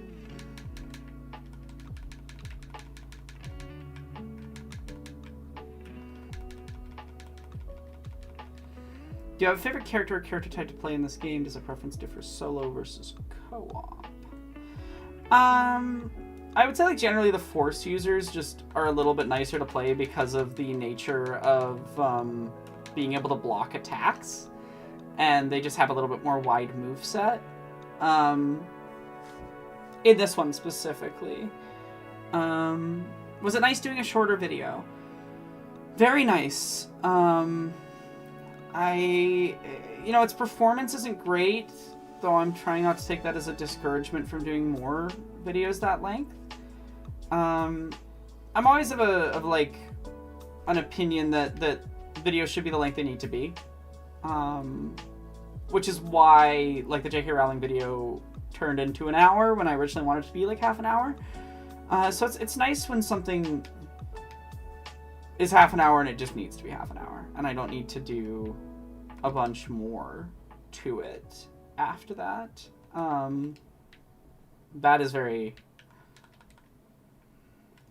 That's very nice. I'm glad that I did it.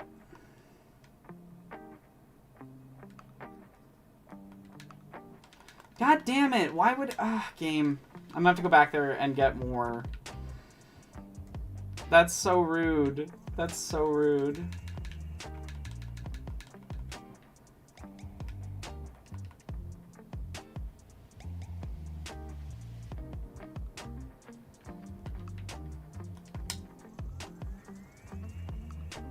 Am I using friction differently? I'm not sure I would say I am. I'm not sure Ruby would say I am either, based on our convo about the video. What do you mean by using it differently?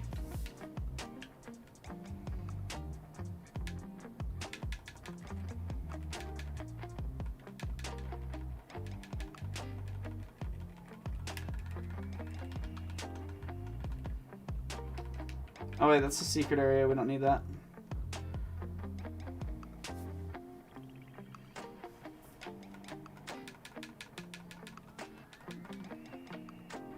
Imagine being kill a crossbow in a galaxy of laser guns. Okay, but imagine being killed by a super-powered laser crossbow that's basically like a cannon.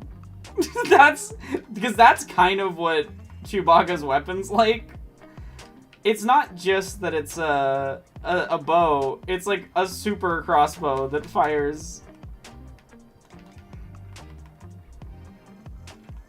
giant explosive bolts.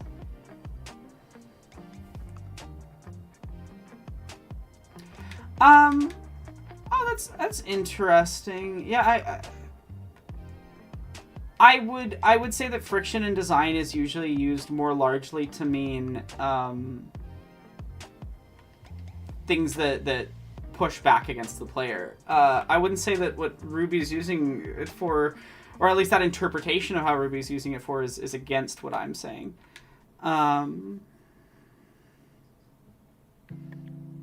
It is a form of friction, you know?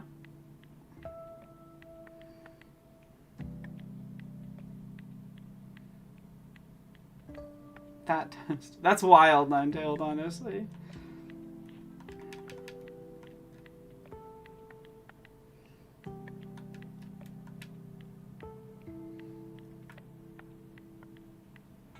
I haven't watched that video. So I have no idea what their point was with it, but I've watched some of their stuff and I liked it. So maybe I'll watch it at some point. I don't remember, Lewis. Honestly, I think it just fires a big ball of plasma. Because it's a plasma caster. Basically what it does is it just like fires out a chunk of plasma.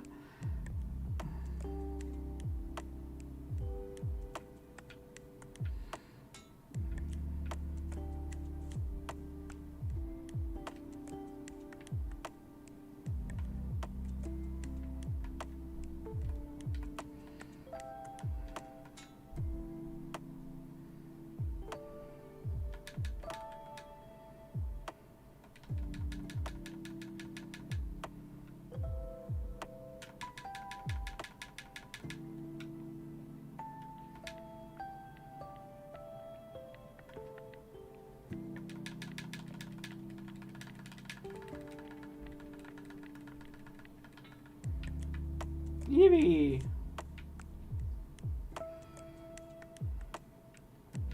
I'm going so slow through this levels, but like through this episode. I can't believe I'm already at 34 minutes. That's not good.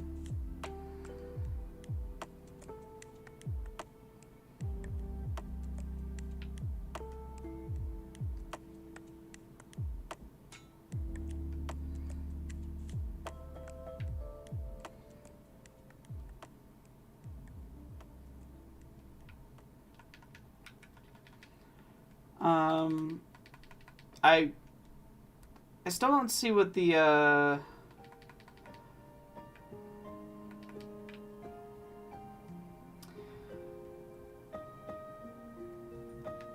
still struggling to see the difference. Animal Crossing does have a lot of friction in it, weirdly. I was talking about this with Penn the other day.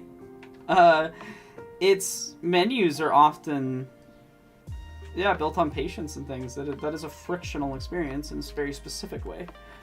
I wouldn't call Animal Crossing a frictionless game.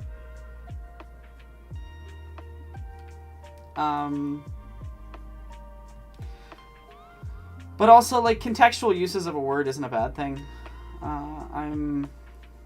Yeah.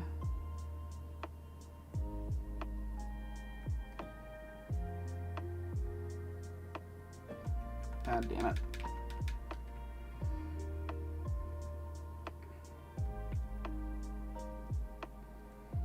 Like, having to craft every single individual thing instead of being able to craft a stack of something, that is a frictional design. It's just that it's friction specifically based in, like, patience, you know? I don't think that counters what my point is.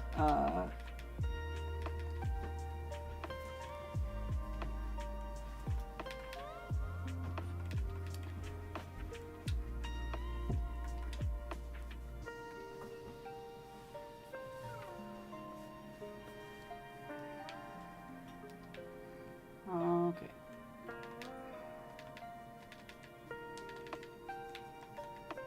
There we go.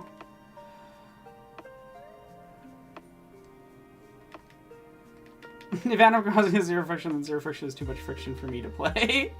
Yeah, like... I enjoy experiences that push against the player comfort, you know?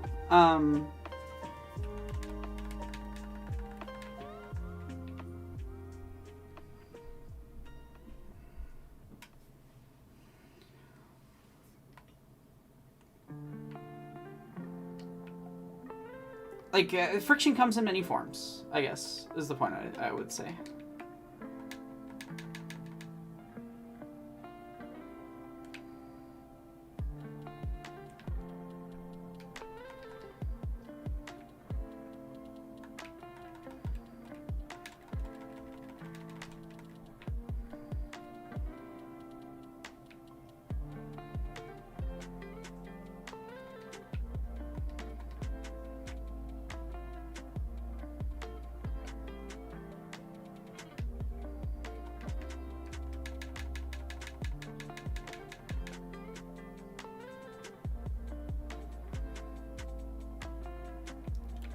A narrower? I wouldn't agree with that narrower definition, though. Like, I was just talking a specific type of friction, but friction comes in many forms in design.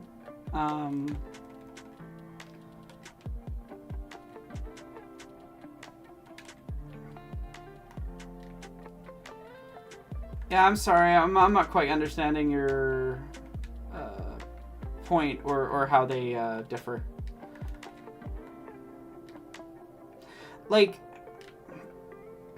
I would say a game like 1,000 Times Resist has no mechanical friction, but does have a lot of emotional friction or topical friction, right? The narrative is frictional.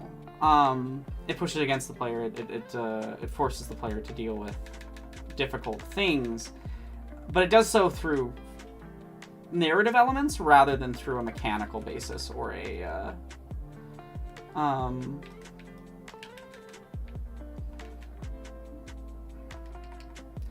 yeah, so like I'm talking a lot about a specific type of mechanical friction in the video, But it is not the only type of friction. Oh my god, please, game. Stop spawning stormtroopers right as I'm getting the fucking thing. Oh my god, how many are there?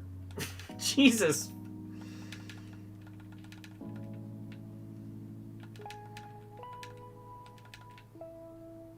Okay. I think, hopefully. That's so good. I couldn't understand how the definitions differed, you know?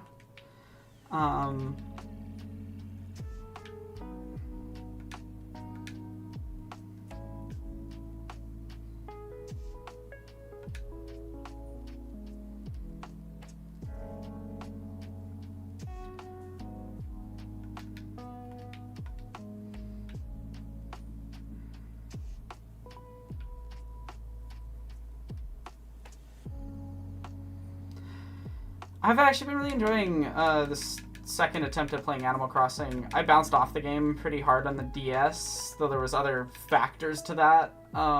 Namely the friends that pressured me to buy it when I wasn't super interested.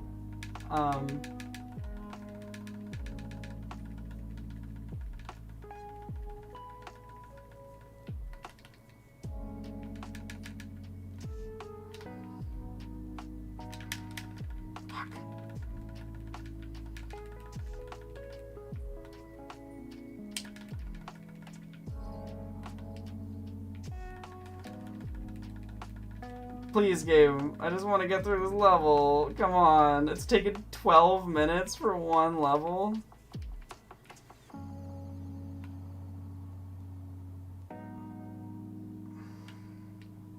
Now I have to go back, I think.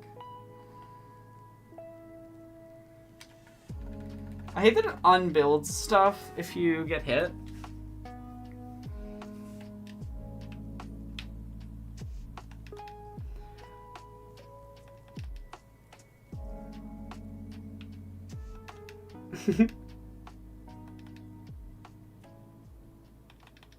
Okay, we made it. I always forget that, like, this is why I prefer the prequel levels. They're a little simpler, not in a bad way, in a, like, knowing what they need to be and not being anything else way. Fuck.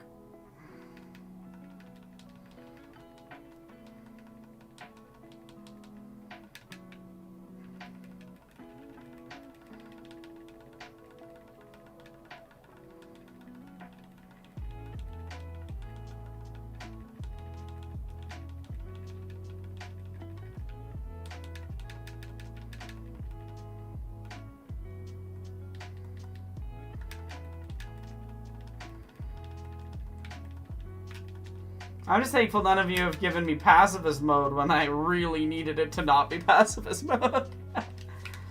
Oh my god.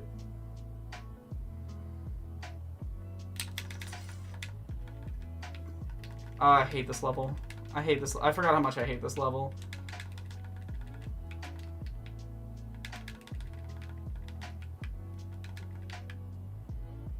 This door mechanic sucks. It doesn't last long enough, so it's like almost not worth it to use it, but then you need to use it.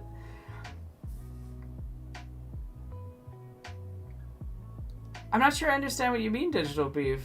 There's a lot of chill games that I would say don't have much friction, both narratively and mechanically.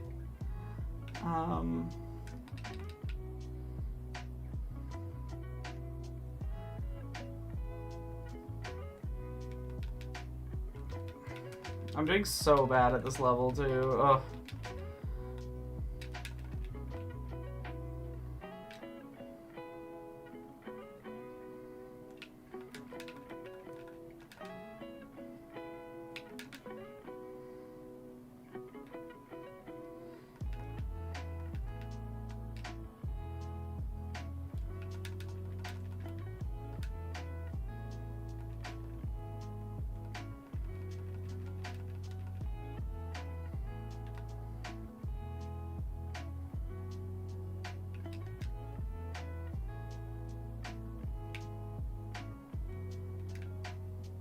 I don't understand why they made C-3PO walk slower than he does in the films. I've never understood that decision of the design team of this game. Why they did that.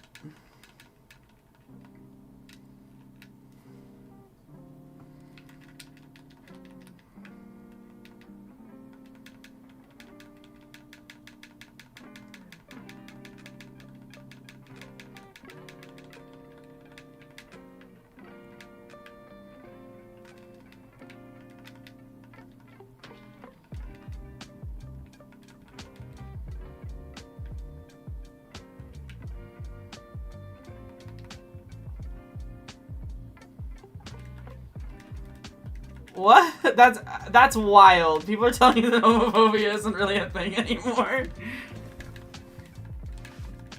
That's so fair, Digital Beef. I'm sorry. I'm sorry for not getting what you're trying to say.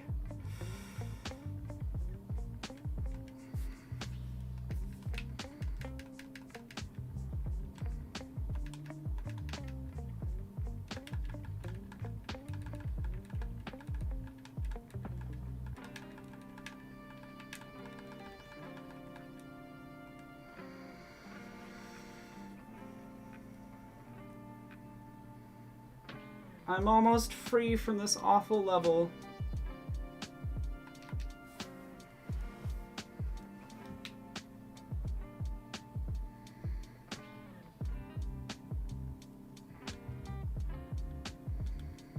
I would strongly disagree with that, especially Factorio. Entering flow state doesn't mean it's frictionless. Actually, I would say that most flow state is only unlockable via friction.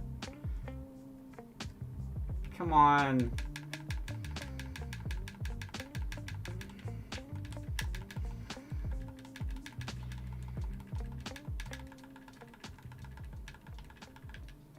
Why can't I Lex at the level? Oh my god, please.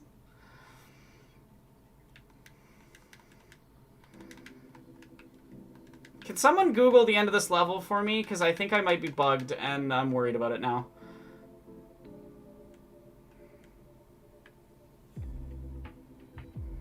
Did I miss something?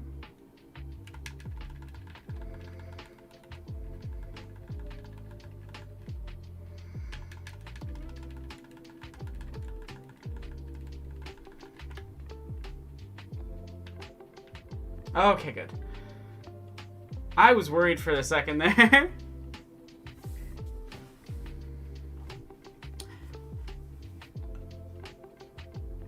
They feel smooth to you. There's other people for whom that friction is not smooth, you know?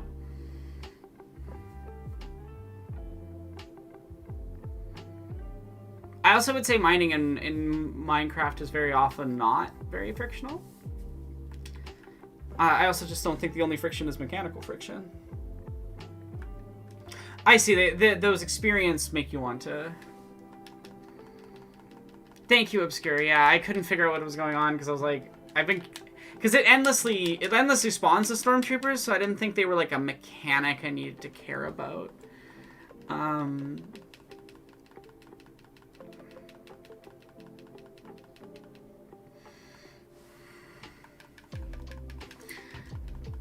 Because I killed the stormtroopers and more spawned, so I was like, well, maybe that's not what it is. Yeah.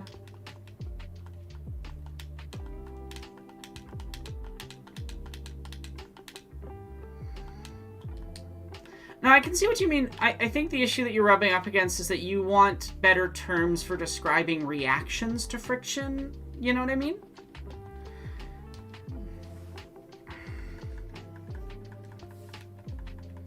I'm fascinated by LEGO Star Wars' code decisions sometimes. Alright, let's hope that I can finish the story before it runs out.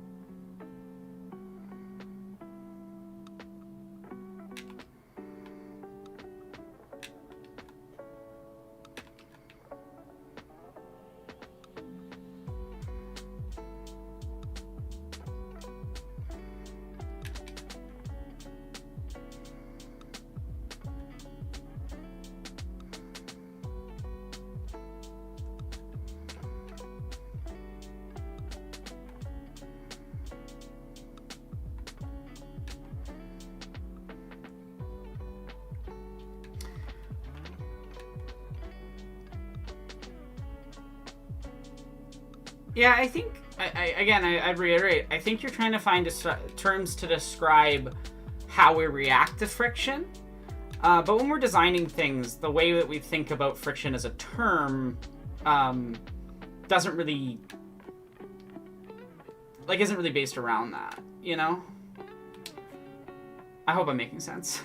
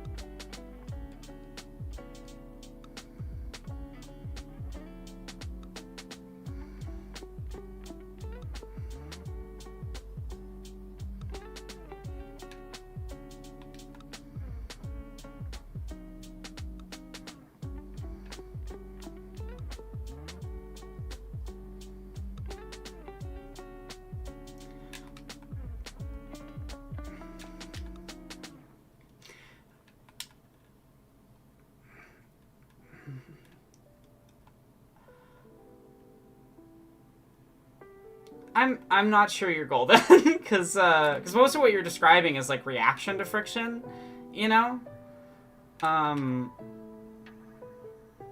But the underlying design concept is still friction, even in these different cases, you know.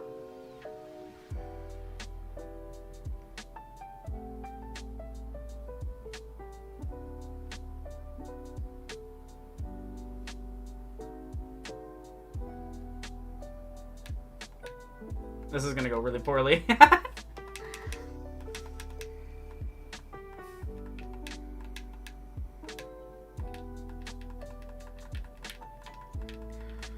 Okay, I have 1 health, so I'm gonna have to like recollect my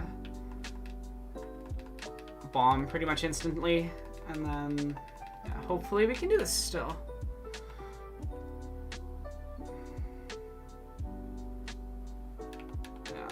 Go. Pick those up.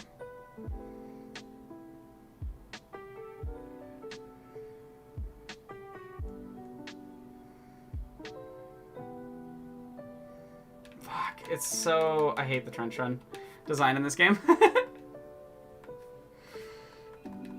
I'm sorry, Beef. I'm trying.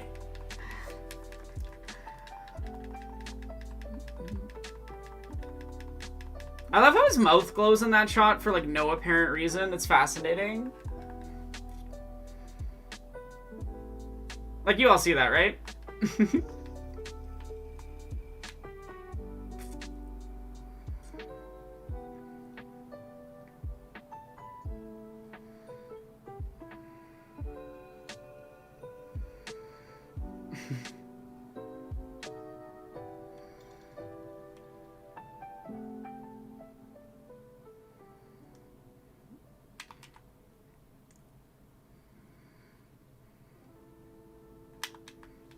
Okay, we did it.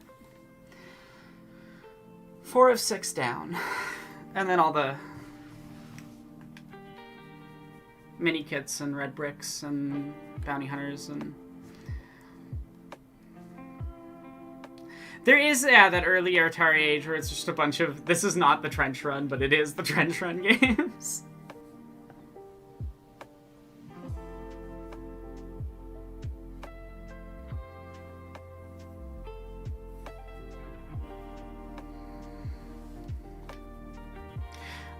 Yeah, Skywalker Saga was fine from what I played of it. If we get to a certain amount of donations, I'll play through the story mode of it again, so maybe my opinions will change a bit, but I don't know, I'm like, they could have just remastered LEGO Star Wars The Complete Saga, added missions for 7, 8, 9, Rogue One, and like some other stuff, and I think that would have been way better. That's my opinion. I'm also just kind of baffled that they didn't... Like, if I was them, this is just me, I would keep making Star Wars DLC for the LEGO Star Wars game, you know? That's like mission packs for like seasons of whatever show is or happening, and then you can like it's like free money. I feel like there's enough people who like Lego who like Star Wars who would pay for those things. I'm surprised they didn't do that, you know? And it's not like it would be the first time that they had a Lego game where they kept making new levels and stuff for it. We already had that with the Lego Dimensions game. So I'm just kind of surprised, mostly because I don't... I'm going to finish these two things first. And...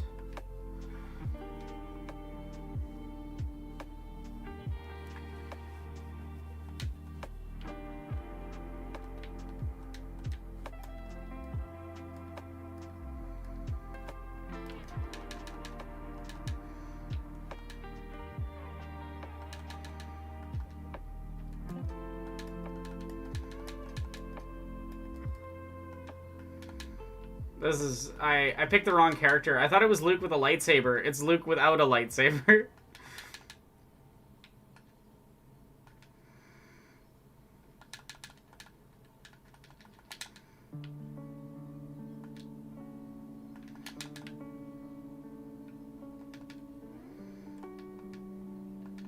I have made a serious and grave error. I think sometimes execs get it in their head that they like need to make things more complicated when what they really should do is just keep it simple. You know?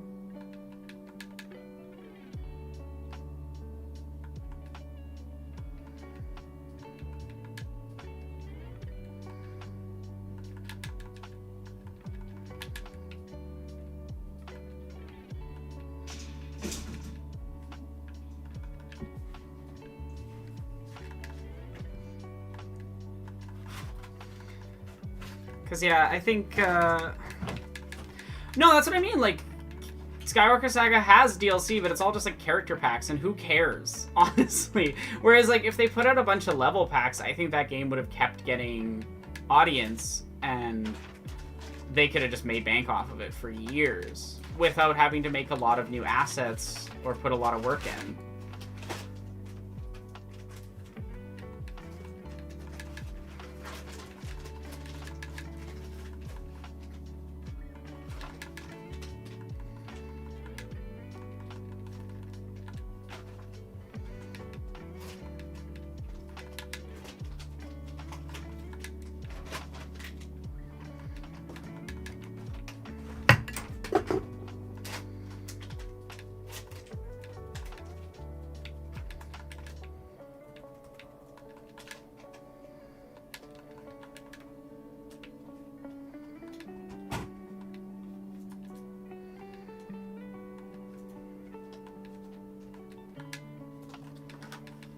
Oh, I'm sorry that that happened. It always sucks when you're like, oh, I just got a game and I'm so excited, and then it just is not what you wanted at all.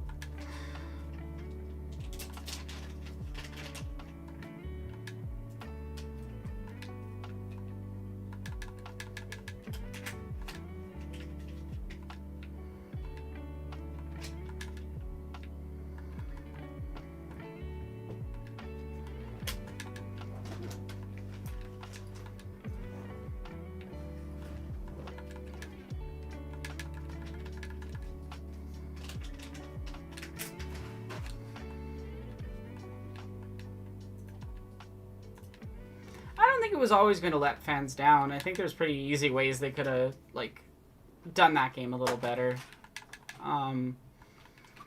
Learned from feedback from previous games, you know, and built on strengths instead of on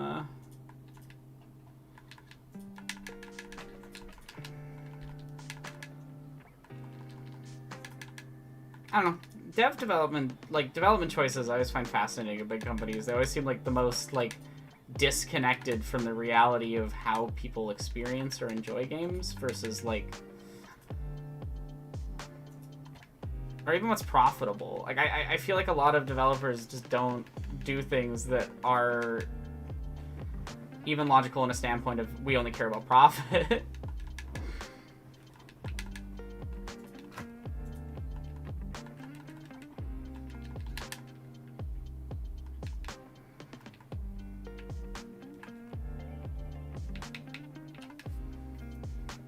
I'm gonna retry this one, and hopefully it goes better.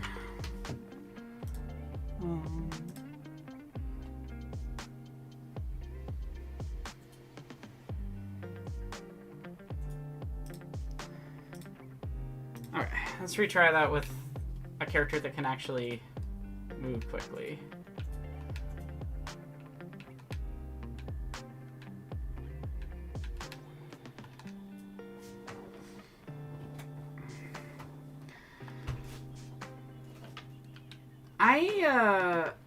I really love OG Battlefront 2. I think it's one of the best Star Wars games, and probably one of the better games of that like style.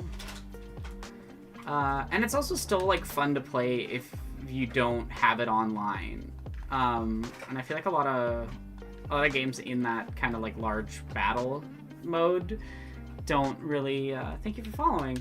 Don't really have options for that as much now.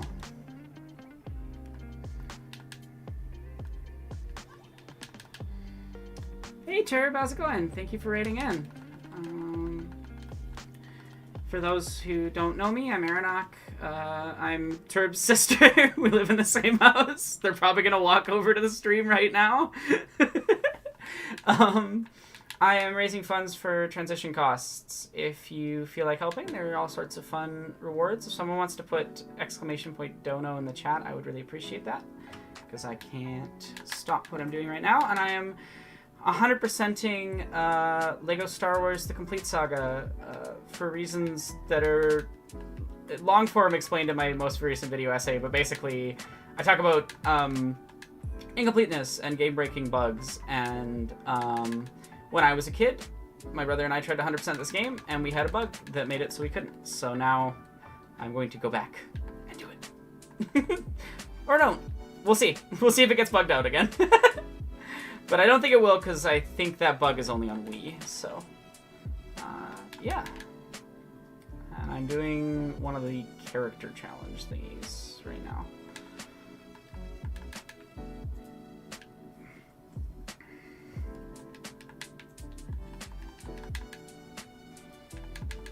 I kind of guessed you were talking about old school Battlefront 2 from how you described it, yeah.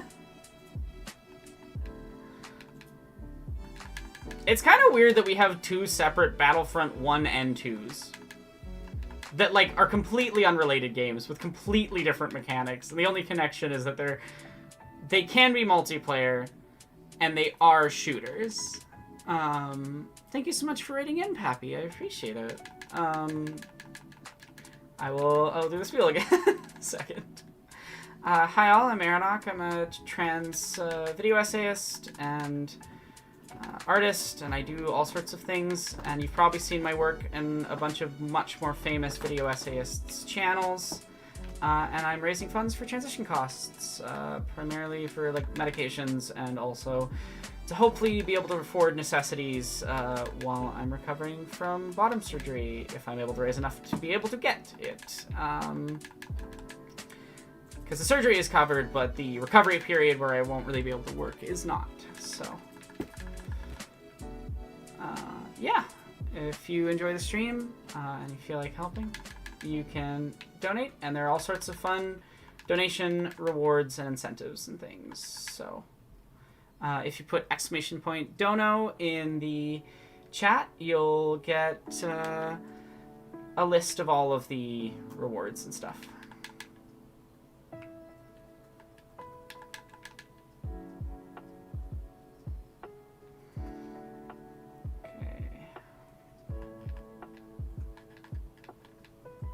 Anyway, I haven't been yet.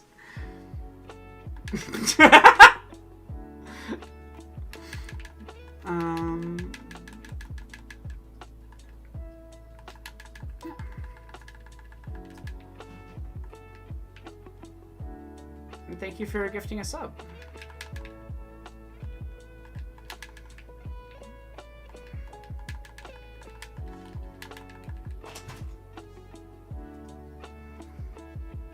Please, stop. Leave me alone. I just need, like, 2 more things.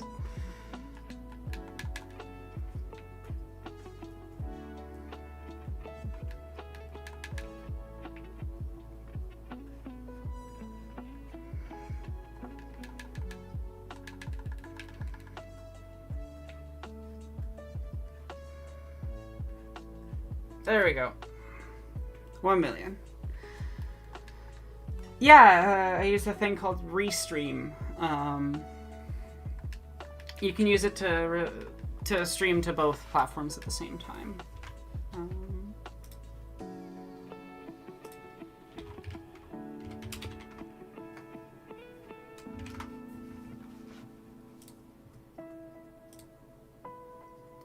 What was I doing? Okay, back. And yeah, I made pretty good progress so far. Have a good rest. Have a good rest of your night and a good rest. It kind of turns it into like a rainbow color lightsaber, but it looks kind of purpley, which I like too.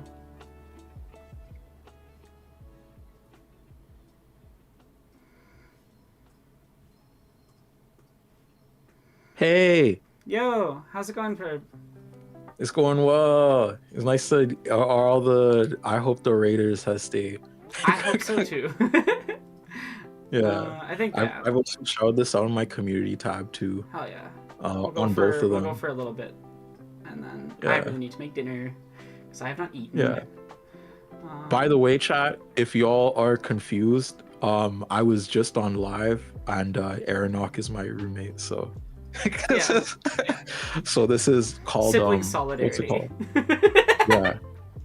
Nepotism. It's nepotism when it's chosen family still. Yeah. And do you want to talk about what people are donating to? Yeah, I talked about it when the raid came in, and then I talked about it when another raid came in at the same time. Shout out. But yeah, if you put in !dono, I can do that right now actually. You get a nice bit of info on all the different rewards and stuff. And if we hit $500, I gotta drink blue milk, like I'm Luke Skywalker. Mm-hmm. And if we hit 500, I'm down to do something on some type of wheel. I'm down to spin a wheel too. You have your little challenge Somebody wheel? who can get there. Yeah.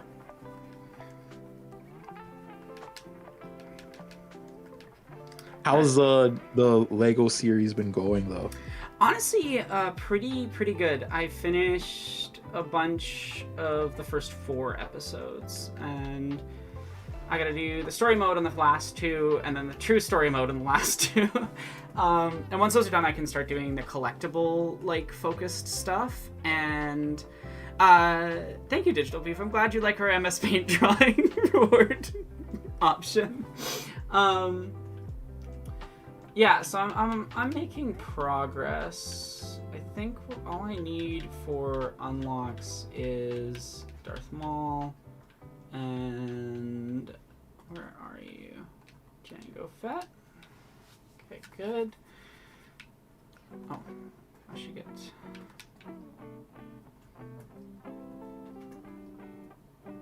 So there's 2 story modes, true story mode and Yeah, you have true story mode and I don't think the clones count as, so I need to get Stormtrooper. There we go.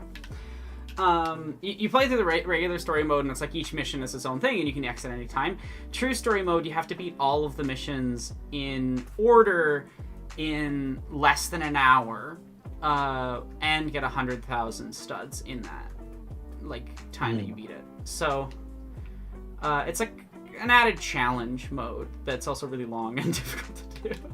It's not too difficult in the first 3 levels, but on the on 4, 5, and 6, it gets a little bit more difficult.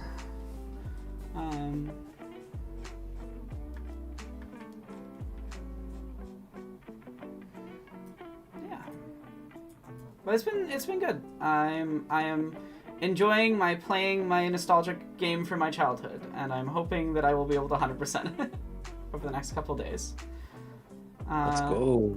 And yeah, if people are enjoying the stream, I'll be going for a few days. I'll start at 1 p.m. CST, and I'll probably go for about 6 to 8 hours. I went a little bit longer today because you said you were raiding in, and I don't want to exit before that.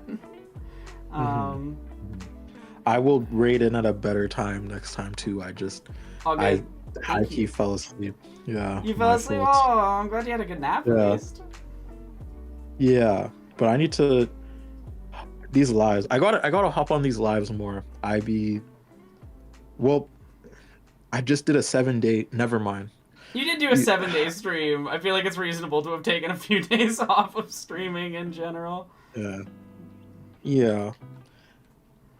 But we'll be back to it. And I'm happy that a lot of this week will be spent with you.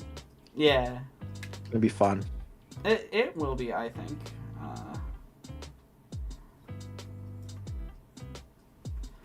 I think it's been fun so far. We've had some good times, some absurd conversations, and I think the funniest moment mechanically was I was doing one of these challenge things and it ended, and because it stops your character from moving. I was middle of jumping in between two platforms. Obi-Wan just sinks into the lava while 1 million happily displays above him. Someone thankfully made a clip of it, so I'll show you it later. It's really funny.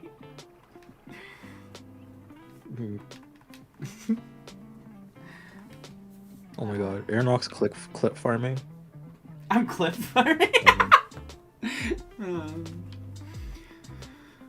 I do love that 2003 Clone Wars segment where he fights the battle droids. Mace Windu is such a funny character. I think it is objectively funny that George Lucas was just like, I really think you're cool. Want a character? What's his lightsaber look like? Purple. Okay, we'll make him purple. I do love that. He just liked Samuel L. Jackson so much that he made an entire character for him.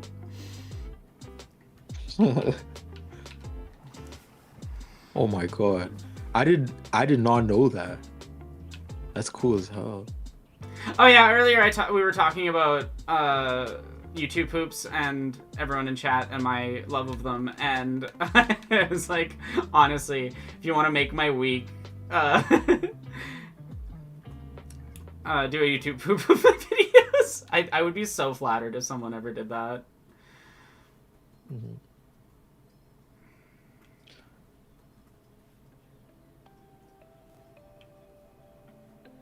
Oh my god, decimated. It's nice to see you in the chat, Oddnon. Shout out to Oddnon. Shout out to Oddnon. They did a lot on your stream as well. Oddnon's good people. Yeah. I'm glad that we like randomly met on a charity stream a decade ago, Oddnon, or whatever it was.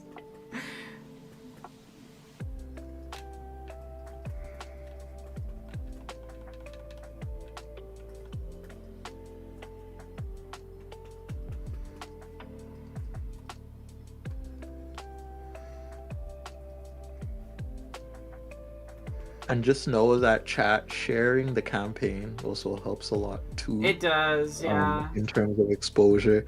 So even if you're sitting here chilling, it's very much appreciated, but this is to, get bottom surgery for Aeronox. So, sharing the donation link or sharing the community post, it helps a ton, because although we have a lot of eyes on our platform, at the end of the day, it's how far the message goes in a public zeitgeist, and you directly affect that every time you decide to share or don't, or chill here, or, yeah. So thank you all again. Yeah, thank you for being here, and I hope the stream will be like as fun. I think of these streams like a form of digital busking, where I'm just kind of raising the funds to keep going and hopefully entertaining people. And there's lots of fun dono rewards. If you do exclamation point dono, you can see all of them. So you get stuff for your donations, various silly things. Like there was a good chunk of the day earlier where I was having to do Jennifer Coolidge voice.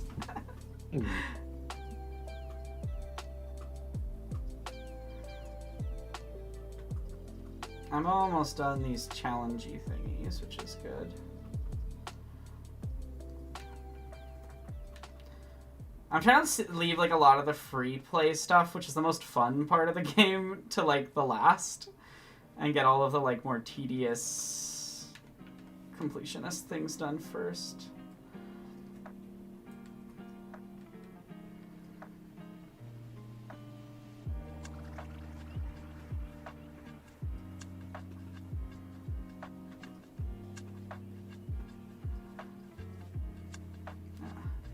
Yeah, how was your stream? What were you chatting about? What's new? We were chatting about the new TikTok trend, basically based on the psychoanalytical modeling of, I guess, Black youth, particularly like with the aspect of the YN, you know, parallel to things like police raids, police actions, how that works in a systemic sense, how caricature and the connotation to caricature carries on or is utilized by the method of prompts in a creative sense in Gen Z's algorithm. Just a whole bunch of things like that, just yapping. I had a whole lot of, for my lives, I just write down like 9 questions I kind of find. Oh, and that's then just, fun. Yeah. I should think about doing that. Yeah. I mean, you'd be amazing at it. I like talking to you just in a normative sense about whatever.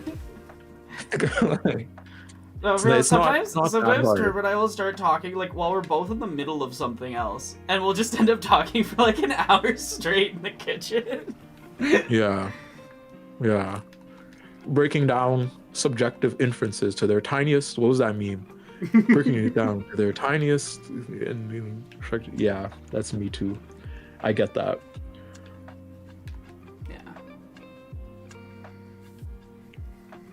But that's that's a benefit. I know a lot of people say it's a detriment to leftist thought, but I think it's a benefit to be able to, I guess, consume and have conversations about identity in a canvas of, you know, white supremacy and Western identity inherently.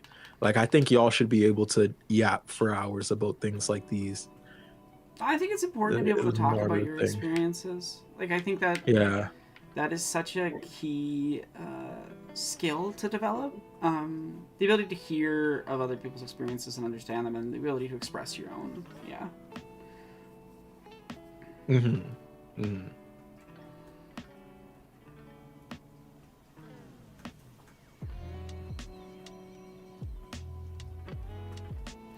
Oh, I've never found a copy of that specifically Nine-Tailed. I wish that was still up.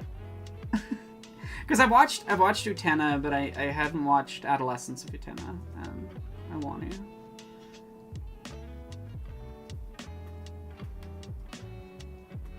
That's awesome, Ladman. Adolescence of Utena. Yeah, I'm gonna pirate that. I'm fine. I'm screenshotting that. I haven't watched that movie. Have you watched Utena? No. Okay, you should watch Revolutionary Girl Utena first, because the movie's like a follow-up, kinda. But yeah, it's kind of like a really important anime, historically speaking.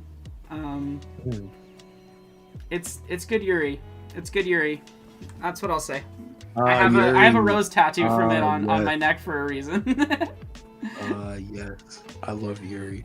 But not like healthy. This is toxic Yuri. This is like the OG toxic Yuri. No, I like Yuri.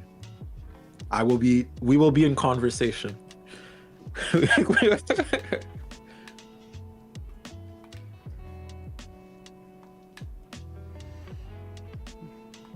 Like, the only thing that gets queer relationships right to me is Yuri and what are they called? The animals, furries. Yeah. No, because they get the complexity of queer relationships and even racialized relationships at times. I don't always like the caveat of animals as a means of conducting social relations to race, but they get that shit done a lot of the time. Like, I like Beastars. I like You mean like anime with furry influences? Yeah. I see. Yeah. Yeah, because there's a way of navigating. Again, it's a thing we've talked about a lot, about like the complexity inherent to trying to represent marginalized experiences through a metaphor instead of through like directly talking about the specific people it is actually talking about, you know? Yeah. Because it's like it can work in some ways, and then these other ways. This is the whole point of my Androids video. It also it is both extremely affirming to marginalized people because it makes a more universal metaphor where you can read different experiences onto these things, but at the same time, because it engages in elements of essentializing otherness, it is also easily read by bigots as believing the same thing as them. Yeah. And that's like really what I come down to in the conclusion of that script, and what I think is the central same thing in a lot of these like animals as metaphor pieces as well. And then the other thing too, and you pointed this out, is like the animals as metaphors also has this fraught history of racialization of animals, like, and animals used in racial stereotypes. And yeah, sometimes they just really stumble over them, unfortunately. Yeah. Yeah.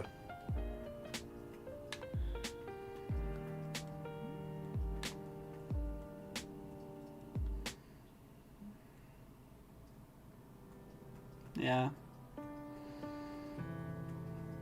I think there's always going to be a fraught thing when you do try to have a metaphor for marginalization. There's always going to leave itself open to a reading that's maybe not ideal. Yeah. Because like you were edging on in your conversation, the kind of sort of other that presents itself in a narrative of social framework, you know, whether it's queer identity, whether it's a racialized identity, etc., inherently is just a skewed method of relation utilized on us.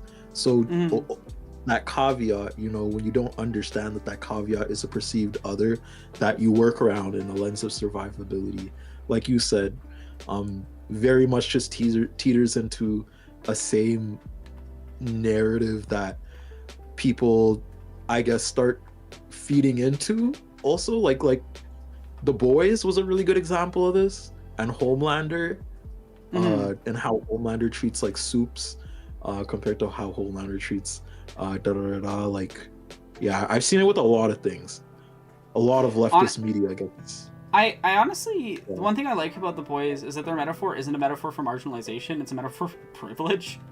Like, you know what I mean? Like the metaphorical other in that context becomes the privileged, the powerful, right? The soups aren't a representation of a marginalized group. The soups are a representation of the way that, like, rich, powerful people feel like they're victims for being othered, for having power over people.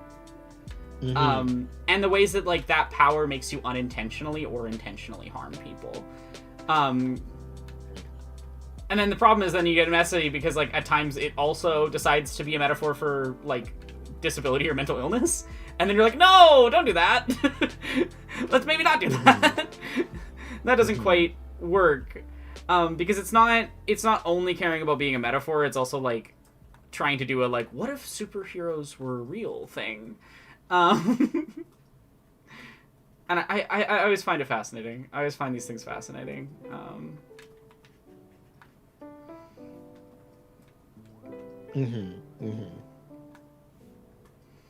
Yeah, I think it's just any metaphor for human relations is just going to always have some issue, some reading of it that is valid and also not great. And I guess it's a question of, like, how do we do it as respectfully as possible, and how do we avoid those problems as much as possible? Hi, Killian. Hey, baby. Hey, big baby. I think you tilted my camera very slightly. He's such a goofy cat. I'm surprised he hasn't gotten mad at me for streaming today. He usually doesn't like when I stream, I think it's because he thinks I'm, like, ignoring him, but I'm talking to the air, you know? So he's like, Mother, what's going on? Tell me. The fact that he runs against the keyboard and up to the camera, though. So cool. Well, he's coming back. You're going to get a second pass of Killian.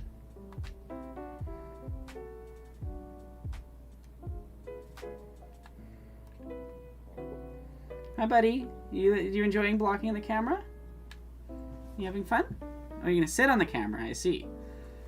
I want you all to know that he did, like, sit partly on the camera.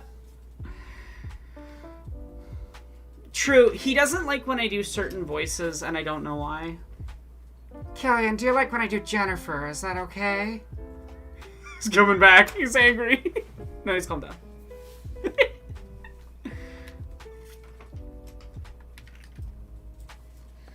Such a baby. Such a baby. So fluffy. He's been, like, extra cuddly and sweet lately, too, which is nice.